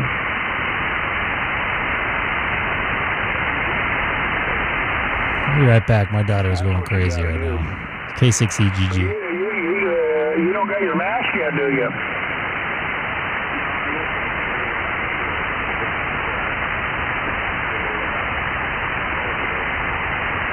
I got one, MFJ.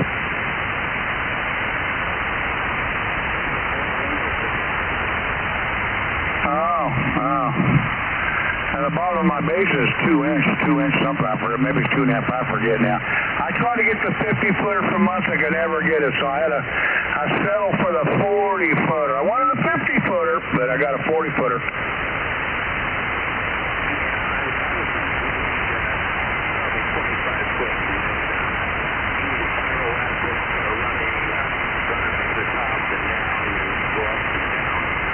Oh, you're going to do it that way. That's what Alex was talking about. There was a guy who did that. They work pretty good as a vertical.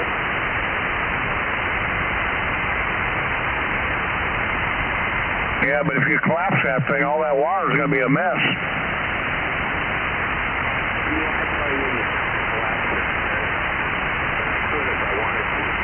Well, you could if you wanted to, but oh boy.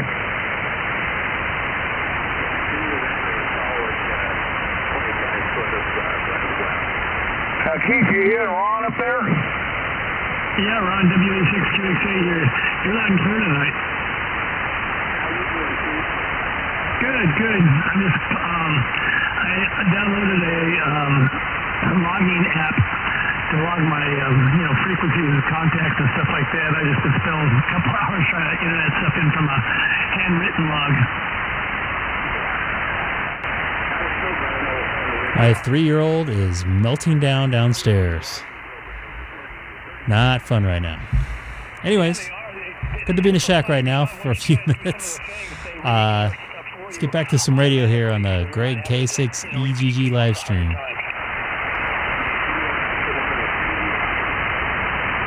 Well, this isn't a freebie app, but it gives you a 45-day trial for free. And then, you got to either buy it or it's going to not work with you anymore. But it's the full-blown program to try it out for 45 days. But I'm liking it quite a bit. It's simple, but yet pretty complete.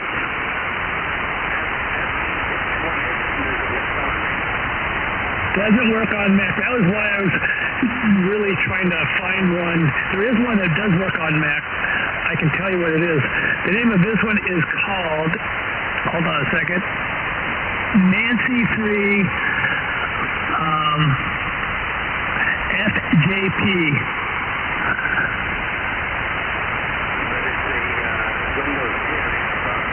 Yeah, now let me tell you the one for the biggie for Mac, if that's the way you want to go. Hang on a second, because that's the way I was wanting to go, because I'm mainly a Mac guy, but I did buy a PC laptop just for ham reasons, and so I figured, hey, this thing's been sitting around collecting dust for months, so I'll just go ahead and use it.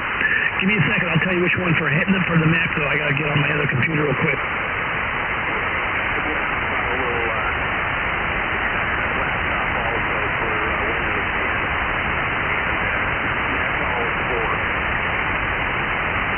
Okay, RUM log NG. RUM RUM log NG. That's the premier app for Mac for logging.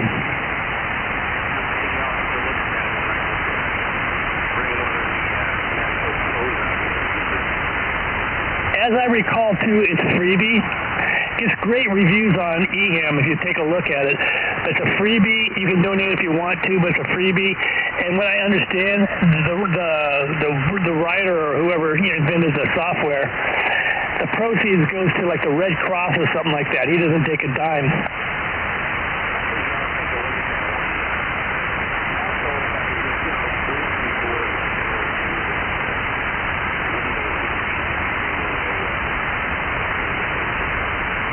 Yeah, RUM RUM log NG.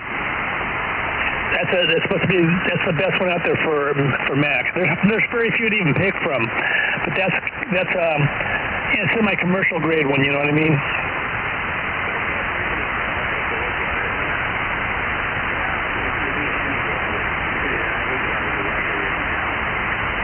Yeah, and it has like a lot of stuff going for it. It's got the mapping. You can like hook up your computer where it's like will tilt your rotator and do this, do that. It's a pretty sophisticated program. Cool. Yeah, I can look it up for the 9700. Yep. Anyway, I'll stand by here. Yeah, I was wondering what you wanted to know. I was worried maybe something was on. Okay.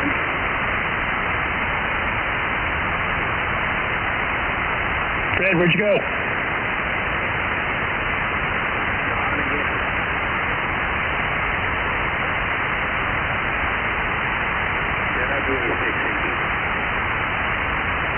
WA6QXA.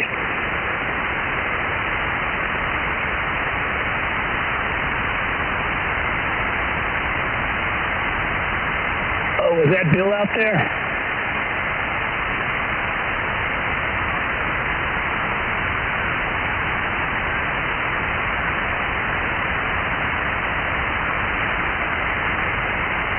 November Delta. You're a little off frequency. You sound like a kind of high, where it's a little hard to understand what you're saying.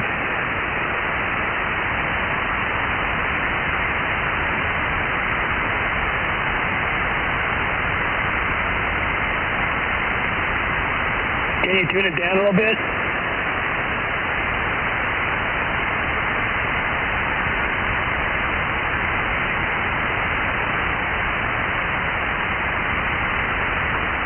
struggling to hear what you're saying. So anyway, WA6QXA will be clear. Hit that button I showed you today, Keith. You hit that button when he's talking. No, it's not because of that. He's off frequency. Oh, who is that? Oh, no, I can't tell. Yeah, there was somebody here earlier today was off frequency. I could understand what he was saying, but he was off frequency. And so he was probably listening where we sound good, but he was talking. So in other words, he might have had the red on. Yeah, hey, Ron was hitting you up with a question or two, and you like walked away. I didn't walk away. I had a phone call. Go ahead. Hey, Ron, you still out there?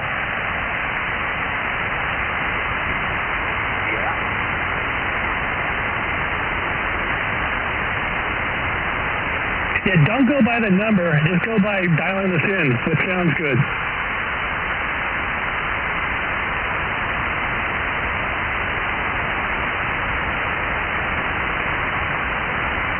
Fred, go ahead and talk to him.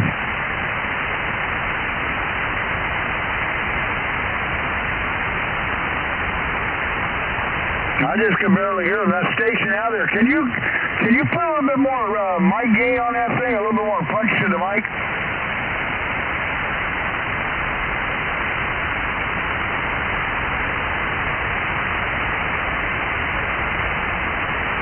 Or can you talk louder into the mic?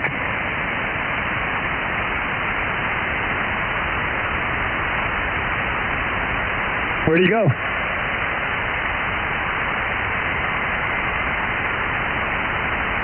You scared him off, Fred.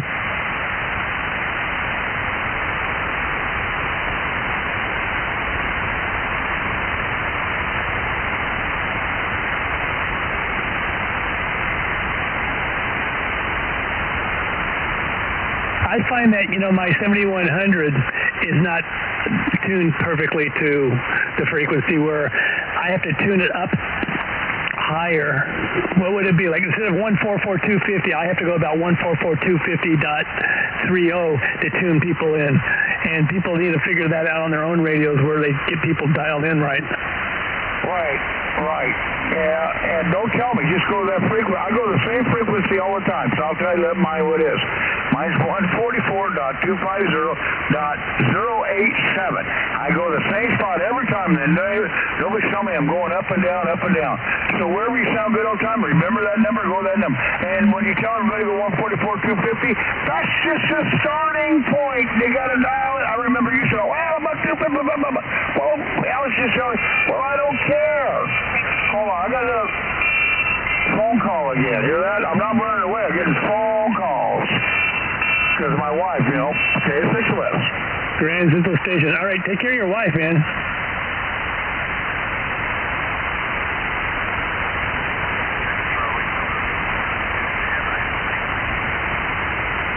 Okay, I got a little copy. It's coming in a little bit better. Give me just a second, though. Let me put my headphones in.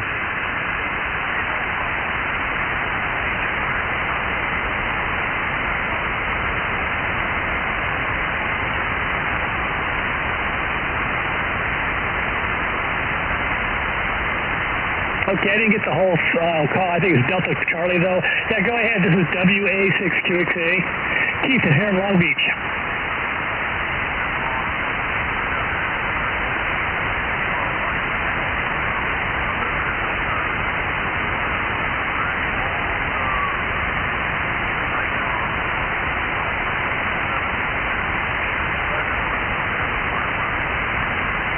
Well, okay, I think you said it was a vintage Icom radio. Where are you located?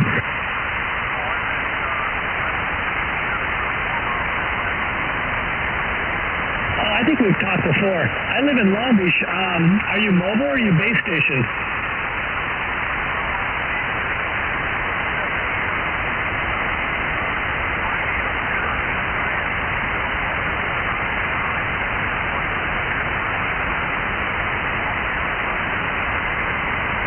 That's probably part of the problem. Everybody's vertical, and you're going horizontal, it sounds like. So that's probably why you're not coming in that strong.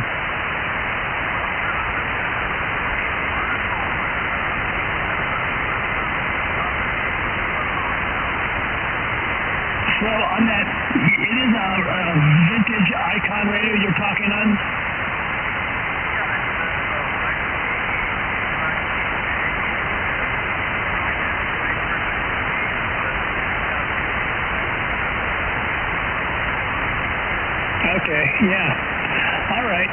Yeah, I mean, I tell you what, from Huntington Beach, from where I'm at, because I'm at the border of Long Beach, Seal Beach. I don't know what part of Huntington Beach you are, but we're probably not even 10 miles away, so it used to be coming a lot louder.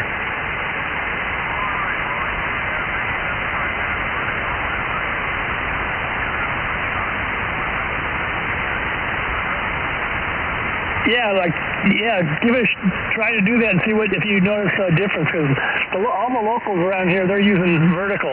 So if you're trying to go horizontal, it's just like you're blowing right past us.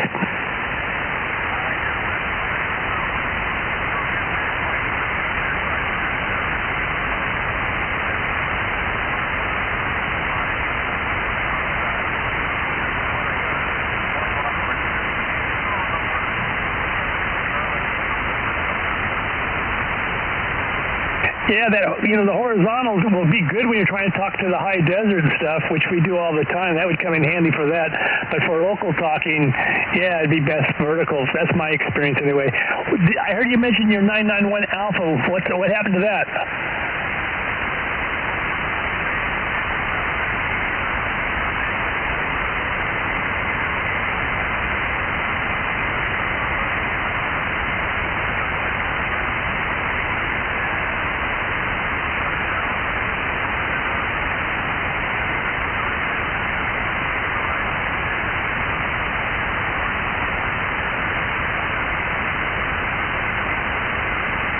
Is it a 991 Alpha or just 991?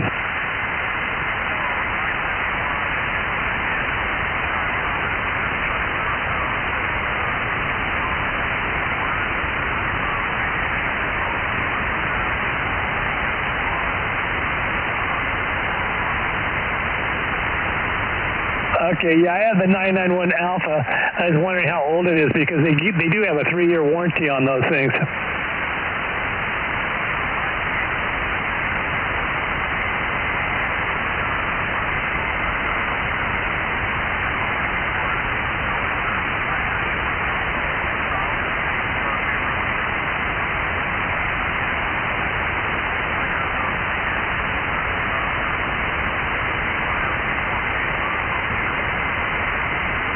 There you go. All right. Well, good luck with that, and I can't wait to hear how you sound up when you put your antenna vertical, see how much better you come in. I think you'll find, local-wise, you're going to come in a lot stronger. Where's that guy at? Huntington Beach.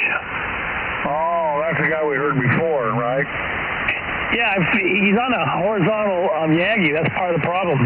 He's going to turn it to a vertical down the road, and that he should do much better. Don't you agree? No. He's got something wrong with his audio. Actually, no, horizontal, vertical, he should be a lot louder. I don't care if he's flat or not. There's something wrong with his audio. Well, he explained. He's talking about an old vintage Icom. His 991 blew up on him, so he's using this in the meantime. Oh, okay.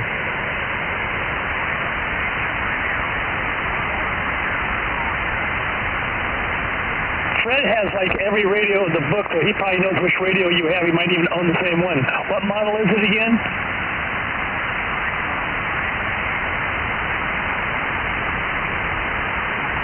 You familiar with that one, Fred? What you said, Icom 275H? I thought you said 9B Alpha.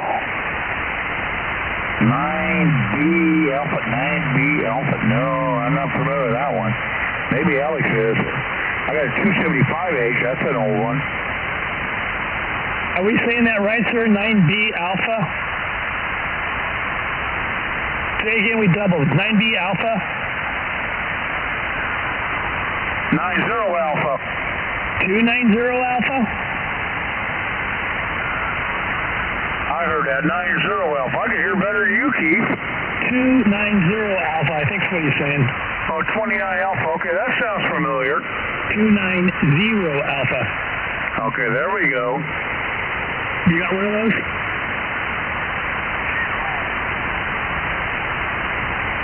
Has it got crystals?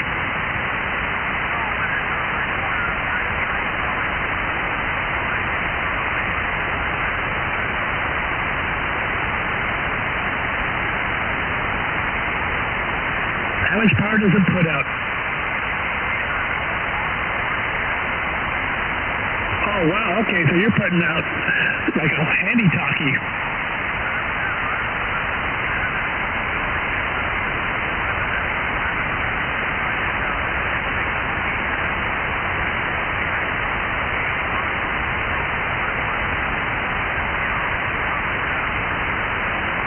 Okay, Fred, things are starting to make sense now. He's walking off either 1 watt or 10 watts. He's talking off a Yagi horizontal. Hello? Off an old radio. Go ahead.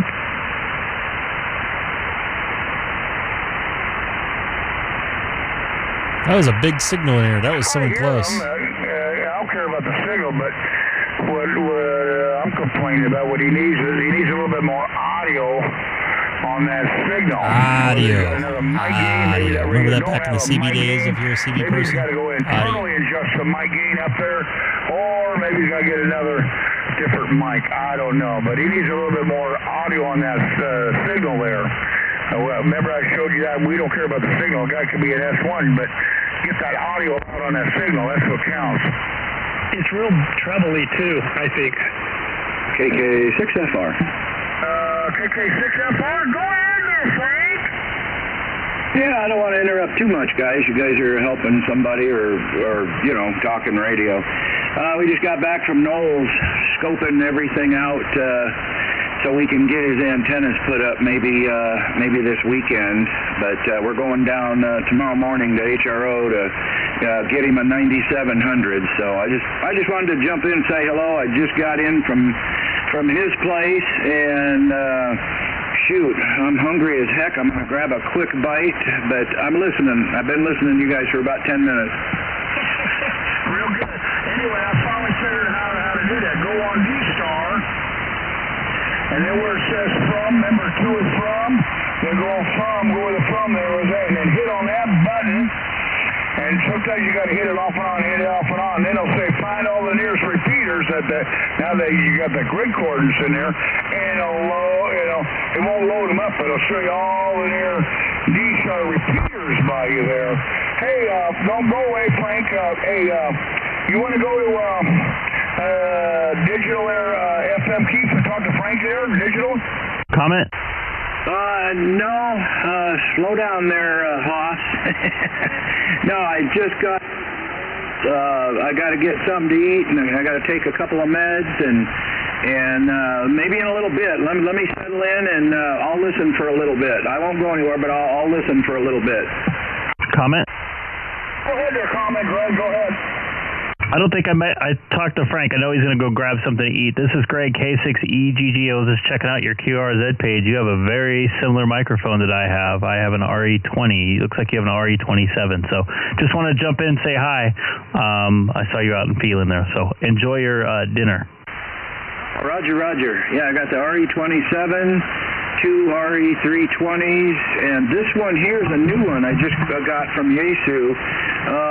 Actually, this is the Yaesu M-90D, little desktop one, because I just wanted one for the 991 here. I'd have to get another boom and all that other stuff, and I don't have a whole heck of a lot of room.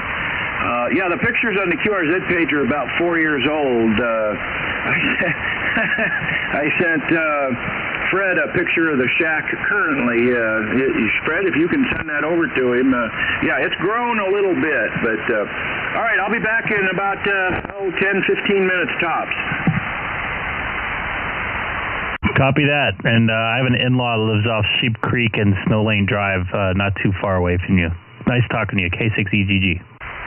Exactly where that's at. Okay, I'll be back shortly. KK6FR. KK6FR 73, thanks for jumping in. I can jump back in any time.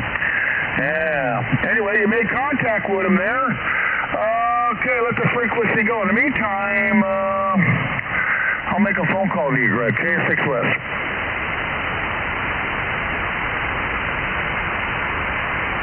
Copy that. I actually have my phone up here tonight, which is a rarity.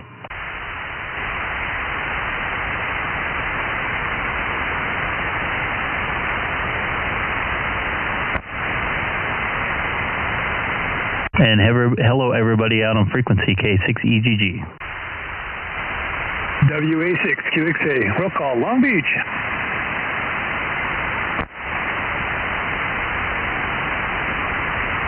K6N.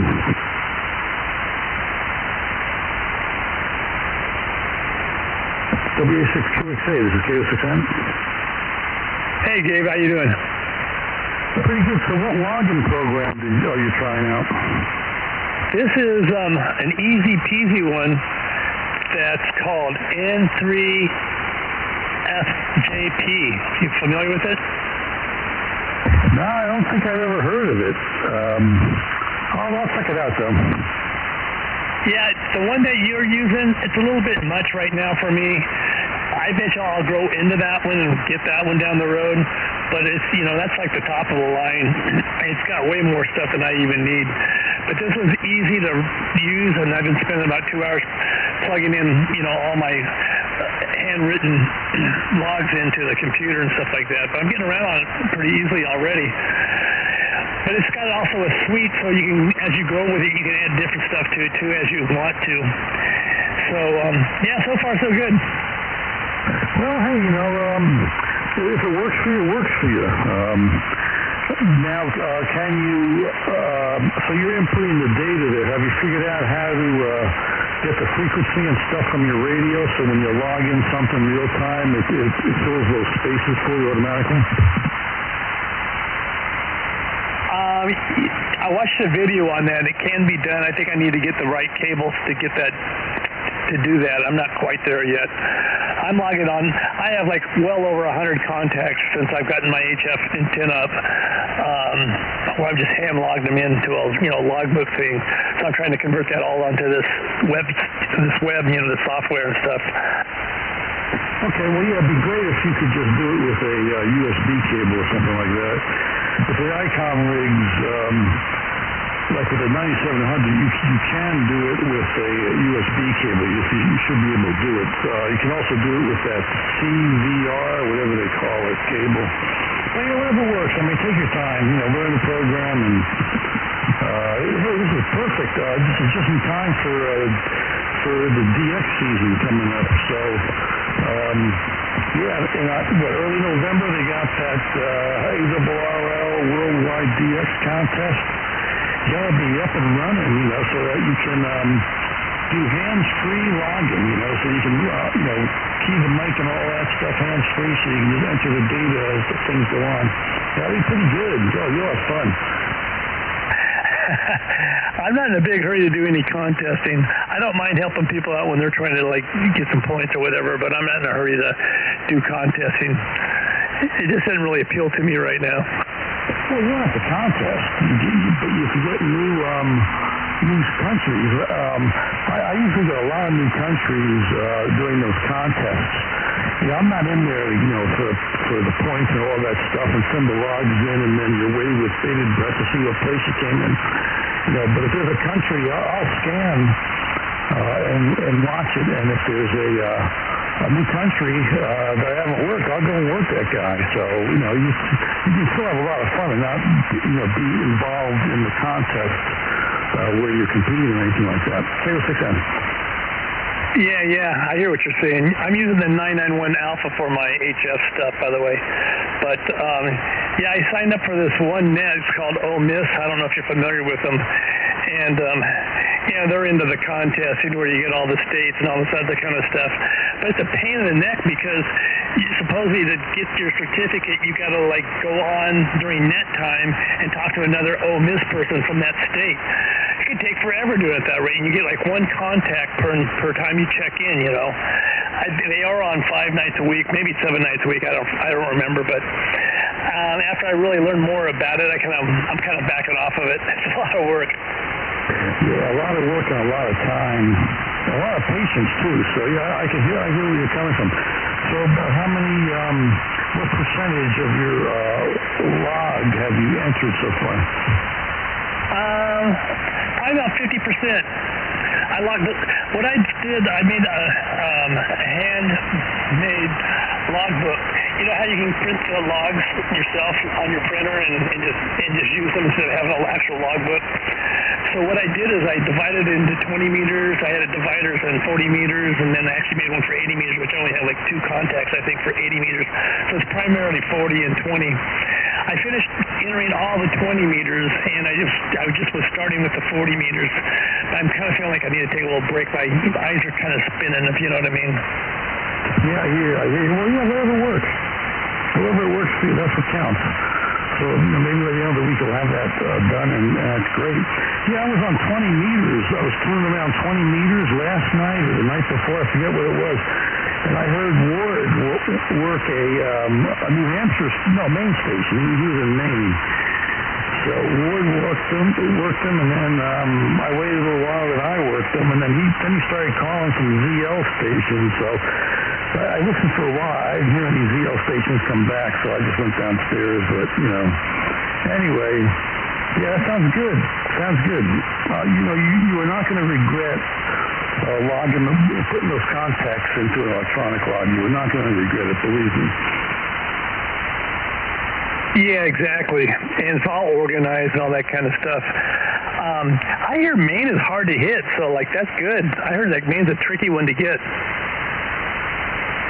Yeah, it could be. It's got all those mountains over there. Supposedly the worst weather is on a mountain in Maine. I forget what it is, or somewhere up there. But, Maine is in a tough part of the country. And, it's really cold. It's got really high unemployment rates. They used to have a big furniture industry, but then that dried up. So, I think that may have been the first time I worked Maine on HF. That was on 20 meters. What, they have 3 good months out of the year of good weather? Something like that. I don't think they even sell cars with air conditioners in them up there. Make sure the heater's working and the windshield wipers, right? Exactly, yeah. Oh, well. Yeah, that's funny. Ford, man, I haven't talked to him in the longest time, so he's doing some HF. Well, good for him. Yeah, he's got that spider beam on his roof. So he was talking about it. I talked with him about the spider beam before. But I was able to work him just fine with my R8, so he was coming in pretty good. I'm really surprised how well my little off-center fed antenna has been working for me. Well, that's good. That means you got it set up right, and those things are set up, are sort of directional, So, where is it going? East to west, or what direction is the wire headed? Yeah, you're right. I hear that these things are directional. Like if you point them east to west. Sorry, I had to take a quick phone call. I am back now for the evening, hopefully, here. This is the Greg K6EGG live stream. Thanks for all the new viewers tonight. Kind of a busy night here, especially for Monday, although it's a holiday, so it's good to hear everybody out here. Once again, anybody new to the channel, don't forget to hit that subscribe button. West to east, then, you're going to be, the main lobe is going to be north and south, so. But whatever works. I mean, if that thing's working for you, that's fine. So that's good. I mean, that's one of the reasons why I use verticals. Verticals are pretty good. They radiate equally bad in all directions. So it works. I was able to pick that guy up. I guess the conditions were, he was beaming. He was trying to beam towards our direction, towards New Zealand. So, but anyway, if it works, it works. That's what counts. Yeah, so far so good. I can't complain. Better than I actually expected by a long shot, so I'm pretty happy. And I can't wait. I'm going to be getting a linear in about a week. I'll be excited about that too. Where is that getting shipped from? That is getting shipped from Kansas. Yeah, it's taken a while, but I imagine there's a lot of weight in that. With my linear, I didn't get the switching power supply. I got the analog power supply. It was $100 cheaper at that time, but it weighed a lot more. I think I looked at the website, and now the analog power supplies are more expensive than the switching ones, and maybe they're just making a little, because the analog will be quieter they should be quieter anyway, but, you know, then again, they say they're amply filtered so that, you know, you're not going to hear any noise. But anyway, so I got the analog one because I figured it'd be easier to fix and all that stuff. And that thing weighed a ton, man.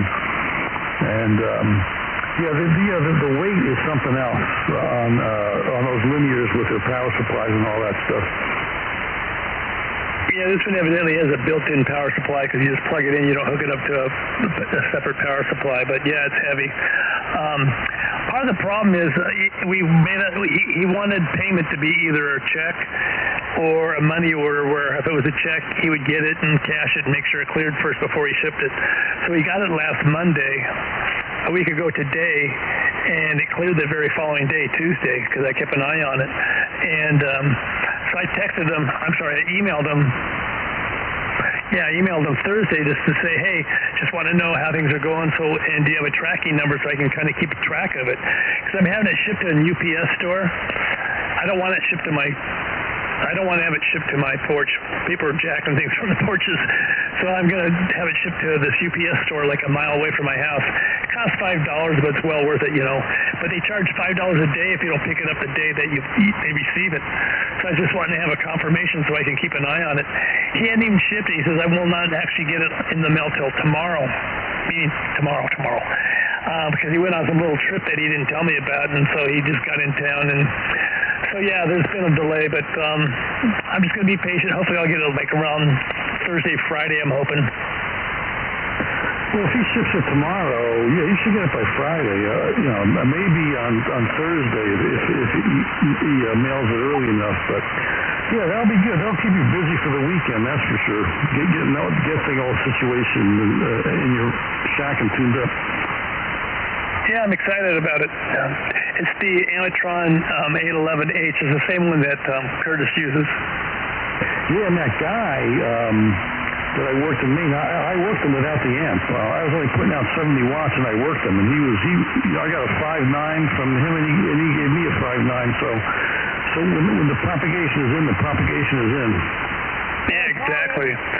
Yeah, that happened to me a couple times where, like, these guys, I talked to a guy in Hawaii the other day, and he was like, just hit me with 20 over. Yeah, that's pretty good. Well, I guess the conduit, the Pineapple Express was open that day. Yeah, exactly. Comment. Go. First of all, let me talk to you, Greg. Greg, that's Frank's setup there. See the coax switches and all the connectors on it? What a setup. Anyway, getting back to you, there, I was trying to get a hold of you today. I think I found a place for to push your D-Star. This building's up about 35, 40 feet. It's located over in Gardenia, and it's got electricity. They got a repeater up there right now. One repeater up there now. It's a 440, and the guy is in charge of everything. He's on this frequency. It's Lou in Sherman Oaks, and that's at the top of the casino there, the casino of Hustler Magazine. Okay, well, we can talk about that a little bit more. Maybe we can do a landline sometime. I don't want to talk about it on the radio too much, but hey, I appreciate that, Fred. Yeah. You talk to Lou at Sherman Oaks. That's the one. He's a manager over there. Okay, that's about it. And Keith, hold on a minute. Greg, did you get those pictures? Yeah, you did. That's Frank's setup there. I did. You must have had your coffee tonight. Yeah, I want to talk to Frank about that, all those coax switches. It's nicely, neatly laid out, but the way he had it wired, it looks to me like a ground loop.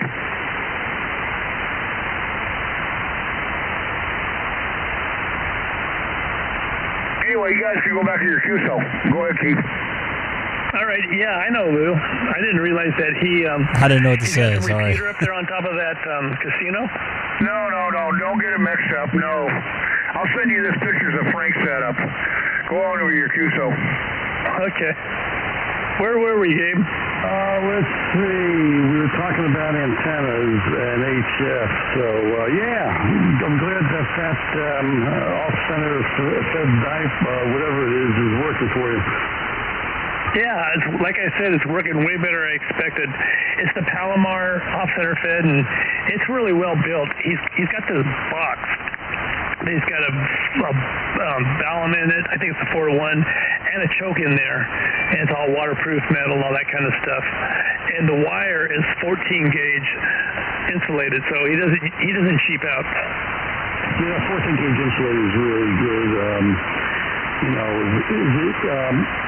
Is it stranded or hard or single?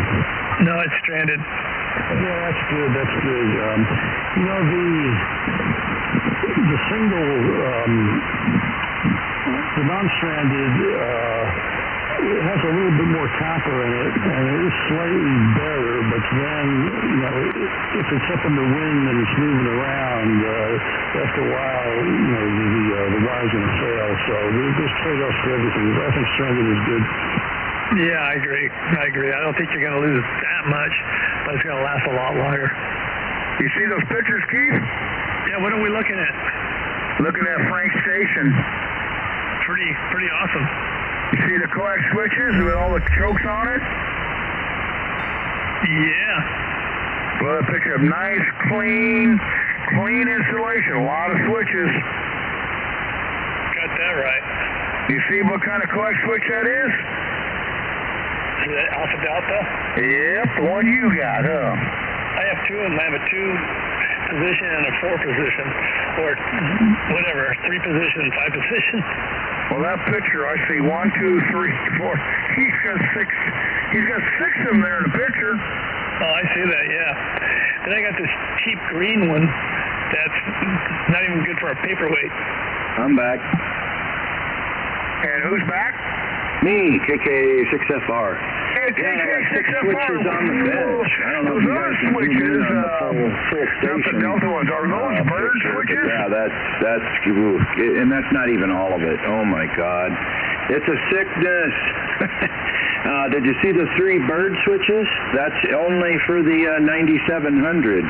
That's for the 1.2 gig, 432, 440, and 2 meter. They're the 3 black switches. Those are 3 bird switches. Yeah, I got 3 birds, and Alex got 3 birds. Did you place what bird switches cost now? They're outrageous. Oh, I got them brand new, still in the box from a guy. Oh God, he was in some other country, some other weird sounding country, and I bought 4 of them. I got one that's not being used, but they were $160 a pop. Yeah, that's cheap. You know what they cost now? Yeah, probably closer to 3 or 4 or 5. Yep. Break? Go break. Yeah, K6FR, M6KJI.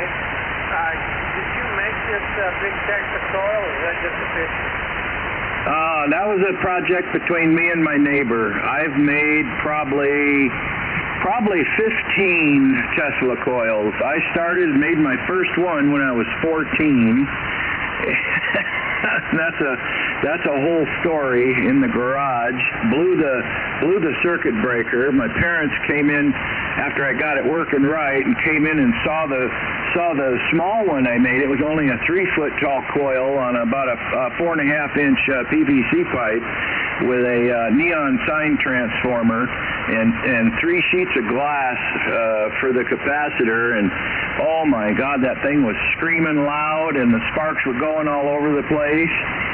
I think I freaked my mom and dad out. Yeah, well, did you know a woman by the call sign of N6QHQ long ago? Oh boy, that sounds familiar. Yeah, her name was Jean. And way back when I lived here, it must have been 40 years ago. 35 years ago, but I don't know. Did you do a few shows with these Tesla coils? No. The big one there was a project between me and my neighbor, and it was more his than mine. He wanted to build a big one and asked if anybody knew how and blah, blah, blah. And that has a pole pig for a transformer, and that's 10 million watts. That's a lot. But, yeah, it was fun building it. That was the hard part, was building it. And that was my last one. I said, that's it. I'm not doing any more of these. I've built Jacob's ladders, Tesla coils, all kinds of weird projects. Well, I did a few back in school, about 13 or 14. I used a Model 2 coil for Jacob's ladder and made a Tesla coil out of a broomstick over. There you go. Oh, you can make little ones. We used to make them in Coke cans in electronic class. We'd make them in a Coke can, and somebody'd come pick the thing up and throw it halfway across the room when it zapped them. Oh, geez. Lots of fun. Lots of memories. Hey, Frank. Yes, sir. That's Fred, K6OS. The way you got all the clutch switches on the ground flat strap, the way you got it wired, the way I was looking at your picture, don't you think you're creating a ground loop? I thought you were supposed to take the ground strap from each unit and go to a central grounding point. Yeah, you're supposed to, especially on radio equipment and amplifiers. I got a great big, huge 3-inch wide, 1/8-inch thick copper strap in the back of the table here where everything connects to. But no, I wasn't going to run all those cables for each switch. So I just stuck them together, and I have never, knock on wood, I have never had an RF problem. I've never had any noises, pops. I've got, you ought to see, just my ground system outside. Yeah, short ground, only about 4.5 feet long, goes right from the big long copper strip that's in the back, and then another big long 3-inch wide copper strip right down through the wall, right down into 2 big ground rods, and then the copper strap itself goes 25 feet out, and it's about 3 feet deep. And then there's even other grounds all over the place, and I try to tie all the grounds together. You ought to see my 160-meter lamp cord antenna. You guys would love that. I'll have to send you those pictures. What about your counterpoise? You got what kind of counterpoise you got laid out? I got more wire all over the place than you can imagine. I did 3 or 4 miles just on my 160-meter vertical. It's only 24 feet tall. It's helically wound, has a 5-foot by 5-foot top hat on the top, and then I stuck a little 1-foot long fluorescent tube at the very top, and it's fun to watch when I talk. It modulates like crazy, lights up brighter than hell. Yeah. I like those bird switches you got. I got 3 of them, and Alex has got a couple too. And me and him went back up the internet, and Alex was saying the old ones like we got and you got, he said those were built with the silver.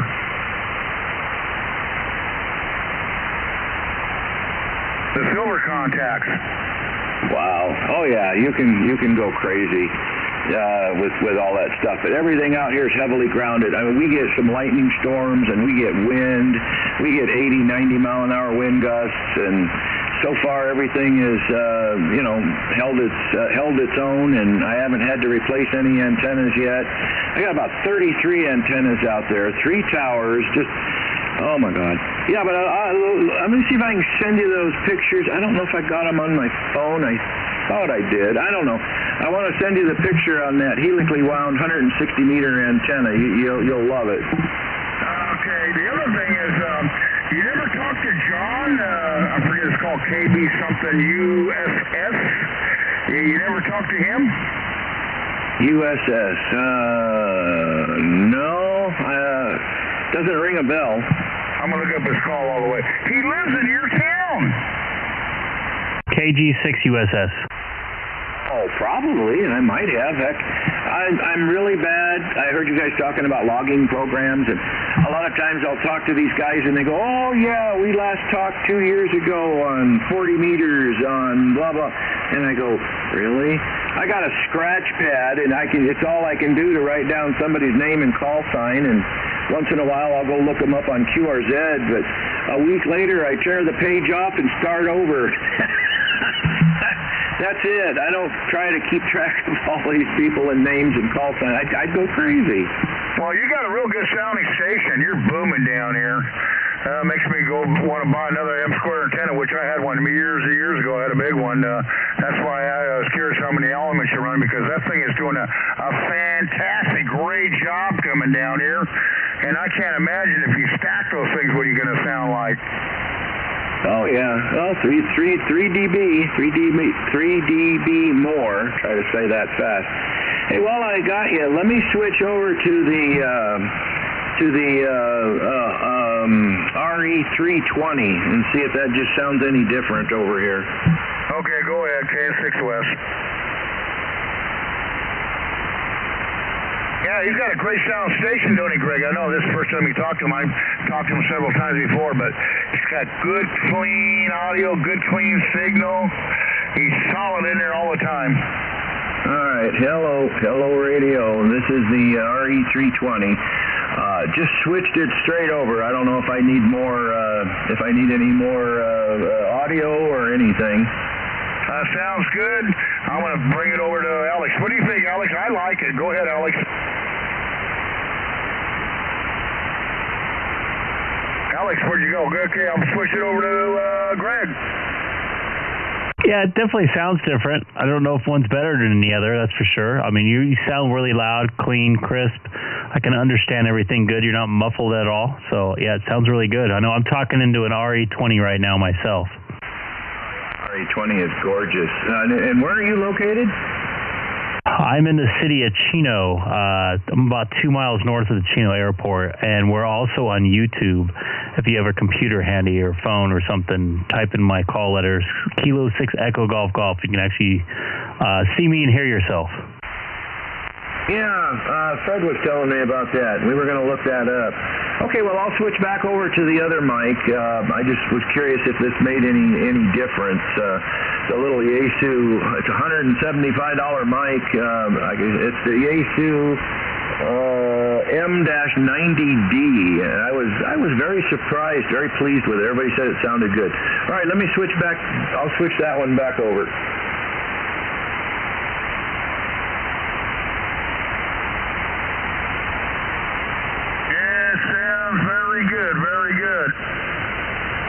Yeah, okay, now we're back on the little Yaesu mic. Yeah, this one I think has got a little bit more punch and a little bit more clarity. What do you think, Greg? It's hard to tell. They have different gain structures. I don't know if I agree with that 100%, but they both sound really good.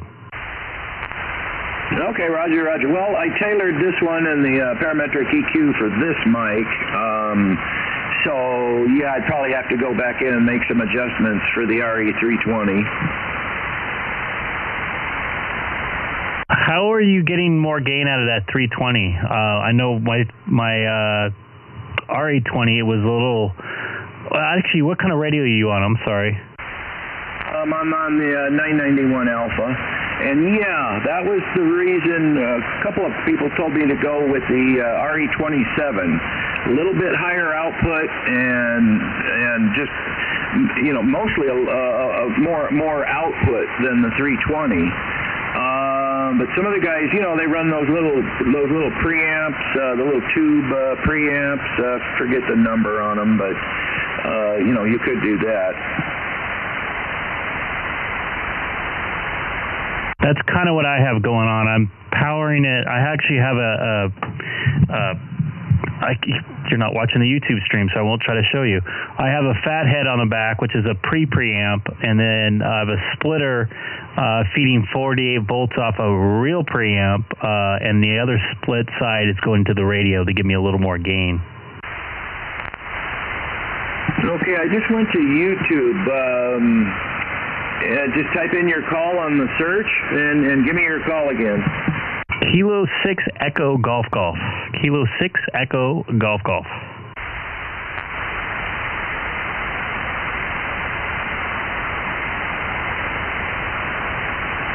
Okay, I'm looking at it. Let me click on it here.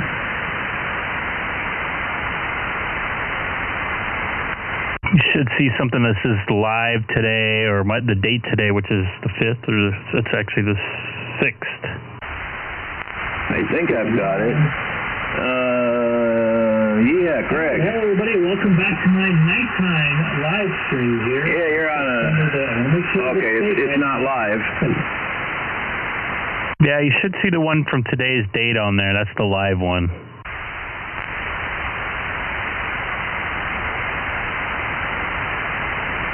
that way you can actually listen to your own mics when you change, and you can see the difference, and you can kind of dial them in. I know Keith's WA6QXA, I just kind of left the stream going and let him decide what he wanted to hear, what he wanted his mic to sound like.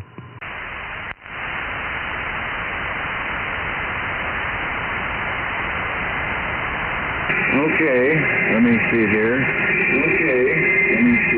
Oh yeah, nice delay. Okay, I'm looking at it.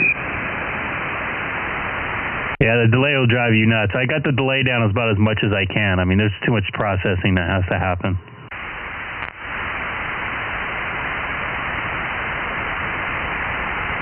Yeah, I had to find to adjust the volume there so I don't get the feedback. I can hear it.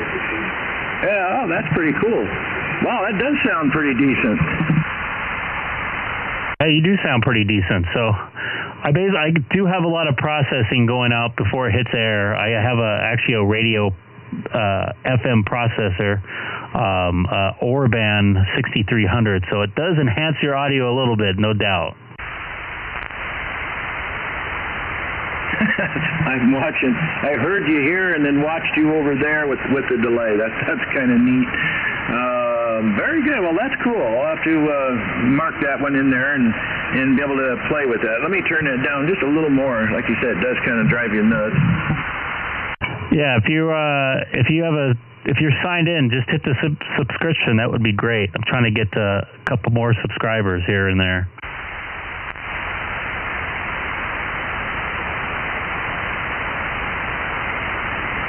Okay, I just hit the subscribe. Excellent, much appreciated.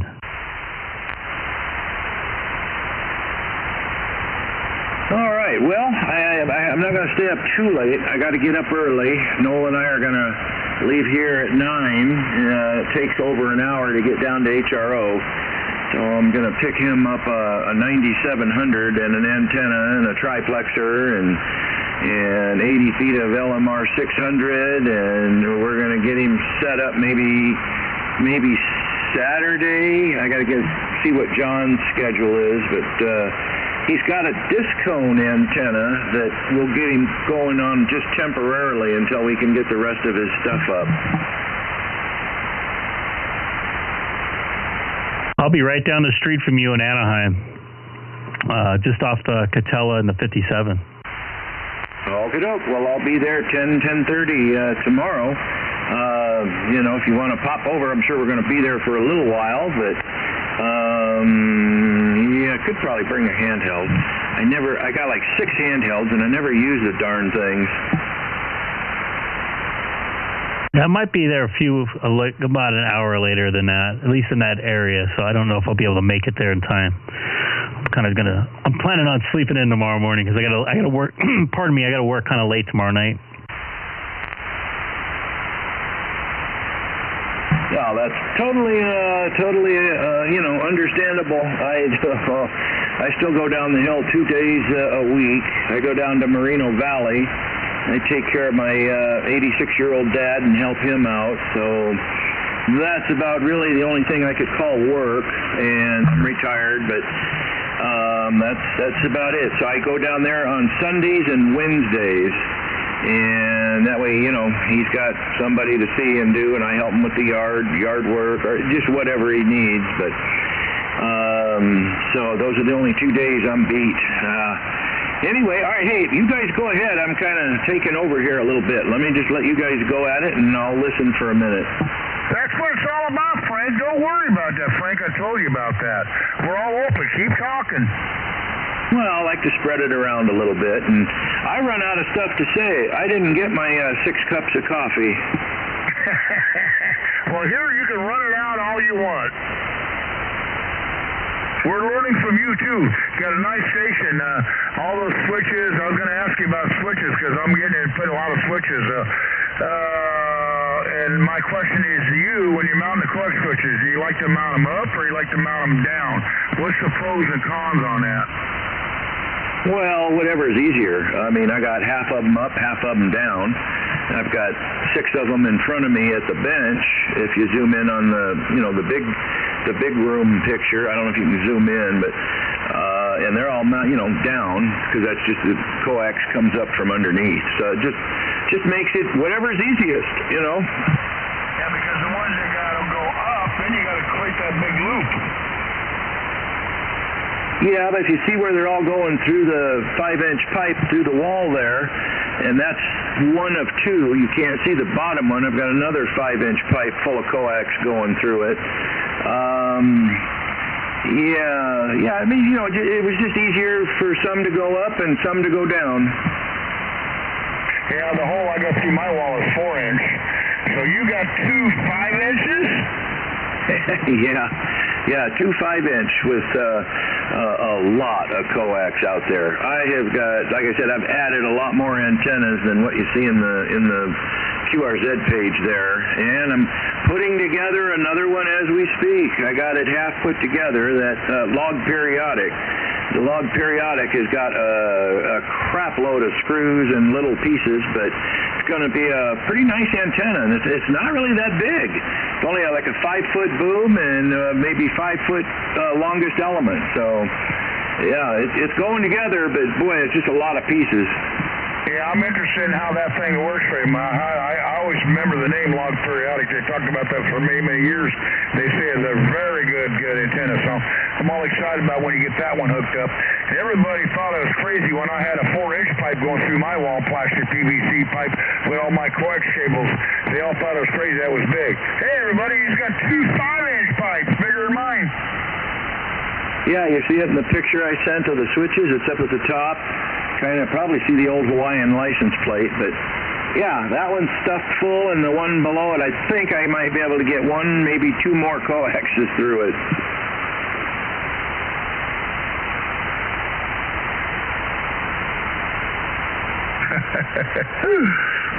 Maybe I got to put another 4-inch pipe in there. Mine's starting to fill up now. Oh, you will. You will. Yeah. It's like I said, it's a sickness. Somebody help me. I put mine in there years ago to allow room to grow. It's almost full. And everybody couldn't believe it. So Keith, I think, we did his station, he put a 3-inch. He said, that's big enough. And I said, no, it'll grow a little bit. Yeah, I thought the one 5-inch would do it. I stuffed it, and I could not get it. I had to shove coax through and bring it in and put the connector on. So that one's tight, and then the one, like I said, the one below it is on the bottom. You can't see it. That one is, I can probably get 1, 2, maybe 3, 2 in a rotator cable or something, but it's almost full. So if you had to do it all over again, what would you do? Just cut a 1-inch, 1-foot square hole? Yeah, I'd have to get some air conditioning ducting. Well, they make that big square box. You can put it through that guy up there in Utah, and one of those big square boxes, and then you can put your coax. Of course, what I see there, he only had like 20 of them through, so I know you got more than 20 through. You got more than 20 coax cables going through, so that ain't even gonna be big enough. All right, I'm looking through my pictures here to see if I've got the 160-meter lamp cord antenna in my phone here. I may have to send them to my, well, yeah, it gets kind of complicated. Take them off the computer, try to send, it'd be easier to just send them on an email. But yeah, I'd really like you to see that one. I'll keep seeing it. Nah, it doesn't look like I have it in the phone. Anyway, the problem I ran into, and you probably ran into this problem too, you think you're remembering everything, and one day you want to take, I want to take this antenna and put it on this radio. Now you're looking at all these coax cables, where goes where. So what I'm going to start to do, I didn't do it yet, but I thought about buying these plastic tags, so I could tag the coax cable behind the radio and put what antenna it goes to and how much power it takes. And then when I get outside of the shack, close to the antenna, tag the other end, so when I look at the antenna, okay, that's antenna 1, to my Icom radio. See what I'm getting at? So it makes it easier to trace down all the coax cables, or otherwise you get lost. Yeah, I do have them in my phone, so I'm sending them to you here. Maybe I don't know if I can send more than one, but let me send them here. Oh, that's okay. We got plenty of time. We got other times. I like that coax cable with all the switches. That's amazing. I've seen stations like that too, but yeah. So you give me an idea. I'm going to mount mine on the board first, like you did on that board, because I'm in that problem right now to mount and get everything real clean. So I was deciding whether to put the switch going up or switch going down. I think I was the switch going down, so all the cables are hanging down, so I don't get that big U going all the way up and back down. So I think I'm going to hang them all upside down.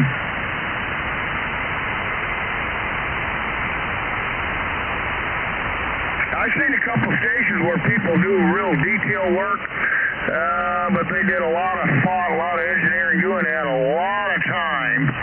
There's one guy, I forget his call now, N3, left, right, left. He's got one station like that. He's got a big room. God darn, that room must be 40 left, right, left. Oh my goodness. 7 different towers at 200. Hey, anybody watching on the stream tonight, feel free, jump in, say hi in the chat. Would love to know who's watching here on the Greg K6EGG live stream. I'm guessing AJ60 is probably listening. Maybe Keith. Don't know who else. Maybe DUO, although it's getting a little bit late. I know he's a morning riser. Oh, yeah, I'm sending pictures here. You should be getting a bunch of them. Okay. Yeah, by the way, the Frank has a very good sounding station, I might say. Little Toyota Tacoma. At least in my neck of the woods. I don't know how it is for you guys down in Orange County. He's actually coming in just as good, and he's further away. So, and a bunch of dirt in the way between me and him. So, sounding really good here on the Greg KCK. I'm getting tired here. Been streaming for like 6.5 hours. The Greg K6EGG live stream. No, I used to do HF in the mobile, and and anybody new, please don't forget to hit that subscribe button. Got a couple new subscribers today. Maybe we get a couple more. It'd be great. 2 meter only. And if you have multiple accounts, do me a favor. I had 3 different accounts. I did it myself, so I kind of cheated it. He just bought a big butcher block antenna so he can lay all his jigs on there making his beams. Yeah, well, we had to hand wrap that. I think I sent the close-up. That's lamp cord cable. I forget. 532 feet, I think. Wrapped around PVC, and then I think I sent the top hat, made the coil at the bottom, and you saw the SWR. If you got that picture, that turned out just sweet. Wow, how'd you come up with that calculation? It's 530 feet. Just doing a helically wound antenna, and there's a calculation for it, and then we made it like about 15-20 feet longer, and it just turned out perfect, so we could trim it right into the frequency I wanted. How long is that pole? 24 feet tall. Well, good thing you got it on that jigger so you can wind it.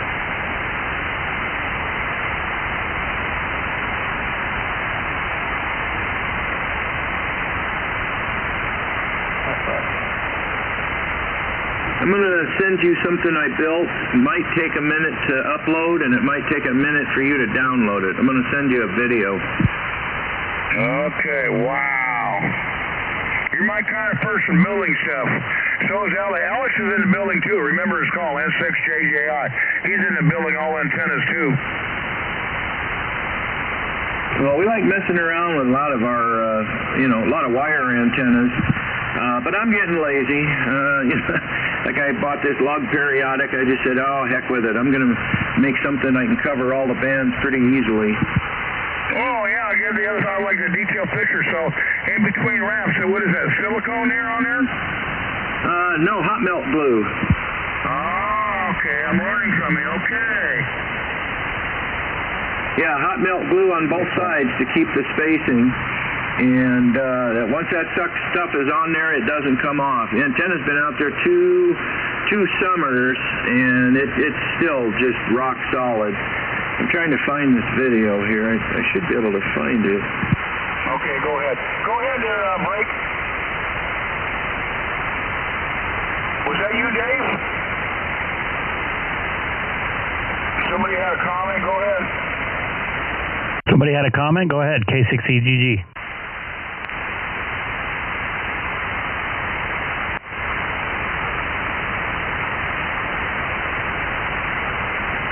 Yeah, I'm looking at your tin, all that counterpoise laid out. Wow. Wow. You're doing some serious building there, bud. Yeah, it's 3 miles of wire. 14 and 12, whatever I had. Wow. Holy fuck, I gotta send these pictures to Greg. That's something. I bet that antenna talks pretty good.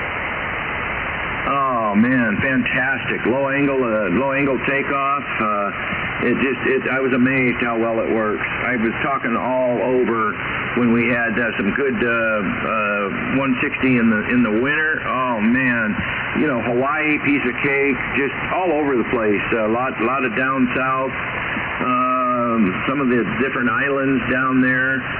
It does pretty good. I'm still trying to find this video. Darn it. You were working 160 to Hawaii? Oh, easy. Holy smokes. Yeah, 160 to Japan, that's quite common. Whew. I worked Japan, but never on 160.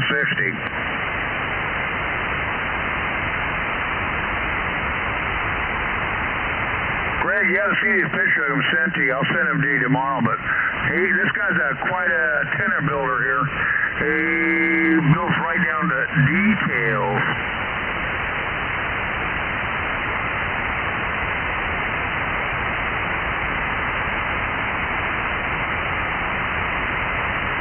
You can send them to me right now. I can put them up on the stream. I'll give you one. He sent me last night. I'll give you one. But tomorrow I have a bunch. I'm going to give you one right now. This is very interesting. K6 West.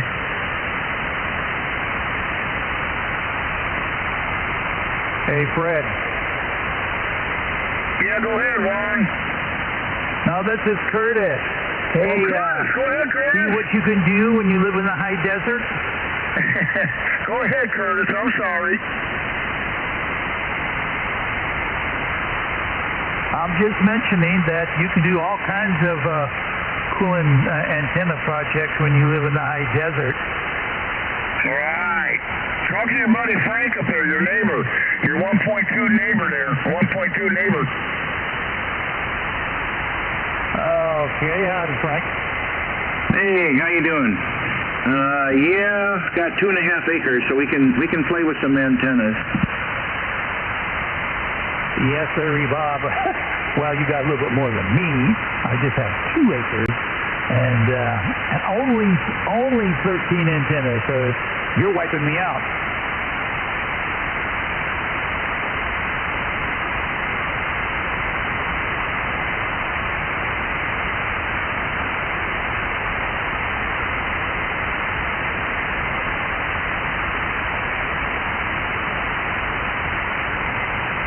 Okay, I sent this once before. Now I got to figure out how to do it. Yeah, it's I've been here going on 20 years, and it didn't happen all in one day. That's for sure.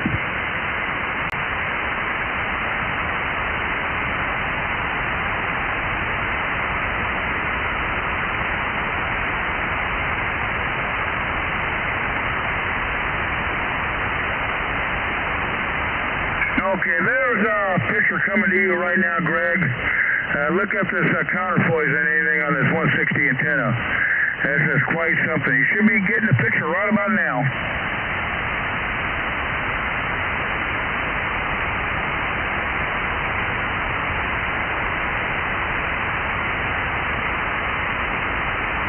Hey, K6O. Okay. Oh yeah, KK6FR. Forgot about that. Hey, you get it, Greg? I got a K6EGG. Yeah, I got it on the screen as well. So if anybody's watching. Quite a setup there, huh? Oh, yeah, absolutely. Right on the ground, too.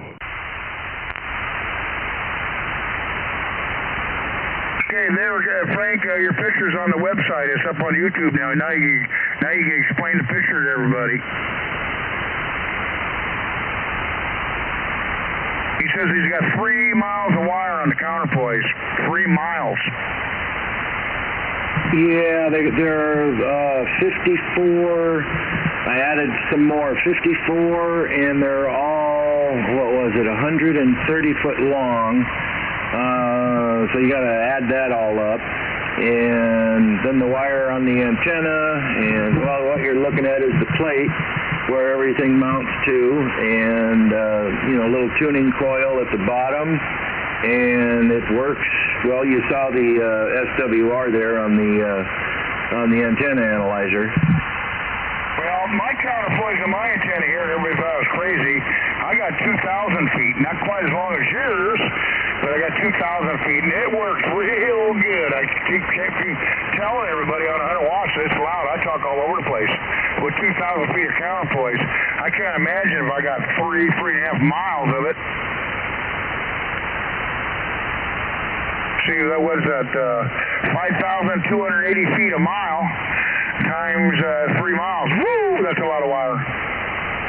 Yeah, there were 500-foot rolls, and I know I went through 15 of them. So what's 500 times 15? I think we're halfway there.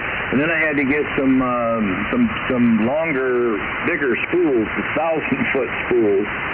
But yeah, you got to have that. You got to have that ground plane, that counterpoise down there.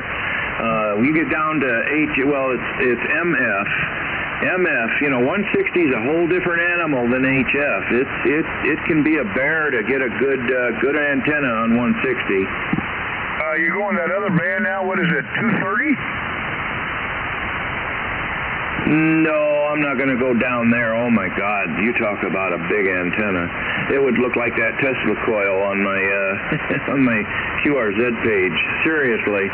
You need, the guys are wrapping 55-gallon drum barrels to make their coils for some of those low bands that we got. But yeah, the video I sent, darn it, it's not the whole video, darn it. Because of the time going through the phone, it had to drop the resolution and the time. So you're not even going to get to see the whole thing. But if it plays for you, yeah, I built that whole train station for my brother's kids.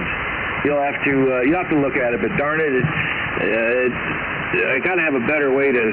Well, I usually hand people a thumb drive, but anyway, you'll get the idea. You'll see most of it, but that's not the whole thing. Okay, when we're talking about the counterpoise, I'll change the subject a little bit, and I read some other articles on this, and I want to see your opinion on it. Do you think 10 gauge, let's say 12 or 14 gauge wire counterpoise, and running number 6 or 8 counterpoise wire, do you think that's going to be effective on your signal? The articles I read about SGC, he claims you get a 3 dB decibel gain if you go to a bigger wire on the counterpoise. I've never heard anything like that. No. The size of the wire doesn't really, you could use telephone wire. A lot of guys do. They use that real cheap, double twisted telephone wire. You can get like miles of it for, super cheap. No, the only thing I've really read is multiple short counterpoises work better than a single or 1 or 2 long ones. And better yet, if you can mix them up, some half wave, quarter wave, full wave, if you can, mix them up, that's great. You get, the more wire you can lay down on the ground. I mean, you're supposed to do 120, like a regular radio station. I stopped at 50 and said, after you do the calculation and then you start laying down wire, you're almost not even getting a measurable difference. 60 is about the magic number. Anything past 60 and you're just wasting copper. Hey, you got a copper mine at your house. Okay, so when you were mixing up the different quarter waves and half wave and all that, Are we mixing it up for 10 meters and got a mixer, and then 20 meters a mix? So I'm mixing a quarter on 10, I'm mixing a quarter on 20, I'm mixing a quarter on 40. You see what I'm getting at? I'm getting all the mixes, all the bands, or I'm just doing a mix of, let's say 75, quarter, blah, blah, blah, blah, and then leave it at that. Or I'm mixing one for 10, I'm mixing one for 20, I'm mixing one for 40. You get what I'm getting at?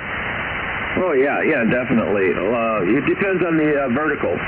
This one, the helically wound, I call it my lamp cord antenna, but it's a helically wound 160-meter vertical antenna, only 24 feet tall, with a 5-foot by 5-foot top hat on it. I think I sent you the picture of the top hat, but yeah, you can do that, but it depends on the vertical, because you can use a vertical for multiple bands.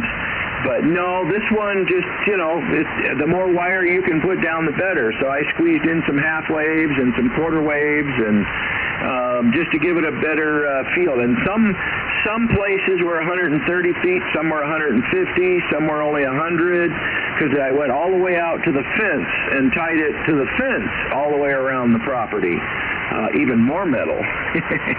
So yeah, I twisted every radio that ran over to the fence and twisted it around the bottom of the fence. Comment? I think I'm going to call tonight here. Kind of a long day tomorrow.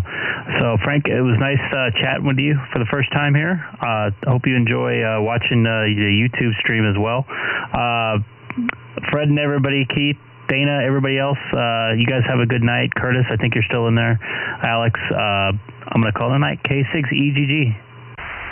Okay, good night. Appreciate. Yeah, I'll start watching the live feeds and stuff there more often. I got so much going on. Tomorrow I'm going to be all day down at HRO, and then getting back home. It's hour and a half. It's an hour and a half down and 2.5 back. Oh, geez. So tomorrow's taken up. Wednesday I go down to Moreno Valley. But any minute or two I get, I jump on the radio. Anyway, I'll let the other guys say goodnight. KK6FR. K6EGG, Greg. We'll see you later. 73 WA6QXA. We're clear. Thanks, boys. Have a good one. More mileage. All right. This is Greg, K6EGG. Let me fix this thing. I don't know why I keep messing with it. Thank you guys all for watching the stream today. What about 6 hours and 45 minutes on the nose right now of live streaming some ham radio today. So made a couple new contacts today. Talked to Stan real quick, I think. K6RMR and Frank, KK6FR. I believe Stan was out in Huntington Beach, and Frank is in Phelan, not too far away from KG6 USS, John out there, and actually my in-laws and my their family all out there, not too far away from Snowline Drive. So it's good to hear somebody out there. A couple people out there new tonight. Might have Gordon Weston here on frequency probably as early as next Sunday. So we'll see how that goes. Once again, thank you for watching. And anybody new to this channel, don't forget to hit that subscribe button. I come on 2 or 3 times a week, depending on my schedule. I'll probably be back on for sure. I'm thinking, hopefully, on Thursday night and next Sunday night. So I believe that's the 10th and 12th of... Let me double check. I always get the dates wrong. Kind of getting tired too. Oh, I'm sorry, I was wrong. It's September the 9th and September the 12th. So I should be on both of those nights. I'll probably be on the following Monday as well, the 13th. But schedule's gonna get kind of choppy next couple weeks. I might try to do a trip out to Florida, watch a SpaceX launch. We'll see how that works with my timing with work and how I feel and stuff. So I'm still pretty sore. So. Once again, thanks for watching, and I'm going to call it a night, and hope to talk to you soon. This is Greg, K6EGG.